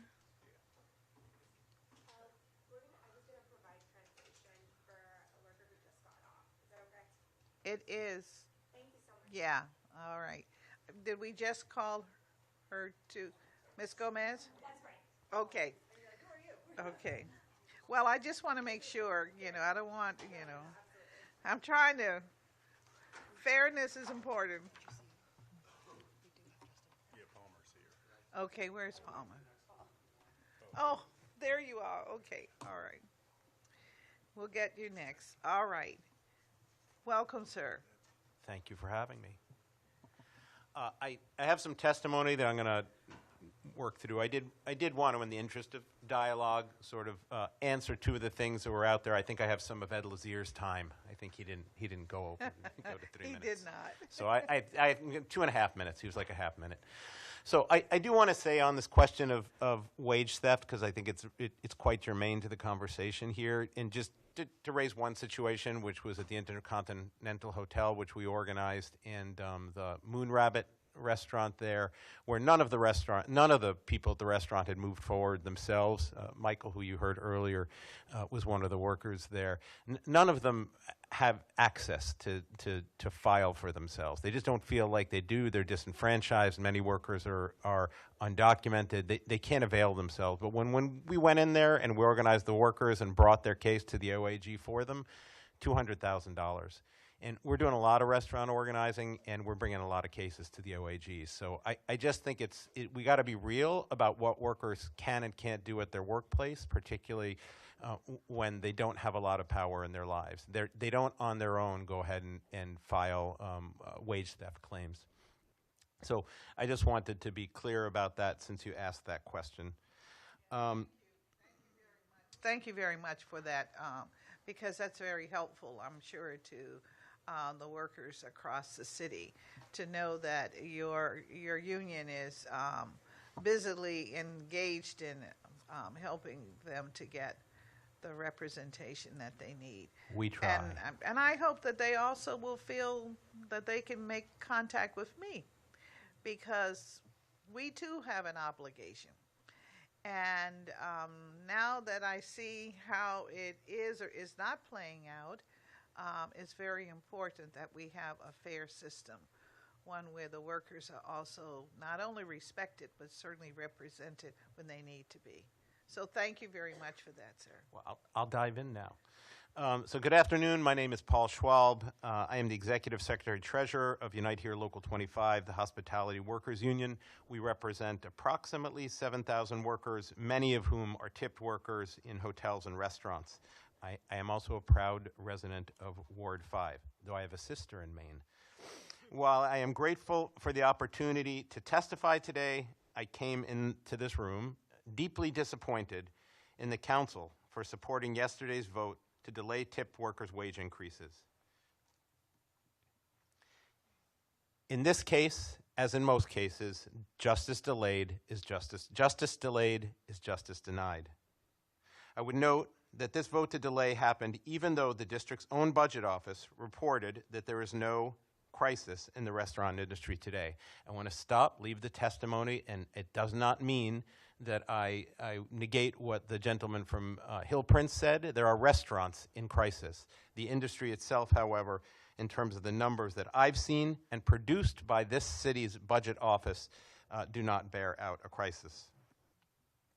Thousands of runners and bussers, and I start with runners and bussers because I think there's a lot of noise made about servers who make $150,000. Runners and bussers in this city don't make $150,000. They struggle. They work from they go from job to job, sometimes 2 or 3 jobs in a day to get by. So I just want to be clear, this is not just about servers, it's about runners and bussers.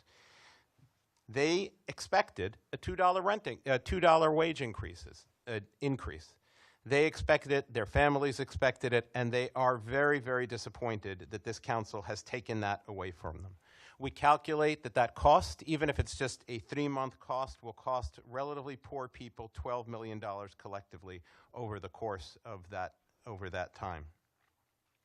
Fortunately, it is not too late for the council to do right by workers and voters.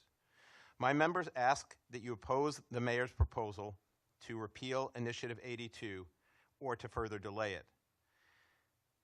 My thing keeps jumping. This unprecedented proposal to delay could result in immediate, and this unprecedented proposal on the mayor's part, and again, this is not the voters. We had talked before about how we don't want the government to get involved in making wage decisions. Well, the mayor is making a wage decision about what she thinks should happen, and what she thinks should happen is a $5 wage increase. I'll repeat it, a $5 wage decrease for people in the industry. This is unprecedented. I have never heard anybody walk back a minimum wage in the way that the mayor is proposing. I have heard Republicans, not Democrats, but I've heard Republicans who are against increasing it, and Democrats are usually for increasing it. But in this instance, and again, I'm terribly disappointed in the Democrats on this council, because I think what they're doing is enabling those who say that the Democratic Party has deserted workers, and that's why Democratic voters went to Trump. And I think it's a shame that you're doing that, because I think you contribute to that narrative. We are happy to work with anyone, as we've conveyed to Sean Townsend, to anybody in the industry. We're happy to talk about the issues in the industry. We've heard enough today to believe that there are issues in the industry. Whether it's a crisis or not, we beg to disagree whether it is. But we do know that individual restaurants, particularly small restaurants, not the big corporate restaurants, but small restaurants, are having problems. What is inexplicable to us is why there hasn't been a hearing on those problems. The only thing there's been a hearing on is the wages of workers. As if the wages of the workers are the only things here that contribute to challenges that why isn't there a hearing which asks about rent freezes, commercial rent freezes, or someone earlier had talked about the usurious rates that people pay for liability insurance. I just, like, if we're trying to tackle a problem that restaurants are having, let's tackle that problem. And maybe some people think that I-82 is part of that problem, but it is also clear that there are other problems impacting the industry, and those are not up for discussion. So we think that's quite unfortunate. I would say that in general, we are entering into difficult times for the district as a whole. We understand that there's pain that will be felt because of the decisions that President Trump has made, because of the direction of the economy. We really do get that, but we don't think that workers alone should be asked to shoulder that burden as they are now. So I want to thank you for having this hearing, for listening to us on this testimony. But I want to end with I think that has something that hasn't really been said yet. Whatever happens, if you guys decide to, for the second time, turn back the will of the voters, it doesn't end there. What it'll be is another referendum. And my guess is that referendum will take the wage immediately to what the minimum wage is, and that will be more painful. But I think we've learned that we can't trust this council, if they turn it back a second time, to have something like a slow roll up to that wage. And I don't think that's the best idea, but I think that's what we're going to have to do in order to protect workers here. So either there'll be a referendum, or there'll be a referendum also about the people who choose to turn their backs on the will of the voters, because I just don't agree. I think that whether it's 75% or 65%, if this comes on the ballot, it's going to win again, because that's what DC voters knew they were voting for, and that's what they'll vote for again. Thank you. Thank you very much for your testimony. And now we'll hear from Ms. Gomez, and you are her translator. Yeah. Oh, I'm Amanda Michelle Gomez. Okay. No, it's sorry for the. I can. Yeah, no. My name is Amanda Michelle Gomez. Okay. I will translate for my comrade here, Evelyn, afterwards. So I work actually at Unite Here Local 25, and I want to share that this year our union organized several hundred restaurant workers with two of the largest, among the largest restaurant groups in DC, Star and Knightsbridge. I used to also cover the industry, the restaurant industry for WAMU DCist. So I've been in this, covered it I've lived in DC for over a decade, so there you go. I'm here to demand that the Labor Committee remove any mention of I-82, of Initiative 82 in this budget.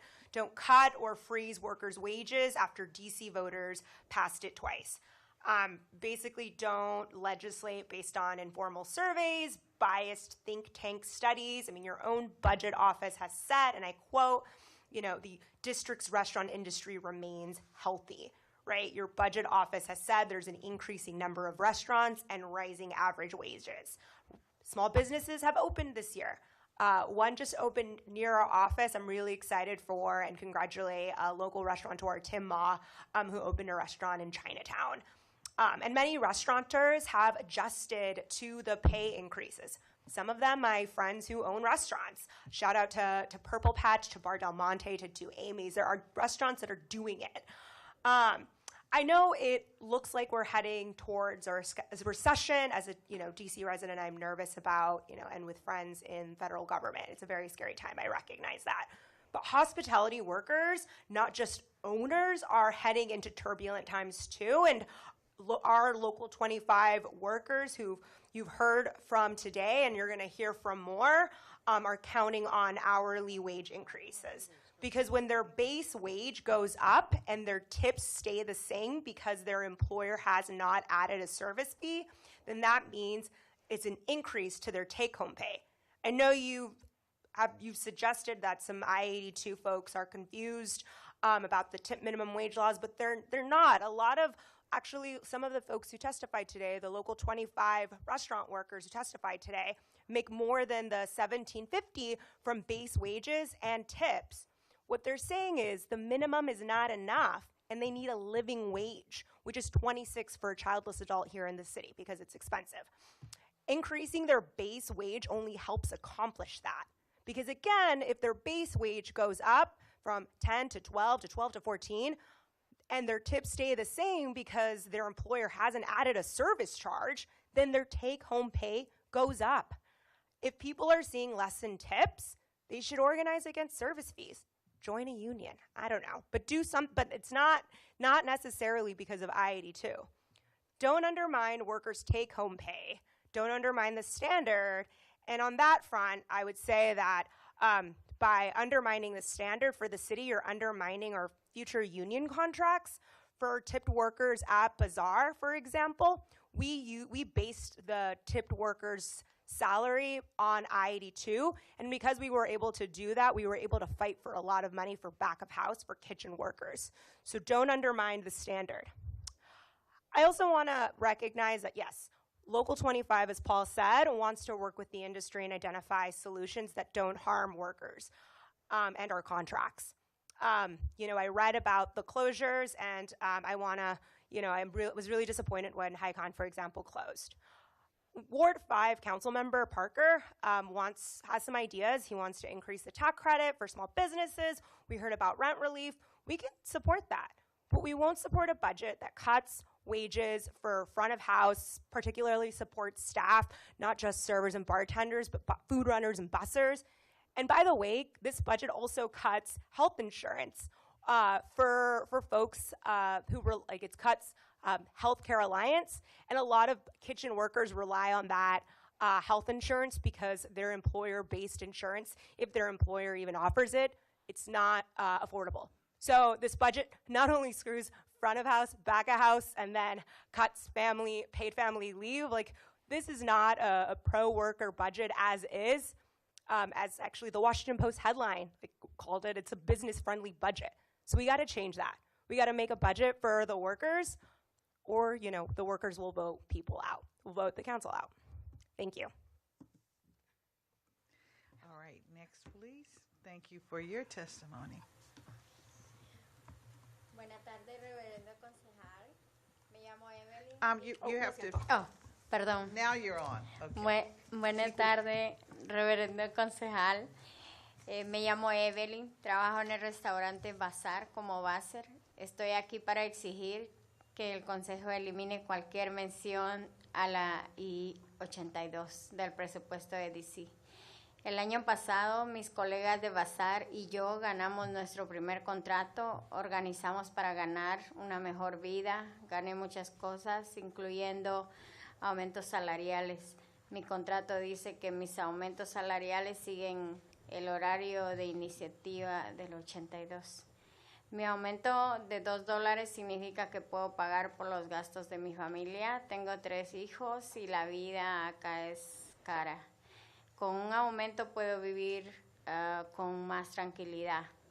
Si el Consejo de Washington, D.C. reduce el salario a la mitad, significaría que perderíamos el acceso a cosas necesarias de la vida y no podríamos pagar por un mejor futuro para los niños.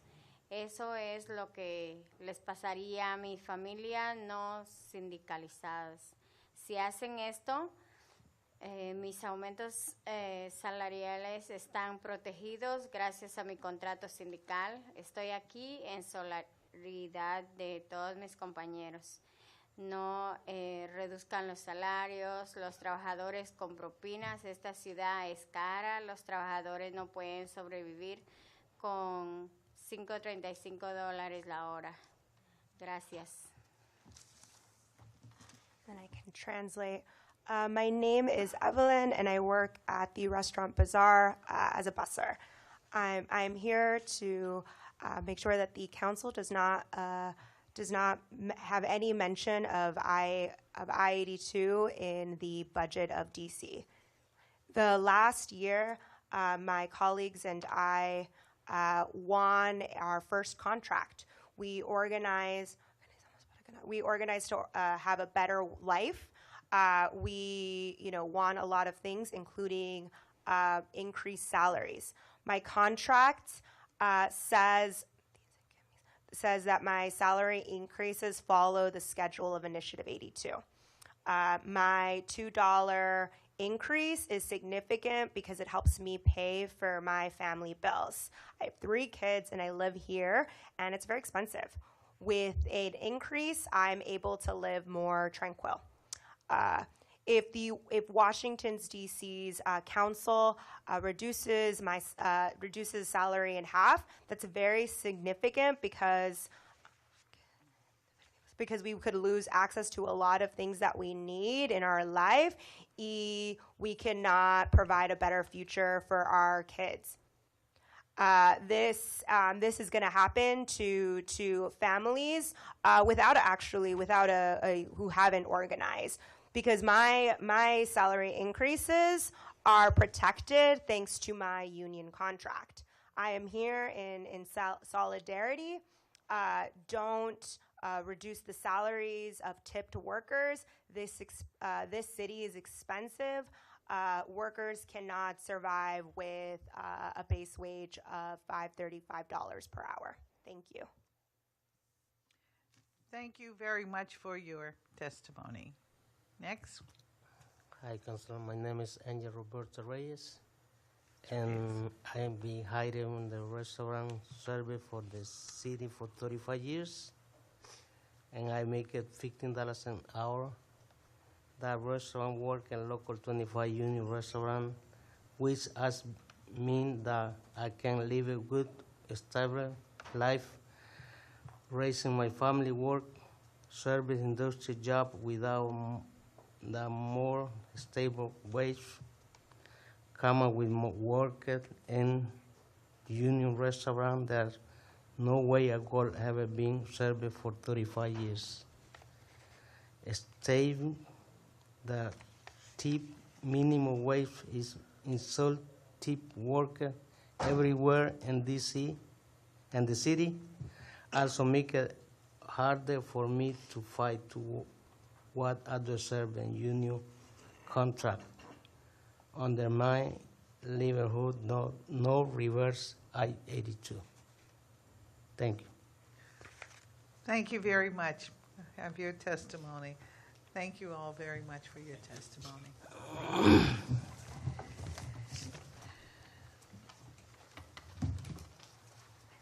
Justin Palmer, who was here. Okay. Wes Waterhouse.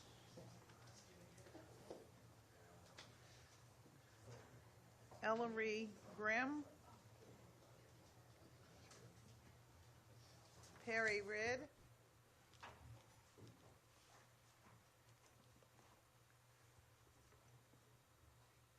Regina Welch. Okay, all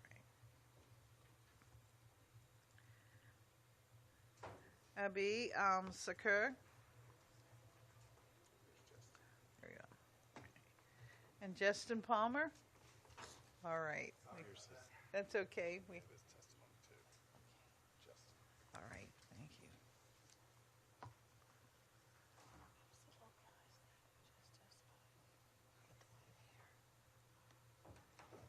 Reyes, he said something, Reyes. All right. Yes. All right, we are ready when you are, and we'll start with you, sir. Yes.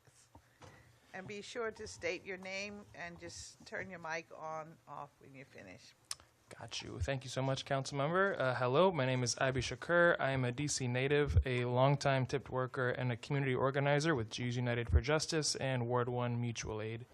I'm writing to ask you, or asking you, to remove the repeal of Initiative 82 from the budget proposal. I understand that the Council's desire to address the challenges faced by DC's restaurant industry, and I understand the frustration felt by restaurant workers who see I-82 as the cause for decreased pay and other issues. The restaurant industry needs help to survive and thrive, but pausing I-82 is not going to do that. The point of repealing I-82 is also not going to do that. The point of Initiative 82 is to ensure more equity for DC's restaurant workers. The vast majority of DC residents believe in that vision, as they have voted for it time and time again. I would like to think that DC Council believes in it as well. But the decision to pause and the suggestion to repeal instead show a cowardice toward tackling the industry's issues with real vigor. Folks today will thank you for the decision to pause, and frankly, I do not blame them. When I was working as a bartender during the passage of Initiative 77 and 82, I was skeptical. I feared the same thing that others are claiming, that my pay would be reduced as a result and that businesses would close. But I-82 is not the real cause of these issues. If we can agree that equity is a goal worth fighting for, many steps must be taken to ensure it. My colleagues at the Fair Price Fair Wage Coalition and Unite Here Local 25 are willing to work with Council on creative solutions like commercial rent control for restaurants or other options that would allow businesses to balance the expense of increased wages without resorting to service charges. These are the solutions we need if DC Council is committed to equity and has the wherewithal to see them through. As a community organizer with Jews United for Justice, our organization fully supports Initiative 82 and will oppose a pause and will continue to defend it and the rights of tipped workers in the district, as I am doing today. The voters of DC demand that you get this right. Restaurant workers know that service charges are the real reason for decreased pay. If workers who oppose I-82 were exposed to different solutions, they might agree as well. Again, I don't fault them, but it is up to you, Council Member, to meet the moment and demonstrate a vision for equity with solutions that work for everyone. Thank you. Thank you very much for your testimony. Next. Mr. Palmer. Good afternoon, Chairperson Bonds and members of the Committee on Executive Administration and Labor. My name is Justin Palmer, and I'm the Vice President for Public Policy and External Affairs for the District of Columbia Hospital Association. I appreciate the opportunity to present testimony at the FY26 budget hearing for the Department of Employment Services and the DC Workforce Investment Council. DCHA is a unifying force advancing hospitals and health systems in the District of Columbia. We are committed to promoting policies and initiatives that strengthen our system of care, preserve access, eliminate disparities, and promote better health outcomes for patients and our community. Our driving vision is to achieve an efficient and effective health care delivery system that supports equitable and vibrant community. As we've discussed several times already this year, meeting the workforce needs of the entire health sector is essential to drive the health care portion of our economy forward. The funding this committee provided through the DC WIC over the last 3 years allowed 49 individuals to be supported as they completed their certified medical assistant credentialing, 19 individuals to complete their certified nursing aide or home health aide training, and 6 to complete their apprenticeship for an advanced CNA credential. Continued support for these training programs is essential in supporting students and the healthcare industry. Importantly, this work is in addition to the support the Department of Employment Services has laid the groundwork for multiple healthcare apprenticeships that we hope to present to the Apprenticeship Council in July. Speaking of the Department of Employment Services, we continue to support their DC Alliance for Healthcare Careers. In its first year, the district invested $2 million in providing training opportunities for 143 DC residents in 9 prioritized careers. The first cohorts of this program have completed, and the second cohorts are near completion, and are hoping, working with them to have jobs upon completing their training and obtaining their credential, which should be the goal for any training program in the district. It is these types of programs that will be critical to ensuring opportunities for residents of the district. As the committee examines the budget process before it, we hope investment in healthcare training programs continue to be a priority. We know Director Morris Hughes and Executive Director Hubbard are working hard to ensure DC residents have access to world-class training programs and the necessary supports for participants to complete credentials in healthcare careers. As DCHA and the DC Healthcare Workforce Partnership, we are committed to assisting in that work. Thank you for allowing me to testify, and I'm happy to answer any questions. Thank you very much for your testimony. I do have just one question, since you were kind of off subject here for today. You mentioned that you're committed to assisting in this work. Does this mean that you have resources that you will devote to training additional numbers, increasing the numbers in the 3 categories that you made reference to? So we are working with the Deputy Mayor for Education, the Office of the State Superintendent, through the Bluebird funding that the city received to launch the DC HEAL, which is an apprenticeship-linked program for, at least it's starting out as for graduates of the ATC or the career and technical education programs in healthcare in the district. The goal is to place them with employers for a 1-year apprenticeship, and during that year they'll obtain an additional credential. They're full-time employees. The goal, our hope is they choose to stay with the employer after that year and start growing their career with that employer and that collaboration. We're focusing on getting the first year off the ground, but our next is how do we focus on the pathways after that to advance the careers. The programs that we're looking, that we're placing applicants in right now, along with CityWorks DC, is a CNA to a patient care tech program, 2 CNA to advanced CNA programs. We have 2 non-clinical options.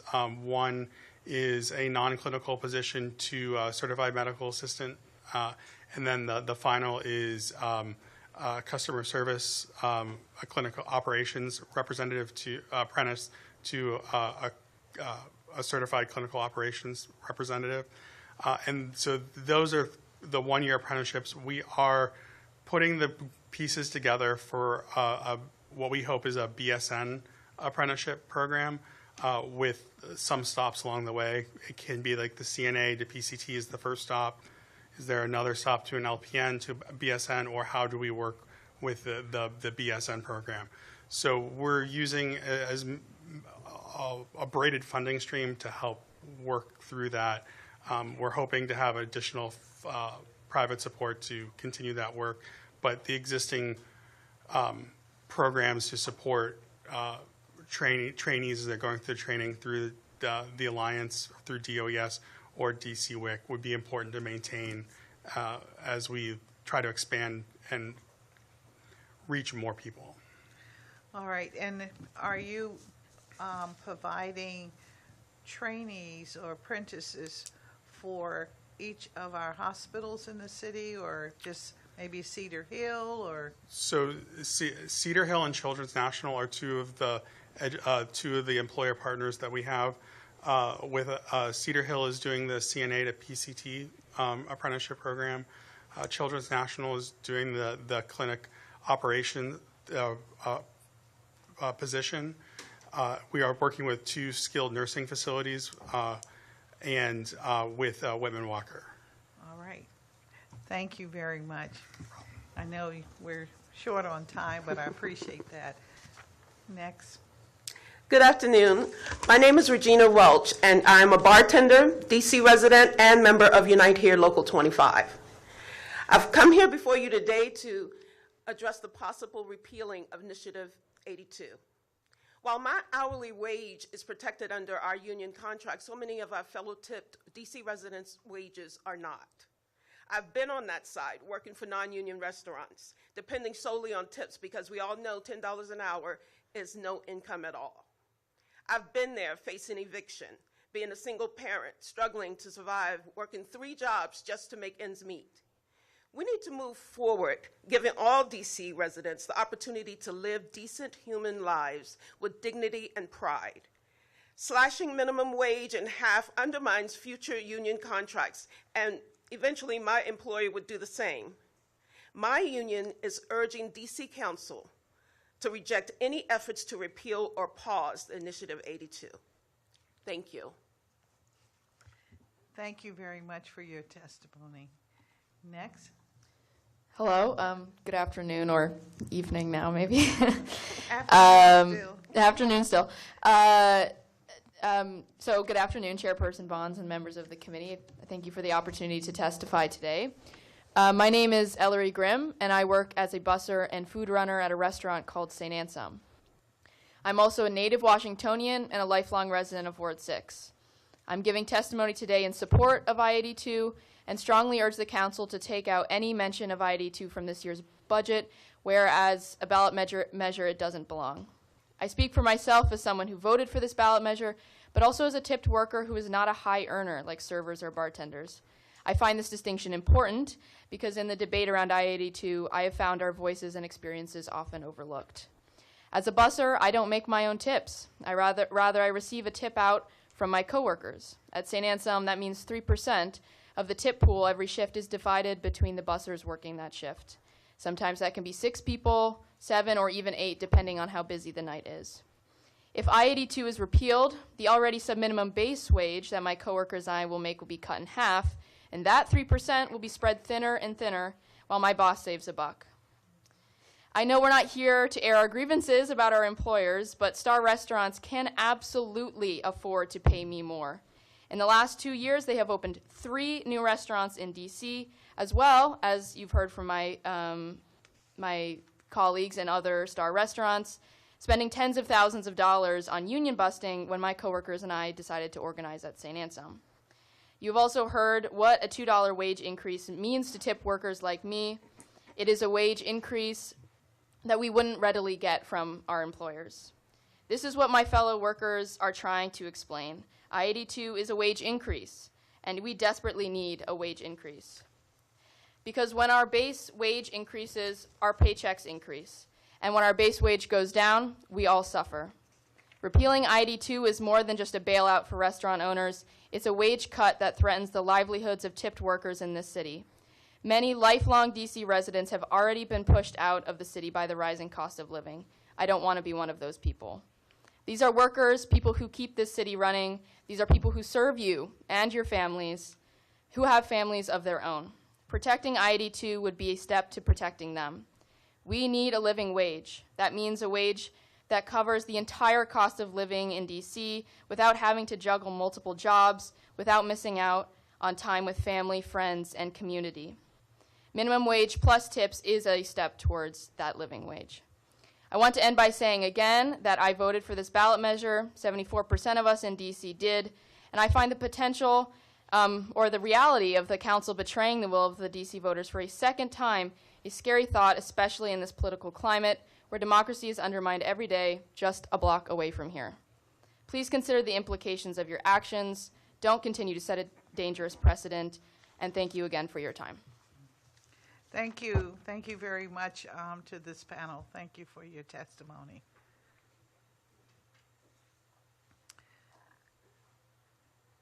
And I have to remind everyone, please make sure I get your testimony in writing for the record. Thank you. Our next panel,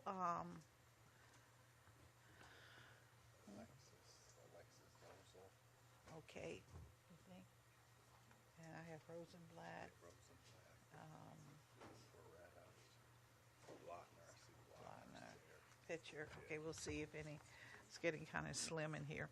All right, our next panel, Alexa Zoso, Carol Rosenblatt, Joseph Peretta, Joanna Blochter. You know I know you.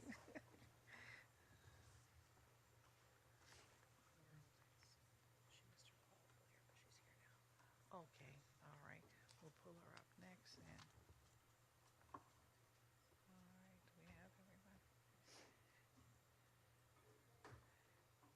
What's her name? Okay, and Nora Weiss, we can take you as well.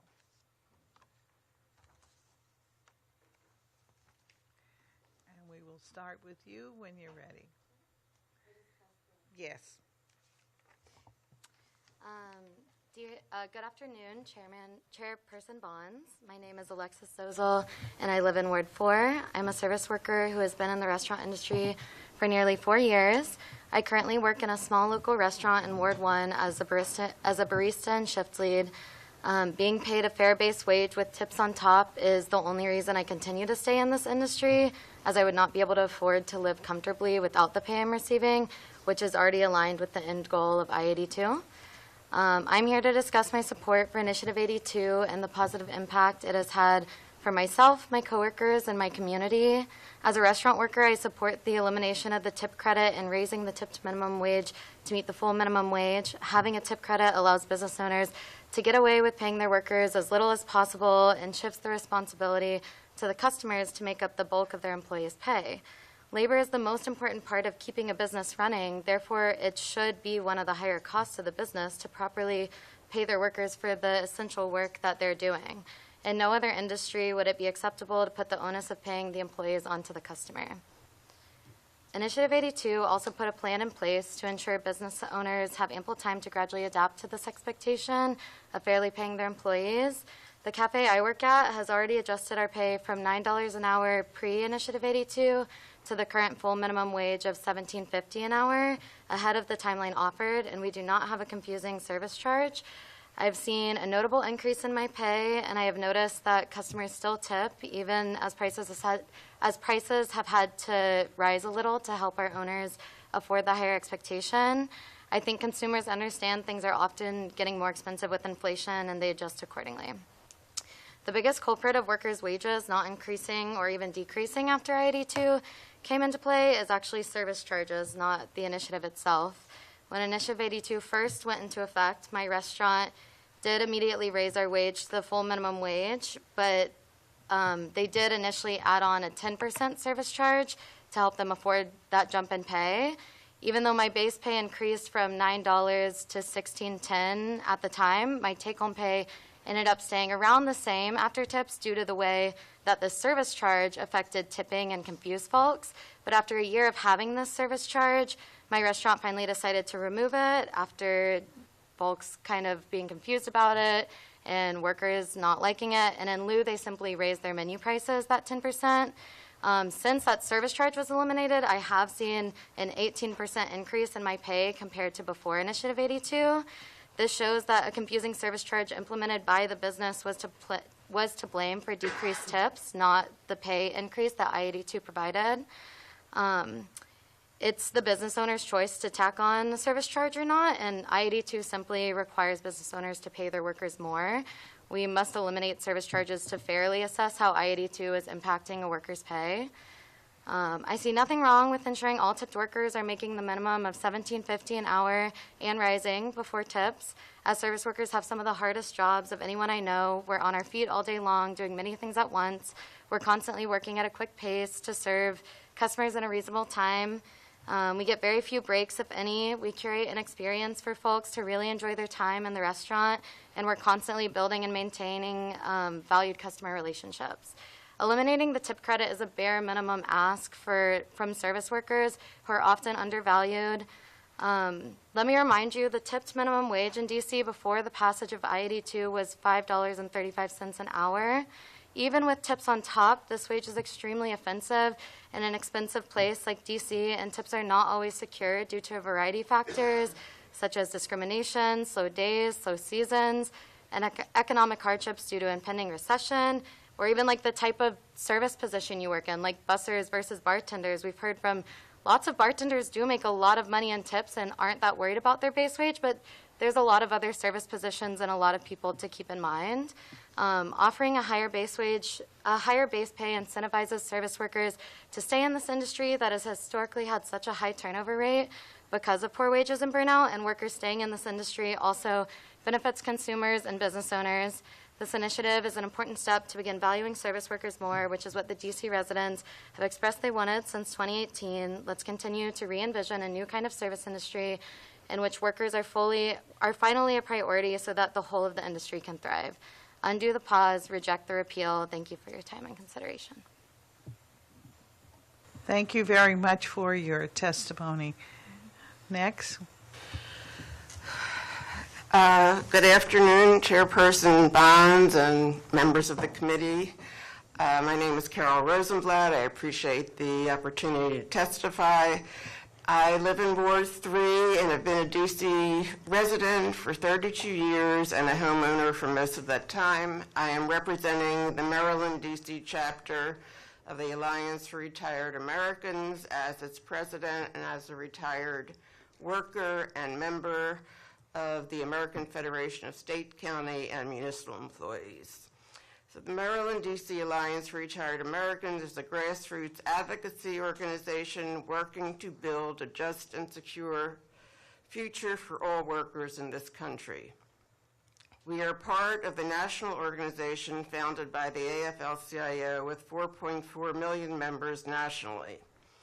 Having worked for passage of Proposition 77 in 2018 and of Initiative 82 in 2022, my organization is opposed to subverting the will of the people that Mayor Bowser's budget proposal would do by undermining ballot Initiative 82. Mayor Bowser is siding with the big business lobby of the restaurant industry instead of those workers who make that industry thrive and grow. We stand with those workers who have supported Initiative 82 and the general community and want to see its implementation as originally intended. A study by the Institute for Women's Policy Research released on December 10, 2024, found that the tipped minimum wage affects workers' livelihoods and economic well-being, with particular harms for women workers. Employees rely on tips as a substantial part of their income, and having a lower minimum wage for tipped employees can perpetuate gender and racial inequalities. Tipped workers' unstable income due to fluctuating tips also leave them in a state of financial insecurity. Phasing out the tipped minimum wage could reduce poverty for many tipped workers, especially where women servers have higher poverty rates and leave them with stable wages. Members of my organization enjoy the benefits of living in or in close proximity to DC and want to take advantage of the vibrant restaurant scene that this area affords by patronizing restaurants that treat their employees fairly by paying a fair wage. In the recent study released by Unite Here Local 25 that found that the food services and drinking places industry grew faster in DC proper as tracked by the Bureau of Labor Statistics compared to the full metropolitan area, comparing it from the first quarter of 2023 before Initiative 82 took effect and the third quarter of 2024. So we implore the council and its members to reject any change to the will of the voting population by implementing Initiative 82 as it was originally intended. Thank you for your time. Thank you very much for your testimony. Thank you. Next, Jana. Good afternoon, Councilmember Bonds and committee staff. My name is Joanna Blotner, and I serve as the Government Affairs Director at DC Action, where we utilize research, data, coalition building, advocacy, and a racial equity lens to break down barriers that stand in the way of all kids reaching their full potential. We are also the home of the DC Kids Count, an online resource that tracks key indicators of child and family well-being. I am testifying today on the critical role paid family and medical leave plays in promoting the well-being of the district's children and working families. DC Action encourages this committee to reject the mayor's budget proposal to reduce paid leave benefits to create tax relief for big business interests. DC Action was an early supporter in 2015 of the legislative campaign for paid family leave because data shows that paid parental, medical, and family caregiving leave promotes infant and maternal health, child development, family economic security, and racial equity. More broadly, we know that when working families face some of the most challenging moments in their lives, paid leave helps ensure that a health crisis or tragedy does not also become a financial crisis, a housing crisis, or a crisis of conscience, forcing someone to choose between caring for a loved one and receiving a paycheck. The mayor's continued hostility toward paid leave and working families directly undermines her supposed commitment to growing our economy and making the district a competitive and desirable place to work and raise a family. Instead, it promotes displacement, inequality, and instability for DC families and businesses. At DC Action, we are a small nonprofit of roughly 20 employees. The district's paid family and medical leave insurance program has been a significant financial asset for us because of its very low cost yet very robust benefits that are not available on the private market when it comes to family caregiving leave, including paternity leave. Multiple members of our staff have benefited from paid leave, some for parental leave purposes, and some for personal medical leave, which required the utilization of all 12 weeks of universal paid leave benefits to undergo cancer treatment.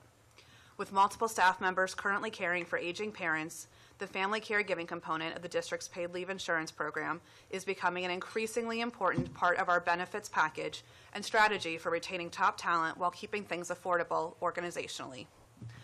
Since the launch of the program, data from DOES has shown that workers regularly do not request or qualify for all the weeks of medical or family caregiving leave that the district allows. There are legislative and regulatory guardrails against extended leave, meaning that in the few instances that someone does qualify for all 12 weeks, they truly, truly need it, like my dad did when he was recovering from Guillain-Barré syndrome for more than 4 months.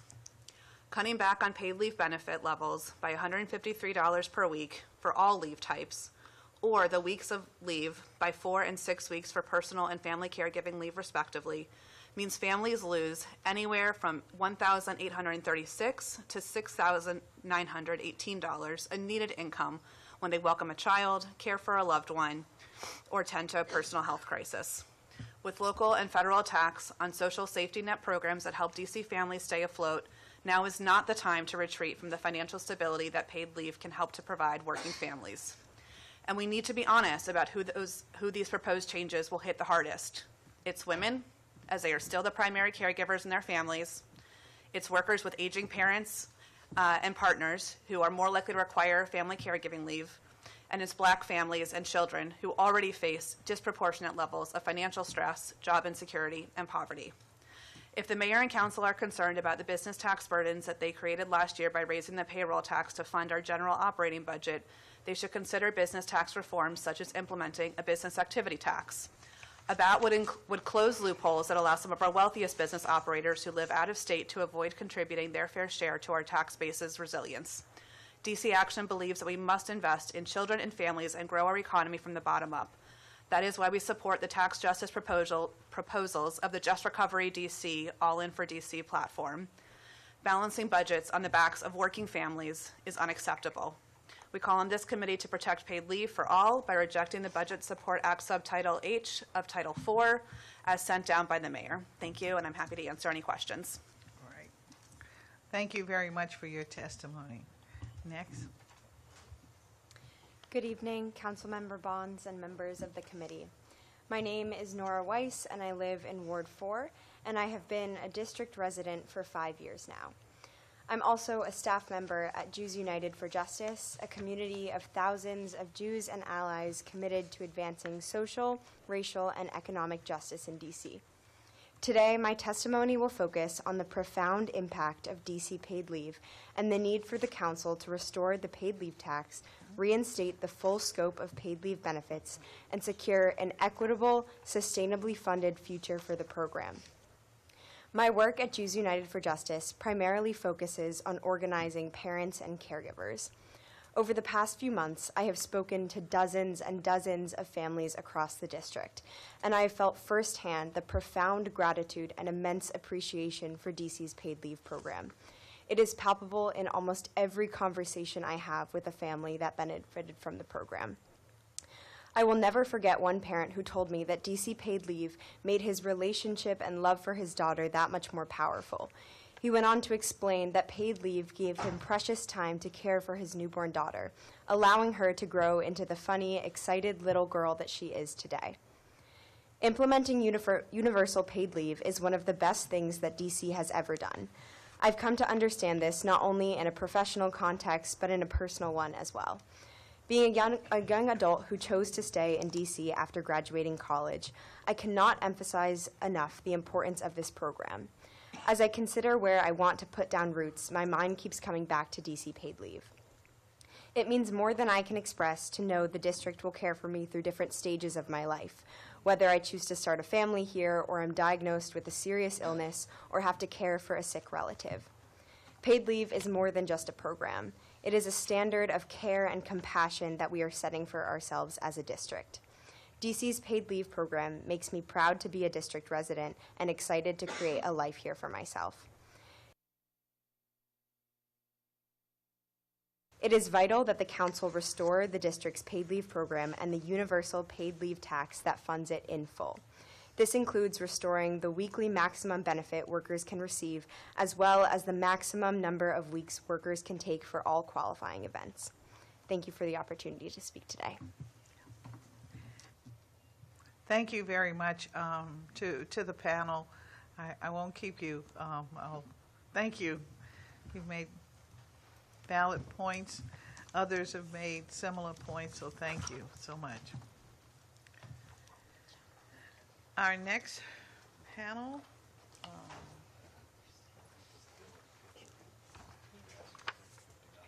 Okay. Dylan Pitcher. No, we did ask for him. Got it. What number is that? Number 60. Okay. Gada Toon, Jose Perla,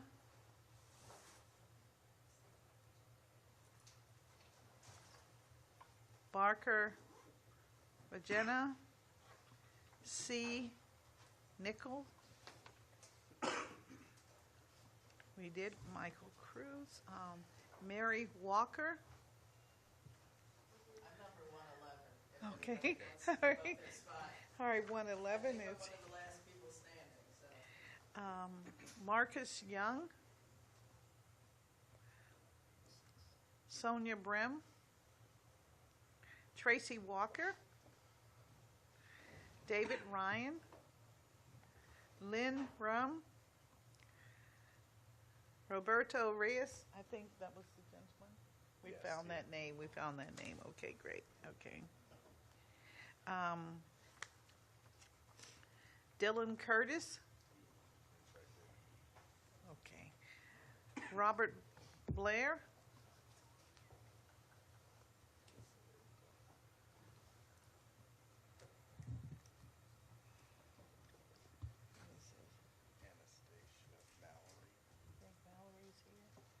We didn't get her?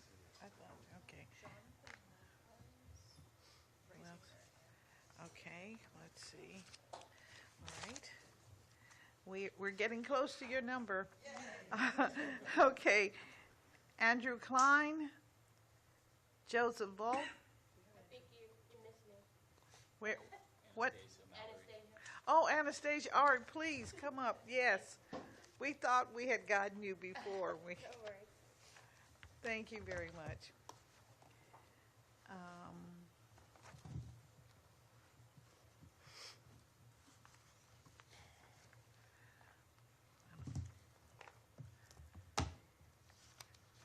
have we gotten everyone who is here to testify except for number 101? Oh, two more. Okay. All right. Ma'am, would you come up? We'll just take you because, yes, please. I don't know what number you are, but we're happy to have you here. Okay, and then we'll get you, and we'll get you. Yeah, she wanted to be last, so let's just make sure her wishes come true. All right, thank you all very much, and thank you for your diligence and just, devoting time to giving us some testimony on DOES, Department of Employment Services, and we'll start with you. Thank you, Councilmember Bonds, and thank you for staying. My name is C. Nickel. I'm the Community Health Outreach Manager at First Shift Justice Project, and I'm here today to urge the Council to reject the cuts to DC paid family leave that are proposed in the Mayor's budget and to restore the program in full. DC paid family leave is a lifeline for workers across the district, and it allows people to care for themselves or for their loved ones during times of serious medical need without sacrificing their income or job security. Weakening this program would be short-sighted and deeply harmful. The proposal to lower the maximum weekly benefit cap places an unfair burden on DC workers. Many workers already struggle to make ends meet while on leave, and reducing this benefit will push workers to choose between caring for their health or their families and keeping a roof over their heads, which sometimes is not a choice that they're able to make if they have a serious health condition. The proposal to slash the number of weeks workers can take for personal medical leave from 12 to 8 weeks and for family caregiving leave from 12 to 6 weeks is unnecessarily cruel. If most workers don't take the full weeks of leave, the full 12 weeks of leave, those who do are dealing with serious prolonged conditions, reducing the amount of leave won't save much money, but it will deny lifeline support to those who need it the most. We've seen firsthand at First Shift how indispensable the full 12 weeks can be. For example, one of our clients, Sarah, is just one of the many people who have found relief and stability thanks to DC paid family leave. Her young son was hit by a car, requiring reconstructive surgeries and an extensive physical therapy process, and the program allowed her to take 12 weeks off from work, giving her the peace of mind to be by his side without fear. The financial support she received allowed her to continue to both care for her child and to continue to support her family. Without this assistance, it wouldn't have been possible for her to afford her absence from work while covering her family's basic needs. Despite the support that she received, the 12 weeks were barely enough to stabilize her son's condition. Reducing this benefit to just 6 weeks would not only be harmful to families like Sarah's, but it would also place an unfair burden on those facing medical emergencies and requiring extended time to care for their loved ones. The DC paid family leave program is not a luxury. It's necessary for those who work and who contribute to the well-being of DC. Cutting it would mean ignoring the reality of thousands of families who depend on it to navigate difficult moments without jeopardizing their financial stability. This is not a matter of lacking resources. DC paid family leave has its own dedicated funding stream. The proposed cut to the UPL tax might look small on paper, but it comes at the expense of people's health and financial security. The Council should keep this tax as is to preserve the current level of benefits and ensure long-term stability. I urge you to restore full funding to the DC paid family leave program and protect the health, dignity, and livelihoods of DC workforce. Thank you. Thank you very much for your testimony. Just have a quick question. You may recall last year we increased the tax. Did you have an opinion on that? We didn't get any testimony about that, but I just wondered. I'm actually a newer staff member, so I'm probably not the person to ask, but I'm happy to ask Laura Brown for her opinion and have her follow up with you and I provide would that. just be curious to know. Thank you very much for that. Next. Hi. First and foremost, thank you for allowing us to testify to here today, Councilmember Bonds, and thank you for your support in freezing the further advancement of Initiative 82. I want to start off by saying there is only one minimum wage in DC, and it is the full $17.50 an hour. That's just federal law. That's how this works. That's how this has always worked. I'm happy to see that minimum wage continue to go up each year, as long as we preserve some form of the tip credit. I would also like to bring up, because Purple Patch was brought up earlier, I happened to work at Purple Patch for 3 years, including being a salaried manager there for a year, including in 2023 when the Washington Post named us Restaurant of the Year. I can tell you for a fact that that restaurant did about $3.5 million gross sales that year, with a payroll cost of about $60,000 every 2 weeks, which, if you do the math, is a little under $1.6 million. Does that sound sustainable to anybody running a business? That's almost 50% labor costs. That's insane. Regularly, Patrice would borrow money to meet the payroll requirements in slower periods. I currently work at a restaurant that does not utilize the tip credit. We have been Michelin Bib Gourmand for 4 consecutive years. We still lost just short of $40,000 last year because the labor cost is so high. We are consistently busy. We do a lot of business. We're a very popular local restaurant, but the labor cost is burying us because we are a small independent restaurant. And people keep bringing up the Steven Star restaurants. Yes, those are the big restaurants we should be holding to the fire because they are doing things that they shouldn't be doing. I'm 100% on board with that.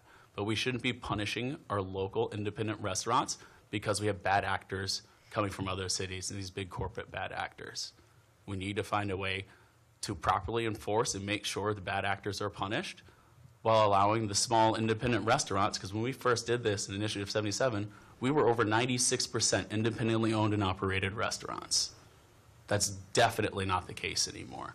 And I keep hearing about this booming restaurant industry, and it's not real. You can't count these corporate boba tea counter service spaces moving into the city and compare those to the full-service restaurants most tip workers worked at.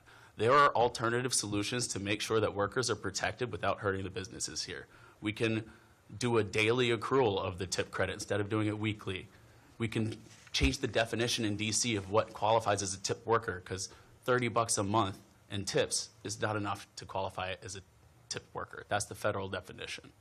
If we change that to, if you're making you have to be making at least 30% of your income off of tips, that changes everything. Now you can't define your bussers as tipped workers. You can't define your food runners as tipped workers because they're not making tips like that. You have to pay them. But the other side's not willing to have these discussions. They just want to force this down our throats because they don't actually understand how these restaurants work. And it's infuriating to see year after year. I've been heavily involved with this for 7 years, and it's just infuriating. I also want to bring up that Purple Patch uses a 20% service charge on every check. And after all the complaints I've heard about service charges, I think it's hilarious that you bring them up as an example of a good example. Also, service charges were originally a recommendation of ROC when they were pushing this. This is how you make up the difference, they said. This is what they did when they tried to open up their own restaurants' colors. How did that go? Oh, wait, they shut down twice and were sued for wage theft themselves. Why are we listening to these people?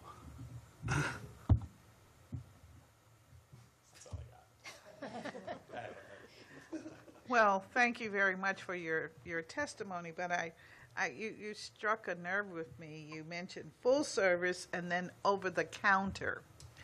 And the data that we continue to discuss is, full service and then something else. Perhaps part of where we must go is to look at the type of businesses, because, and now I'm hearing there are these conglomerates, as well as some call it mom and pop, but primarily speaking of the local business models.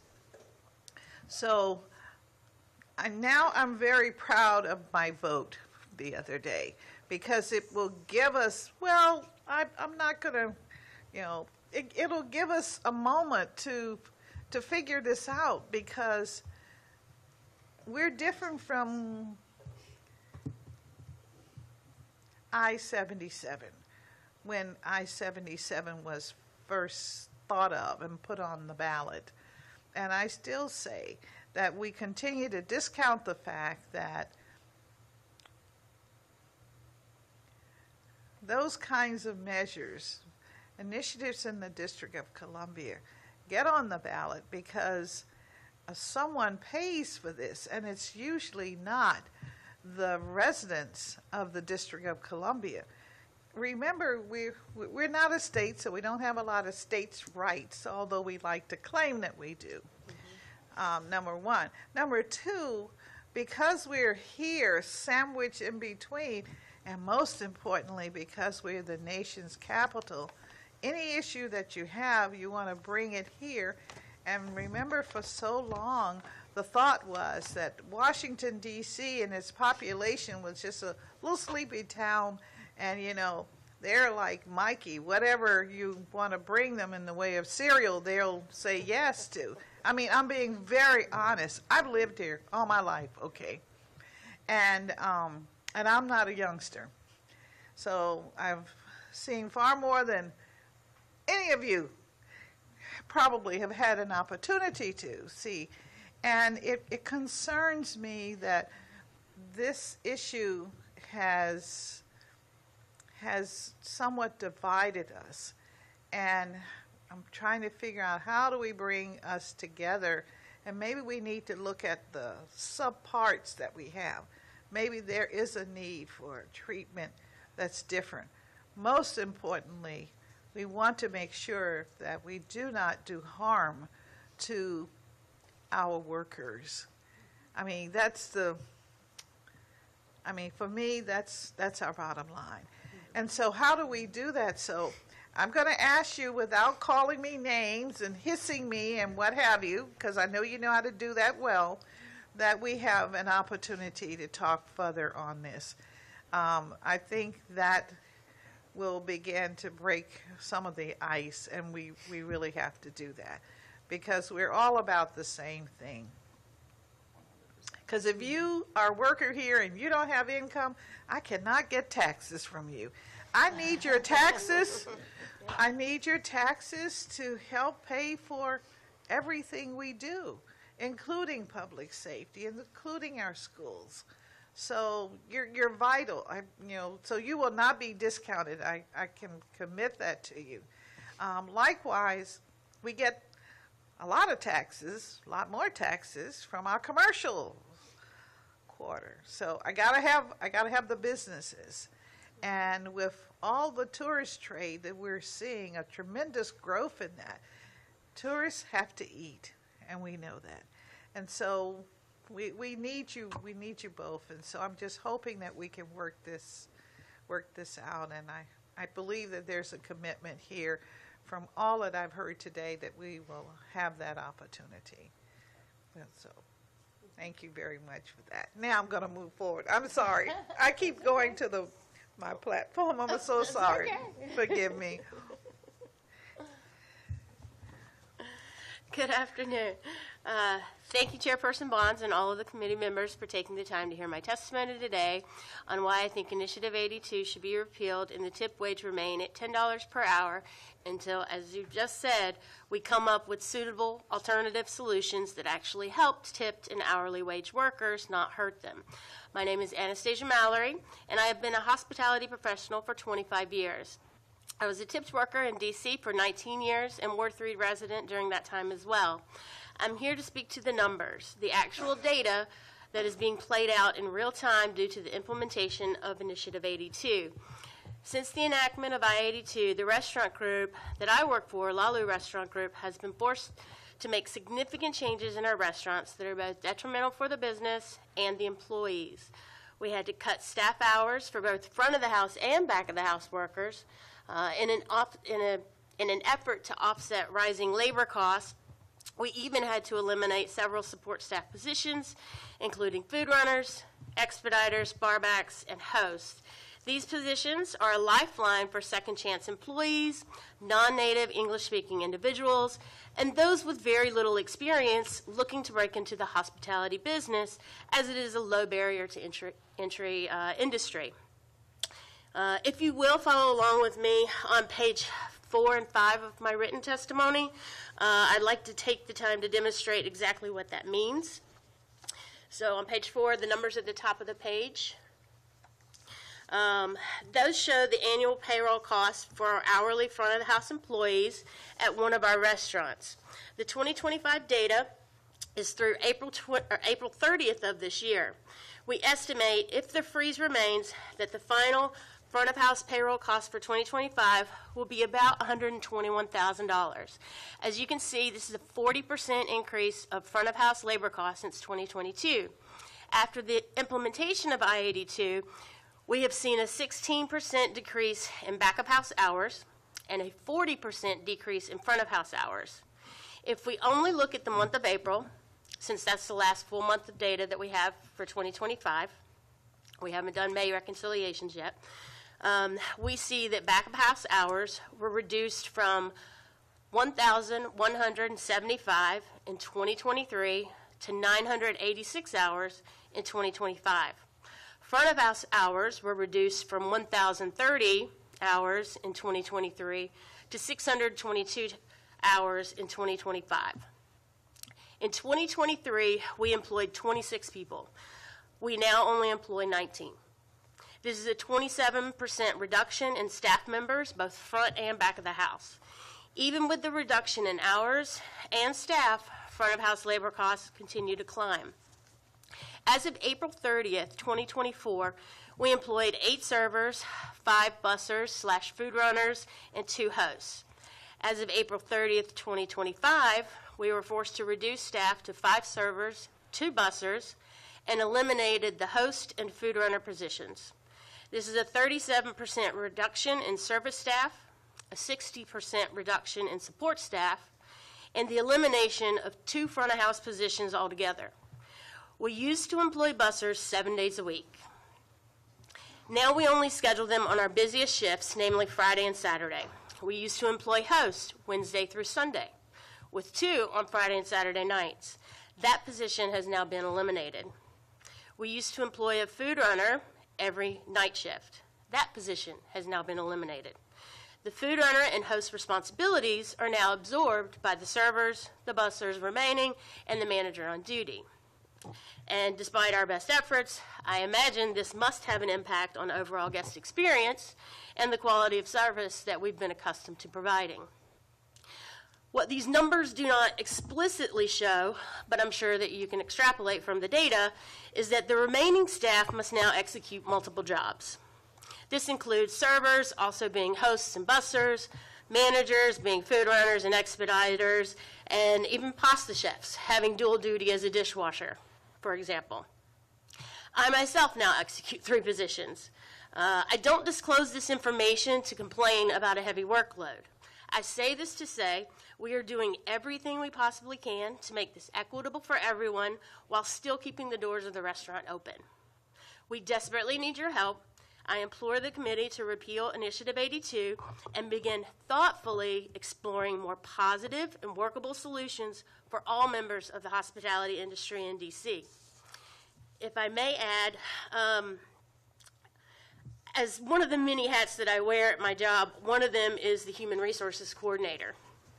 And I'm also a certified trainer with OHR, Office of Human Rights here in D.C., that works with DOES to enforce the mandates for the Tipped Wage Worker Fairness Amendment Act. It has been distressing hearing from tipped workers today that they feel honor retribution or retaliated against in this industry. Let me be clear. It is illegal to retaliate for an employer to retaliate against anyone participating in a protected activity. And by protected activity, I mean exercising your right not to be discriminated against. If you feel you have been retaliated against, then please come meet me in the hallway. I will be out there for the next 10 minutes. I will gladly give you guidance and resources that you need and that are available to you. And that includes if you feel you've been a victim of a wage theft. And just a side note, I too agree to not decrease funding and keep the current DC paid leave benefits as is. I'd like to thank you again, Chairperson Bonds, and all the committee members for your time today and allowing our voices to be heard. Thank you very much for your testimony. Thank you. Next. Thank you. Sorry. Thank you for allowing me the opportunity to testify, Councilmember Bonds and the committee. My name is Amy Brandwine. I'm a lifelong DC native. I live in Ward 1, and I'm the chef and owner of Centralina and Piccolina in City Center, DC, in Ward 2. I opened my first restaurant, Centralina, 10 years ago, just about yesterday, and I am a proud member of our hospitality community, and I'm a community activist. I'm an independent owner, and I'm in my restaurants every day. I'm working 24/7, and I can tell you I'm not a fat cat, as I've heard described here today. I started my restaurants with zero funds, and I worked tirelessly to make them profitable. This has been increasingly difficult post-pandemic and I-82. Our profitability has dropped significantly. I am genuinely worried about DC restaurants, and yes, I do believe I-82 is part of that. I have worked as a chef for 25 years, and before that in government affairs. Just to say that I know DC and I've seen the full spectrum of our city. When One Fair Wage approached me way back when to support the initial ballot initiative, I told them that I could not because I am pro-tipping or because I'm against worker benefits, but because the government has not conducted the hearings or had a substantive discussion on the economic impact this has had on our very important industry. This initiative should have been introduced as legislation with extensive public hearings. The government, I'm pro-government, I love government. I think it places a very important role in helping the lives of everyday Americans. However, I think over the last 5 years or so, the local DC government has had a very injurious effect on our industry. Quite simply, I don't understand why the government is involved in telling us how to pay our employees, as long as we are meeting the legal requirements. I'm disheartened to hear small businesses being smeared unilaterally here. DC needs a vibrant restaurant community. Small businesses create jobs and add to DC revenue, which helps social services for everyone. I would like to provide an alternative view of a restaurant such as mine, which provides free health insurance, upward mobility, 401k for all employees, and on top of that, our tipped employees, starting from support staff all the way up to the servers, they make $25 to $90 an hour. My recommendation is to go after the bad actors and enforce the law that already exists, not punish and smear honorable small businesses such as mine.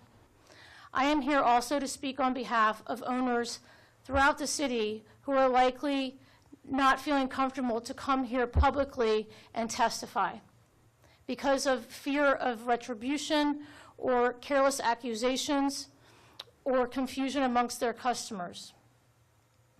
There's a lack of understanding that ownership is realistically, in this scenario, obligated to switch to a service fee to recoup the increasing minimum wage costs. Raising prices does not help upset all those costs, because the increase in the prices also goes to increasing the tips as well. So we do not get 100% of these price increases. I am advocating for a better way where everyone can come to the table and we can have a conversation about what works best for our industry. And as you mentioned, and I very much appreciate it, a tailored approach, sector by sector, of tipped employees, because it's not one size fits all. What works for my restaurant may not work for another restaurant, may not work for a hair salon, and et cetera, et cetera. And so I believe that we've been rushed to have this thing kind of, as people have said, put down our throats. And there's an assumption that we're not pro-worker. We definitely are. But we have to stay in business as well. Thank you very much. Thank you very much to this panel, and I know as time goes on we get more down to the nitty-gritty. We're drilling down, and I thank you so very much for that. And I think we're all listening now, so thank you. And I won't hold you any later. It's after 6 p.m. It's now dinner time. We saved the best for last, as has been said. I don't know, let's see. I found that there are a few on Zoom apparently. And we have John Clark, John Clark is on Zoom. Ross Cohn? No. Michael Harrison?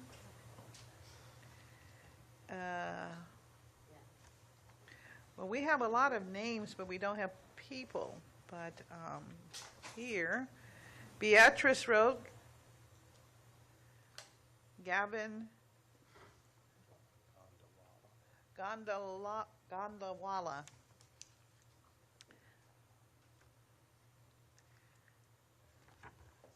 What about these? Do we have any of them? Okay, not online. Anything here? James Lewis. Carl Roberts.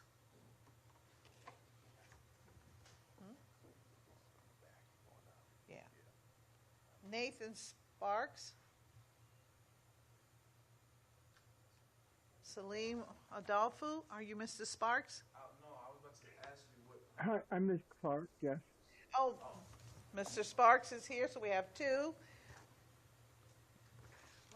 he was asking. Yeah, I was just asking what number Oh, we started skipping around trying to find people, one that may be in the meeting with us. I was 86. You're 86. Kyrie Williams. All right. All right. Well, we have, you want to wait or you can go now? I was going to say that can go first. Yeah, why don't you come on? You've been waiting very patiently. And we'll have 5 that we'll put on this time. 3 are in the Zoom. Got it. And everyone will announce their names so we'll know who we are hearing from. All right. And we'll start with you, Mr. Williams. All right. Okay, my name is Kyrie Williams, and I am currently working as the beverage manager for a Mexican restaurant called Delenia on 5th and K Northwest.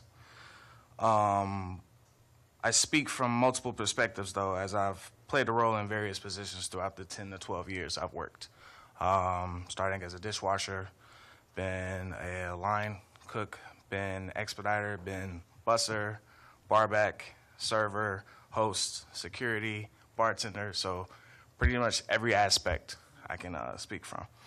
I did have an original testimony, which I did submit, but I heard so much tonight that I kind of want to get to debunking a lot of the, for lack of better terms, ignorance that's been being spewed, and not for necessarily a judgment, but just maybe lack of knowledge on certain aspects. So one way, higher wage doesn't directly influence safety from bad business practices. Just to say that we're moving to a higher wage of $17.50 doesn't necessarily mean the same people who were stealing from you can't continue to do so, okay? That's what you kind of have to deal directly with those businesses, and as aforementioned, there are agencies that are here to do that. And there are people that are willing to back you so long as staff knows that they have people they can go to talk about those situations. And I do think, yes, then maybe that means we need to look more into educating staff and even people that own spaces on how to get that information out. I think we started to hit on it, but all tipped employees are not the same type. As in, a server is not the same as an Uber driver, which is not the same as a barber, which is not the same as someone who works in a hair salon, which is not the same as someone that does nails. And yes, all of these people can get tipped, but essentially the money and the cost and demand of all these different services should kind of maybe be how we dictate how that payment goes out. Now, there's a lot of jargon from the Pro 82 crowd that seems to be very general. One of those was speaking to the whole thing is they kept referring to themselves as the people, where there are a lot of people that were against the 82. He's a person. I am a person. There are several people behind me who are also people that are DC voters that also want to be heard. And if I can remember, the last time I was here was Initiative 77, and there was an overwhelming majority of people, up almost around 400 different cases, to where we showed and told about how this does not work, okay? And, you know, it came back on the ballot again, and we respected the process of democracy in a sense that all of us get a say and speak on whatever those issues are. So we're here back again, same people, some of which I met because of 77, to tell you all the same thing. Lastly,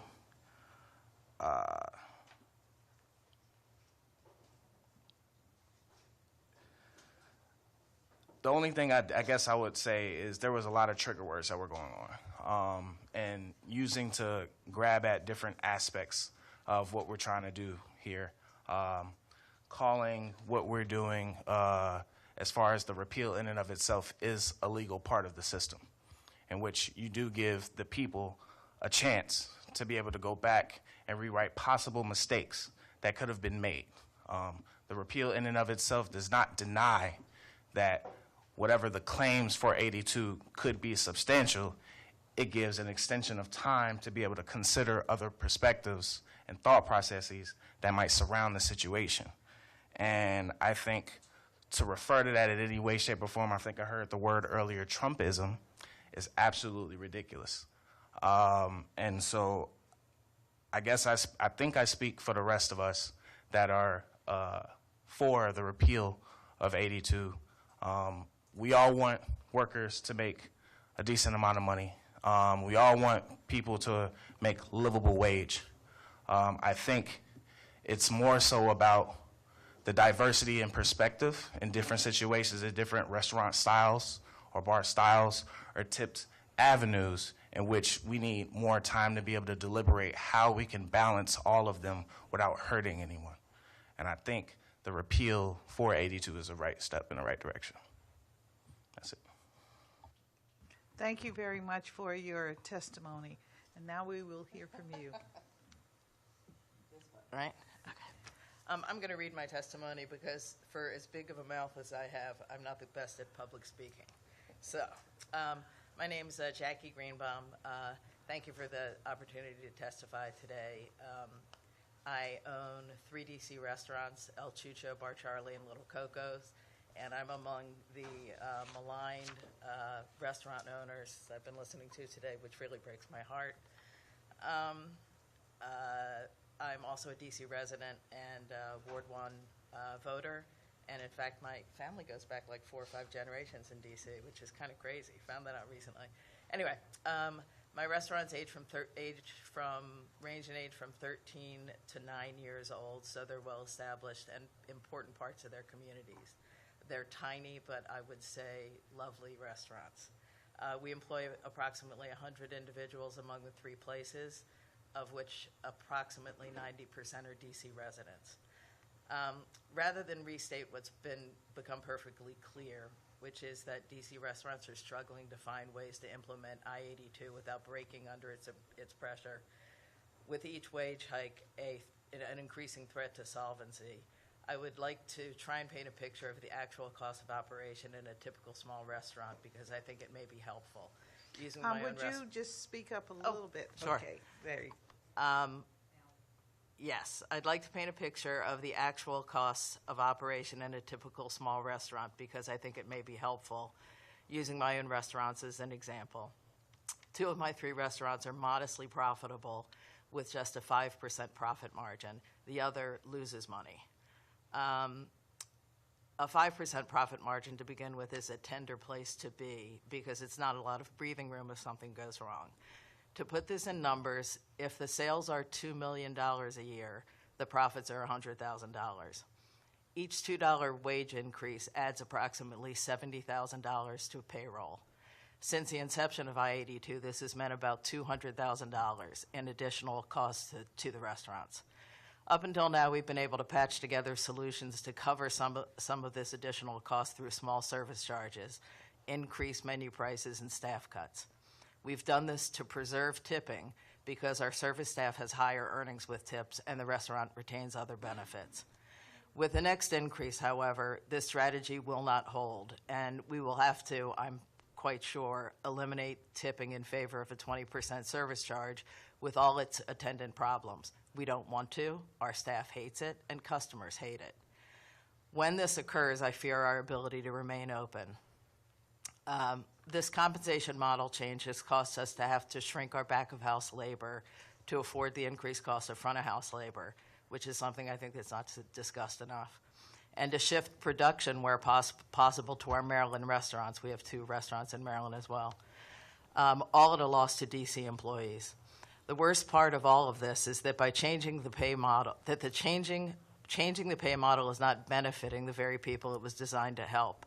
Service staff are seeing reduced hours and earnings overall, but it is a fraction of what is to come if tipping is fully replaced by a service charge model.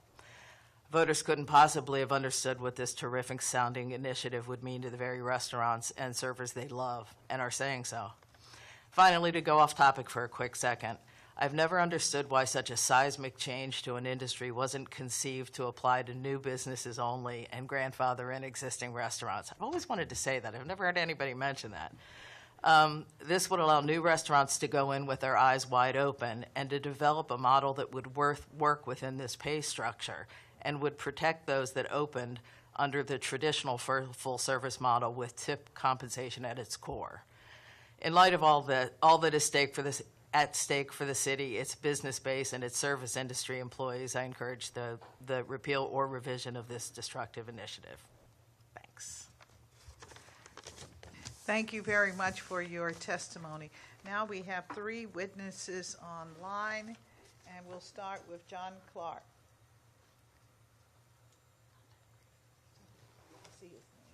Hello? Yes, I'm John Clark. All right. Okay. Sorry, the video was going up. Yes, good afternoon, Chairperson Bonds and members of the committee. Thanks for the opportunity to testify today. I'm John Clark. I worked for years at DC restaurants. I've lived in the DMV for over 4 decades, coming here from Baltimore. For the past 30 years, I've been in Brentwood. I will say that the DC Council needs to remove any changes to the tip minimum wage from the DC budget and stand by the will of the voters. I asked the Committee on Labor and Executive Administration to remove any changes to the tip minimum wage from the DC budget. I've worked in restaurants as both a wage and tips worker. I took a tip wage job because I was assured I would make a lot more weekly. Didn't work out that way. I made about or a little less per hour as a tips worker. In fact, when there were no customers, all the side work needed daily kept me very busy. All I was doing was covering those hours with the tips that I made during rush. I worked as a cashier, but since I served when porters were unavailable, I was listed as a server. The work I did in the deli was too much for my health. I had to retire and file for disability last year when my cardiovascular and coronary heart disease had progressed to the point my job was literally killing me. The mayor's proposal to end I-82, even after the voters approved it twice, is undemocratic and hurts those of us at the bottom. It shouldn't be up to us poorly paid staff to bail out failing restaurants. As restaurant workers, we know firsthand how mismanaged most of the places we work actually are. At least having a guaranteed minimum wage is something.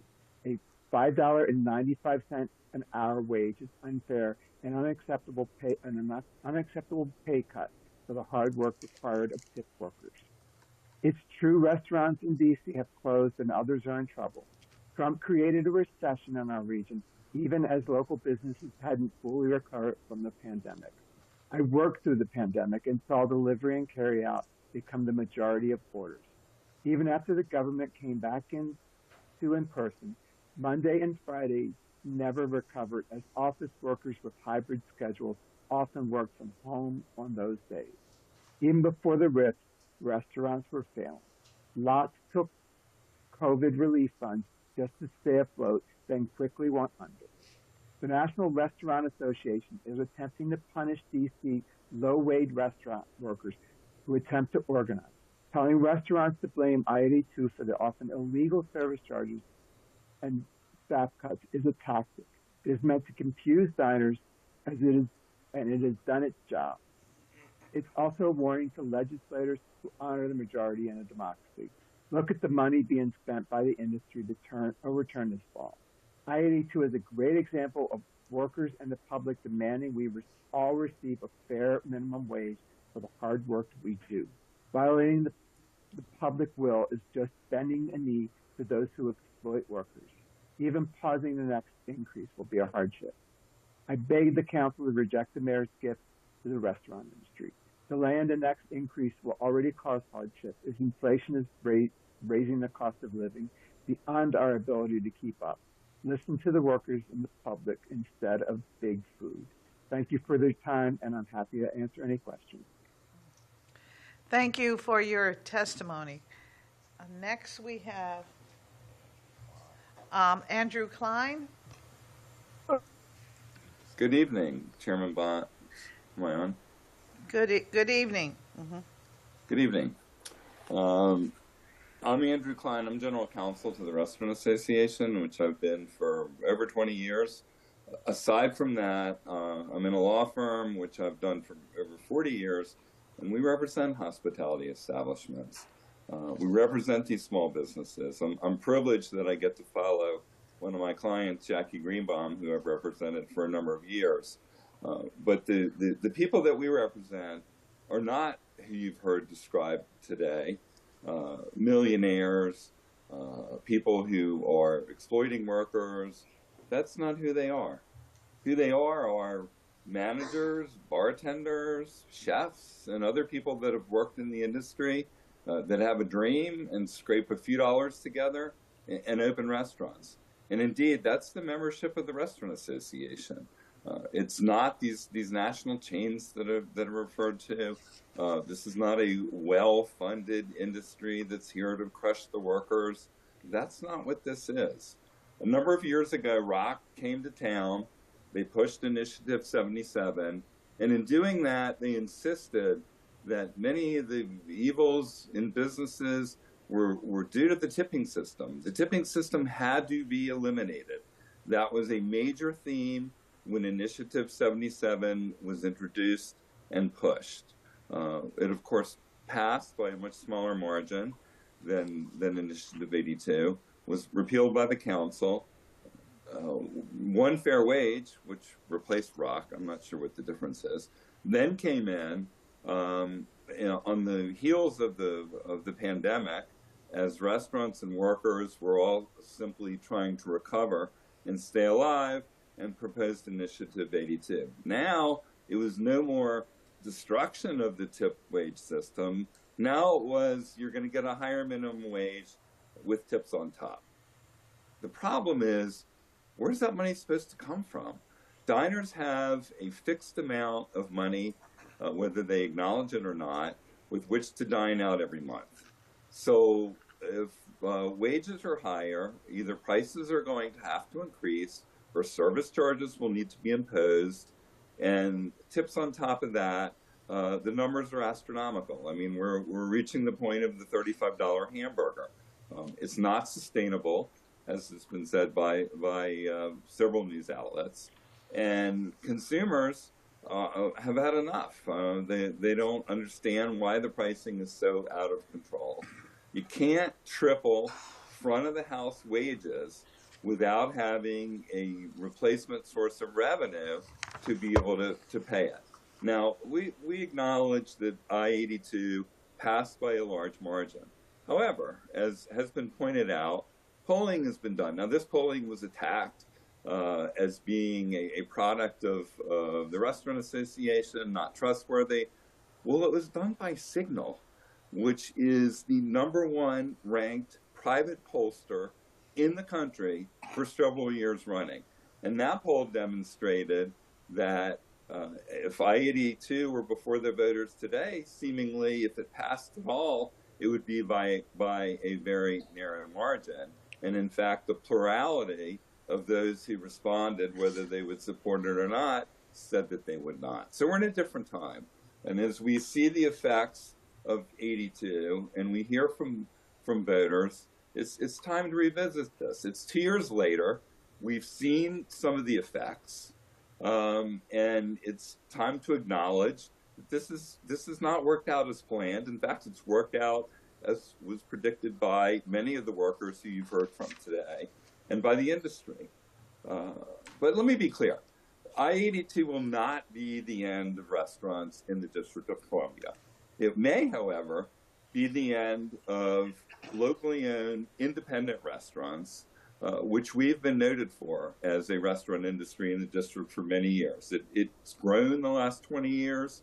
All of a sudden, we have Michelin-starred restaurants. We have things we never had before. And it's the result of the people that I mentioned before.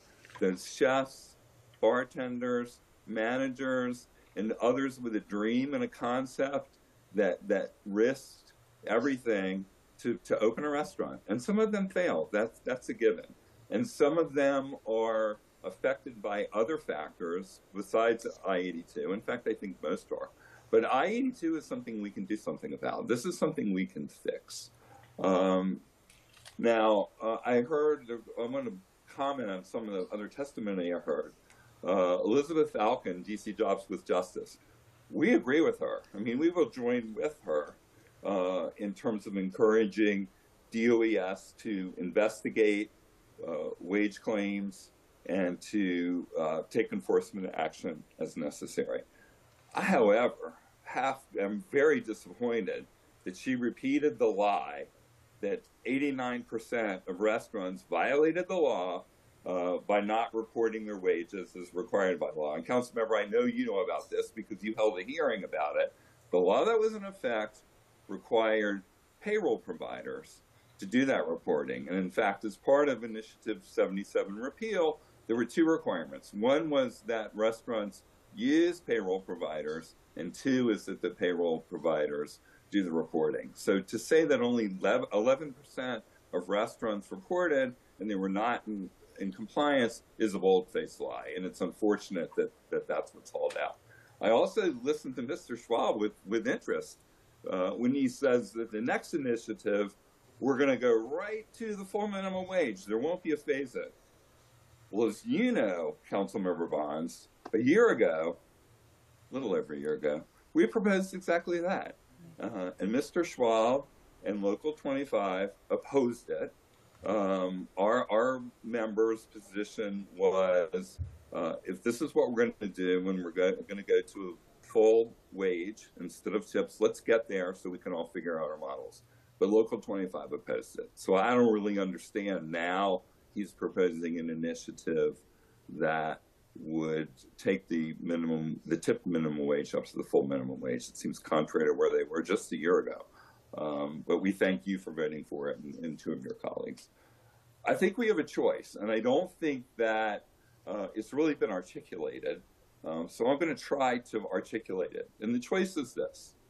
We can have fewer workers employed by chains for higher base wages as the model in the district, or we can have a robust, local, independent restaurant scene with all successful and making sufficient dollars. That's the choice, because you can't sustain, as you've heard from many of the operators today, you can't sustain a family on what one can make in one restaurant, paying workers almost $18 an hour with them getting their tips on top. It doesn't work.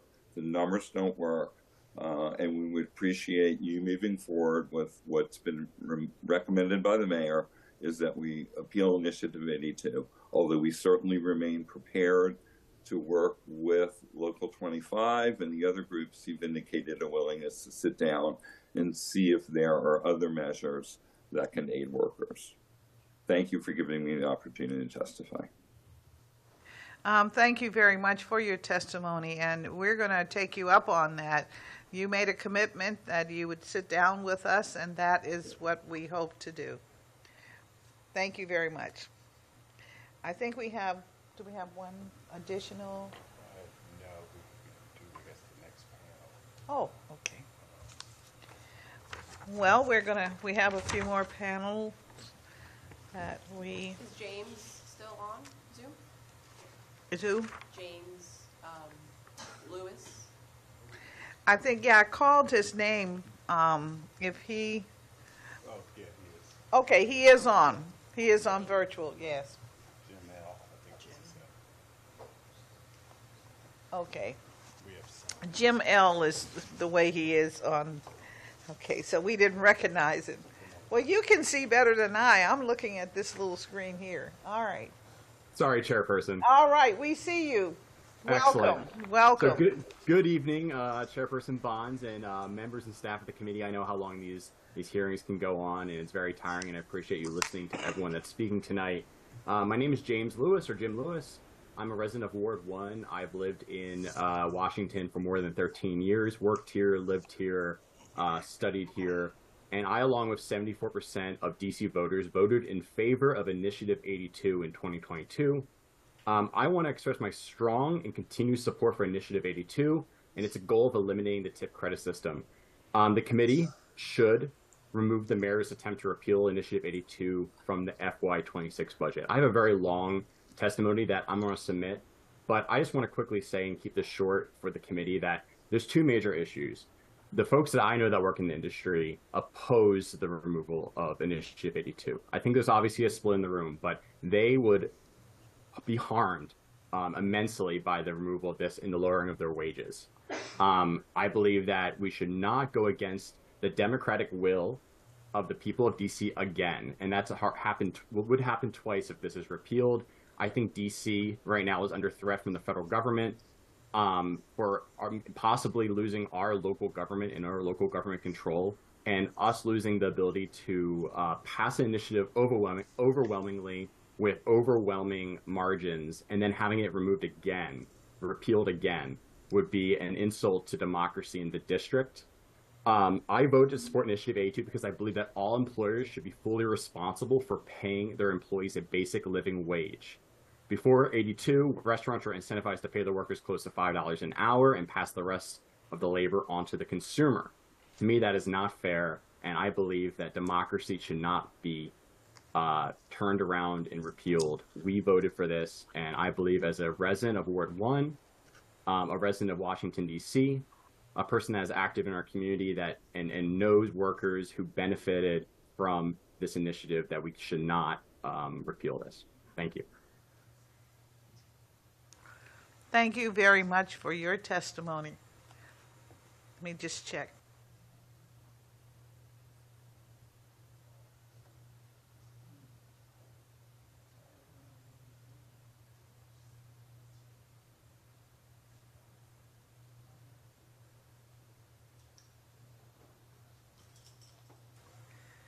So we are down to, we do not have, okay.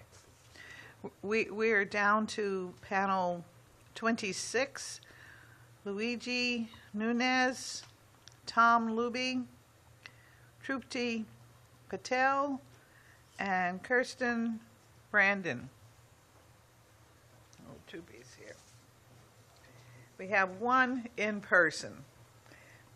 We can probably take a few more in person if we have anyone. If we have not called on you and you wanted to testify and you're on our list. I can testify on someone's behalf.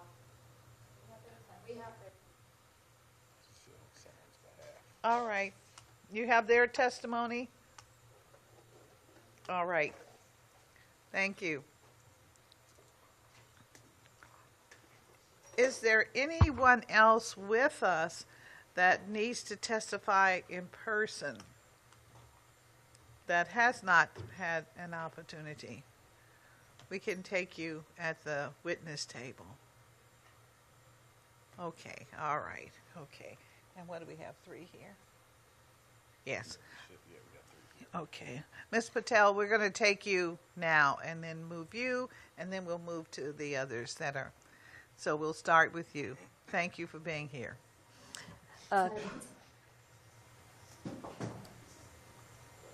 Please proceed. Good afternoon, Chairperson Bonds. Thank you for holding this hearing so that my comments may be entered into the permanent record.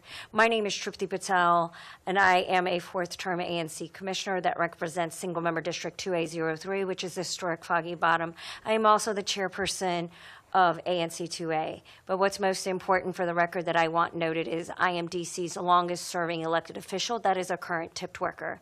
I've worked in this industry for well over 12 years now. I was also one of those workers that had to go through COVID and survived it. And I, along with the fierce member leaders of Restaurant Opportunity Center United, DC, helped thousands of workers get relief when the government wasn't there to help them. We had to sit there and listen to cries of people not being able to afford to feed themselves, their children, go without, not be able to pay their rent. And so when people wonder why Initiative 82 passed with such overwhelming numbers, it's because not only did people all over the city suffer, it was especially people who worked in the hospitality industry that suffered. I had talked to several workers who didn't qualify for unemployment. When they were trying to go through unemployment, they were waiting weeks to get their unemployment. You've heard me testify on and off throughout the years that our unemployment system has several issues. And when the DC Council decided in its infinite wisdom to pause the next pay raise for workers, it also committed the biggest act of wage theft against workers that was sanctioned by the DC government. My workers right now are all very upset because they can't understand why the DC government would sit there and take away a nominal pay raise, which is $2 an hour. Maybe it's not much to anyone else in this room, but it's a lot to those workers who use it to depend on it for their rent, their food, their commuting expenses, and child care expenses. They simply cannot understand how a $2 pay increase damages everyone else. And when they hear the rhetoric of, oh, someone else is not making money, but yet my staff and team of over 60 employees, not only have they been maintaining their pay, but they're actually doing better.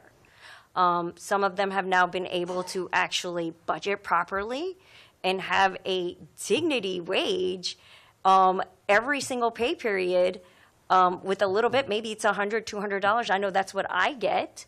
And so that little bit actually helps cushion and maintain like, oh, okay, I can make sure I have a little bit of groceries.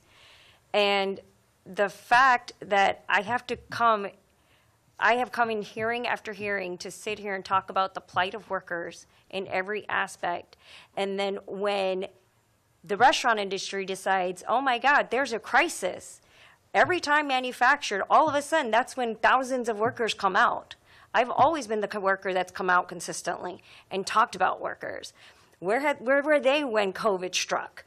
Doing any relief work? I can tell you it was Rock United that did all that work. So I just want to reiterate, it is extremely undemocratic to overturn the will of the people. As the chairperson that represents an ANC commission that represents 19,000 people, and that actually has 2 restaurant groups that committed severe wage theft. And so I want to be mindful and yield my time back to the dais. Thank you. Thank you very much for your testimony. And you are testifying on behalf of? Critter or maybe Anna Woodward. All right. Critter is the name we have on the list. Well, before them, I'm here to read Critter Woodward's testimony, but before I do, I also wanted to say that Muriel Bowser, which is this person, wanted to be here today, but was unable to testify because she went to work and can't afford to miss it because she now knows that wages are being cut, but she wanted me to share that she fully supports Initiative 82. So that's Muriel Bowser. And then now I'll share Critter's testimony. This is Critter. Hello, Chairperson Bonds and members of the committee. My name is Anna, and I have almost a decade of experience in the restaurant industry and am a longtime DC resident and registered voter in Ward 1. I currently work in a tipped position in Ward 3. I'm here to ask for the continued implementation of Initiative 82. Uninterrupted, Initiative 82 supports tipped workers by eliminating the sub-minimum wage, creates a competitive job market for industry professionals, safeguards against gender and race-based discrimination and wage theft, and assist the restaurant industry as a whole in moving towards more equitable business practices. Initiative 82 is popular. DC voters have demanded an end to the subminimum wage twice in the past 7 years. Initiative 82 is empowering. Employment in the restaurant industry has been at a 10-year high as of February of this year. In addition, from May 2024, the month I-82 is implemented, until the following May, Unite Here Local 25 reports DC workers in food preparation and serving related occupations, including workers in traditionally tipped positions, saw their annual income increase and at a rate higher than workers doing equivalent work in the region as a whole. And Initiative 82 is profoundly DC. Eliminating the subminimum wage establishes DC as a national leader in the industry and sets an example that the rest of the country can follow. Let's imagine now that repeal is achieved. What would our city really look like without Initiative 82? First off, repealing I-82 does not end inflation for restaurants, one of the leading causes of financial strain cited by responders in a RAMW survey published earlier this year. Repeal also does not lower rent or lessen the cost of equipment, utilities, or emergency repairs, which are frequent in restaurants. Repeal does not lower food costs or counteract tariffs. Repealing I-82 does nothing to regulate businesses' use of service fees, a self-proclaimed necessity to respond to the costs of I-82 to begin with. Menu prices will remain high, service fees will remain intact, which survey responders say deter customers. We can thus assume foot traffic will also not increase with repeal. In the first days of repeal, then, restaurants do not enjoy any immediate material benefit or financial relief. Next, let's imagine the worker response to repeal when they learn that their employer will be cutting their base wage effectively in half overnight. A move like this will upset and alienate every worker, no matter how self-sacrificing. Good luck attracting new workers to an industry who would so easily betray its employees. Of course, there will be backdoor deals and spoken promises of wage stability for faithful or favored employees who would never be expected to accept such an egregious pay cut. Or one can imagine a scenario where certain businesses retain I-82 levels of base pay out of loyalty to their staff, others lower base pay but keep it above the minimum, while the rest revert fully to pre-I-82 levels, barely more than $5 an hour. The levels of inter-industry strife, suspicion, and hierarchy would be so hostile and extremely toxic and may even cause the fall of the industry from the inside out. Finally, let's imagine repeal for the consumer. The average consumer, who is statistically likely to have voted for the passage of I-82 to begin with, is now even more confused and less likely to engage in tipping. Responders to the RAMW survey reported changes in consumer behavior even before the disaster of the first few months of the Trump administration in D.C. Consumers are eating out less and spending less when they do, while facing higher menu prices and while being faced with higher menu prices and unexpected service fees. With recent mass firings, dramatic inflation, and the deterioration of social services, civil society, and budgetary autonomy in D.C., the repeal of I-82 will not remedy or change these dining behaviors. If anything, we can imagine that these behaviors will become more severe. Repealing I-82 and reverting back to a sub-minimum wage forces tipped workers to be more reliant on tips than ever before, at a time when we know, the council knows, RAMW knows, and consumers know the consumer is simply unable to support the industry. Repeal knowingly abandons tipped workers to these conditions with no guarantee of future support or changes in consumer behavior. Repealing I-82 will not save the restaurant industry. Repealing I-82 will force tipped workers into precarity, will push tipped workers closer to below the poverty line, will betray the direct will of D.C. constituents, and foment further distrust between workers, owners, and members of our own D.C. Council. Initiative 82 must be fully reinstated and allowed to continue uninterrupted until the sub-minimum wage is eliminated and the restaurant industry is more vibrant, diverse, and empowering than ever. Thank you very much for that test. We'll now turn to, I think we have three witnesses that are in the Zoom. And we'll start with Ms. Barden. Kristen Barden, we see you on the, I think. Hi, yes, I'm here. All right, go right ahead. Great, thank you very much. Good afternoon, Chairman Anita Bonds. It's great to be here. It is late in the day, so but I appreciate an opportunity to share my thoughts. I'm here to share my concerns about the unintended consequences of Initiative 82 on both restaurant workers and small business owners across the district. I run the Adams Morgan Business Improvement District, and I've been in this position since 2008. When Initiative 82 was passed, many voters were motivated by good intentions to raise wages for tipped workers and reduce economic inequality. But now, a couple years into its phased implementation, the realities facing our local restaurants and their employees tell a very different story. And we've heard, a lot of those stories here today. I hear from our Adams Morgan restaurant owners every week about how their already super thin margins are now completely gone. And many of them are not renewing their leases. And these are long established restaurants that have 4 or 5 locations throughout the city and have been here for more than 20 years. Initiative 82 has ruined their businesses. My first point is tipped workers are earning less overall. For many tipped employees, servers, bartenders, and other front of house staff, this policy has not resulted in higher take-home pay. In fact, many report earning less than they did under the tipped minimum wage system. And here's why. As restaurants are forced to raise base wages, many have reduced staffing levels or redistributed service responsibilities. With rising menu prices, often a direct response to increased labor costs, customers are tipping less or not at all. Some restaurants have eliminated tipping altogether and replaced it with service charges that do not always go to front of line staff. And the service fees create confusion for customers. Do I tip on top of the 20% service fee or not? Who does the 20% support? Who will get the extra tip if I add on to that 20%? It's all very confusing for customers, and I hear about it all the time. In short, a system designed to help workers is, in practice, cutting into the incomes of the very people it was meant to support. Number 2, independent restaurants are struggling to stay afloat. The restaurant industry already operates on razor-thin margins, and the cost of implementing Initiative 82 is proving to be unsustainable for many small businesses. Increased labor charges have come on top of already steep inflation, rising rent, and the up-chain challenges. Many restaurants have had to raise prices to remain solvent, leading to lower customer traffic and decreased competitiveness with our neighbors in Maryland and Virginia. A record 74 beloved DC restaurants closed their doors in 2024, citing labor costs and regulatory pressures as key reasons.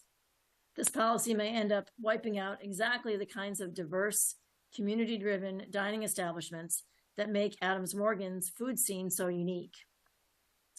Number 3, lack of flexibility hurts everyone. A one-size-fits-all wage mandate doesn't reflect the complexity and diversity of our restaurant industry. Many tipped workers preferred the old system, where high-performing servers could earn well above the minimum wage in tips. By removing this flexibility, we're not only hurting workers' earning potential, but we're also removing important incentives that drive great customer service. Here's some recommendations. Reconsider or delay the scheduled wage increase to allow small businesses more time to adapt. Thanks for passing that yesterday. That's very much appreciated. Explore a hybrid model where tipped workers can still earn a base wage supplemented by tips with stronger enforcement of existing wage theft protections, which I know we've talked a lot about here today. Include restaurant workers and small business owners in the policymaking process moving forward. Those closest to the issue must be part of the conversation. DC restaurants are not just businesses. They are vital community spaces, cultural hubs, and significant local employers. Initiative 82 is currently implemented, is putting immense pressure on this ecosystem, and it's hurting the very workers it was intended to help. I urge the council to take a hard look at the real-world outcomes and consider adjustments before more harm is done. Thank you for your time. Thank you very much for your testimony. And we'll now turn to, Luigi Nunes. We see you. Yes, hello. Can you hear me all right? Yes. Fantastic. Good afternoon, evening. Good evening, Councilmember Bonds and all the committee staff. My name is Luigi Nunez. I live in Ward 2 in DuPont Circle, and I am a former tip worker.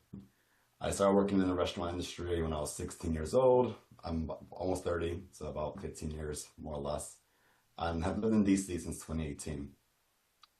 I probably voted for I-82 and asked the council to please fully implement I-82. I also want to acknowledge that I understand that the council recently paused I-82 not to override the will of the voters, since I do want to acknowledge the council for that.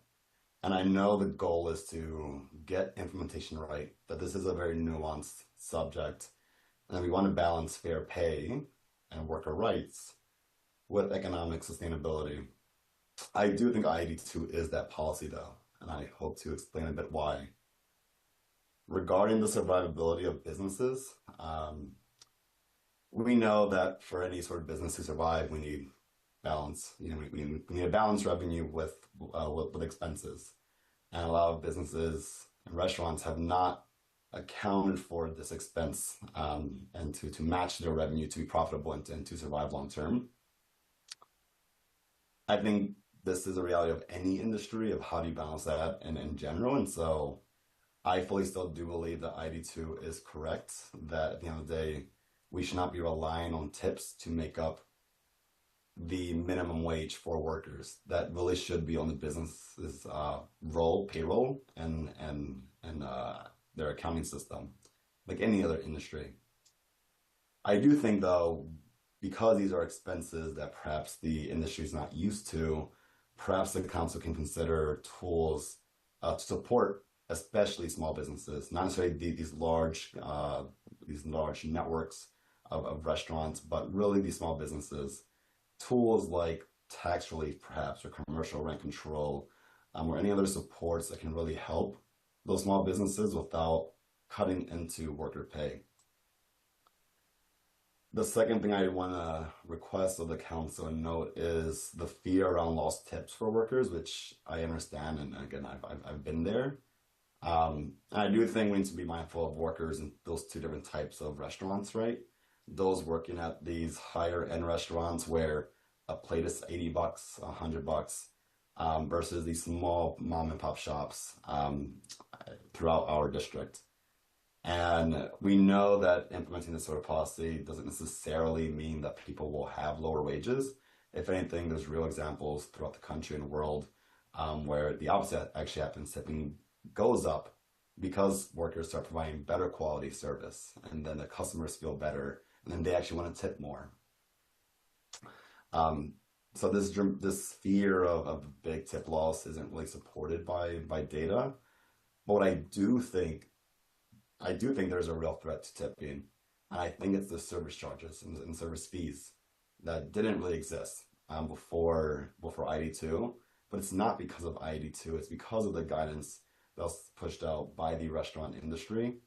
And so, if anything, I would hope that the council can still, one, fully fund I-82, implement it, and let's not delay it after this 90-day period. But two, ban service fees. That's really what's hurting workers and hurting consumers, and we're being hit, as we all are on this call, being hit by inflation and cost of living. Service fees is hurting all of us just for a bit of extra revenue and profit for the business. It doesn't help workers and it doesn't help the consumers. And then three, asking the council to focus on those policy solutions, thinking of what other ways can we reduce the expense areas for those small businesses so that they too can survive and continue the great eating culture that we have here.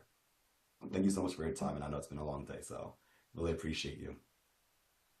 Thank you very much for your testimony. And now, Tom L., it says. Yes, thank you. Is that Tom Luby? It is. Okay, all right. Please go right ahead. You're on our list. Great. Well, good evening, Chairperson Bonds and member of the committee. I sincerely appreciate having the opportunity to testify before you today. As we just established, my name is Thomas Luby, and I've been a proud resident of the District of Columbia for nearly 10 years now. I'm providing this testimony to voice my strong opposition to the mayor's attempt to repeal I-82 and the council's recent vote to pause I-82 just yesterday. I ask that the members of the council respect the will of the DC residents who twice now have voted for an increase to tip minimum wage and reject the condescending notion that DC residents are ignorant to the implications of such an initiative currently advanced by the Restaurant Restaurant Association of Metropolitan Washington, RAMW, as we heard many times in today's session. Contrary to what RAMW would have you believe, Washington, D.C. is home to an incredibly educated population. Our workers are among the best and brightest in the nation, and we are home to the foremost public policy experts in the world. And this workforce has faced many challenges presented by recent changes to the federal government. Members of our community, our friends, family, and neighbors have been laid off and forced to tighten their belts in the face of national and local economic uncertainty. Instead of advocating for policy that protects the economic interests of the whole community, RAMW and its members have used this as yet another opportunity to undermine our voice in a cynical attempt to reduce wages under the guise of providing economic relief. On April 7th of this year, I was unfortunately laid off from my federal contracting position. Since then, I've done everything in my power to realign my finances to account for my drastic reduction in income, an unfortunate reality that too many of my neighbors face. And after nearly a decade away from the service industry, I returned in an effort to replace my lost income. I'm currently working at Dacha Navy Yard. Council member, if you think I'm just a paid actor and not an actual service member, you can come visit me during my shift tomorrow night. I'm currently earning the minimum wage plus tips, and I can say in no uncertain terms that the increased wage floor has been a lifesaver for me during an incredibly difficult time. I truly do not know how I would keep my home without the increases from I-82, and I would like to emphasize that if the council expects me to do my part to drive the local economy by frequenting restaurants and other small businesses, the only way to empower me to do that is by protecting my wages. I'm already spending less money supporting local businesses, and if my wages are cut further, I won't be able to continue even at this reduced level. When making your decision, I'd ask that you consider what RAMW is as an organization. It is a dues-based membership organization that seeks to promote the interests of the most well-positioned and capitalized restaurateurs while touting itself as a defender of the mom and pops. They know that most restaurants operate under a high assumed risk of failure. The National Restaurant Association, for example, claims that roughly 50% of restaurants will fail in their first 5 years. Yet they lay this churn squarely at the feet of I-82. In fact, a review of ABRA licensing has shown consistent growth in DC's restaurant industry throughout the years that I-82 has been in effect, and the largest restaurants, RAMW's core membership, has been the greatest beneficiary of the post-COVID recovery. The restaurant group that I work for example, is poised to open up its 4th location, and groups like Clyde's, Knightbridge, and Star have all opened up several locations since I-82 has passed. So which is it? Is I-82 really holding back restaurants, or are wealthy business owners purposely misconstruing facts to their own benefit? We heard RAMW's own lawyer testify before that the voters are turning against I-82. Well, if that is the case, then bring it to the ballot. If you stand by your polls, and these are not just paper polls that are paid for by RAMW, bring it to the ballot box. Don't try shady tactics to enforce emergency legislation. I had to go take my 1 day off last week to come and fight at City Hall. Don't try and take it down through a ballot initiative, a budget initiative. And it is for these reasons that I ask that the DC City Council remove any measures impacting I-82 from the budget. We have a tough road ahead of us, but we cannot expect DC residents to get by on reduced wages and austerity. The mayor and the council need to defend our income and our ability to pay our bills now more than ever. And I would like to thank the committee for its time today and the council for its continued service to DC.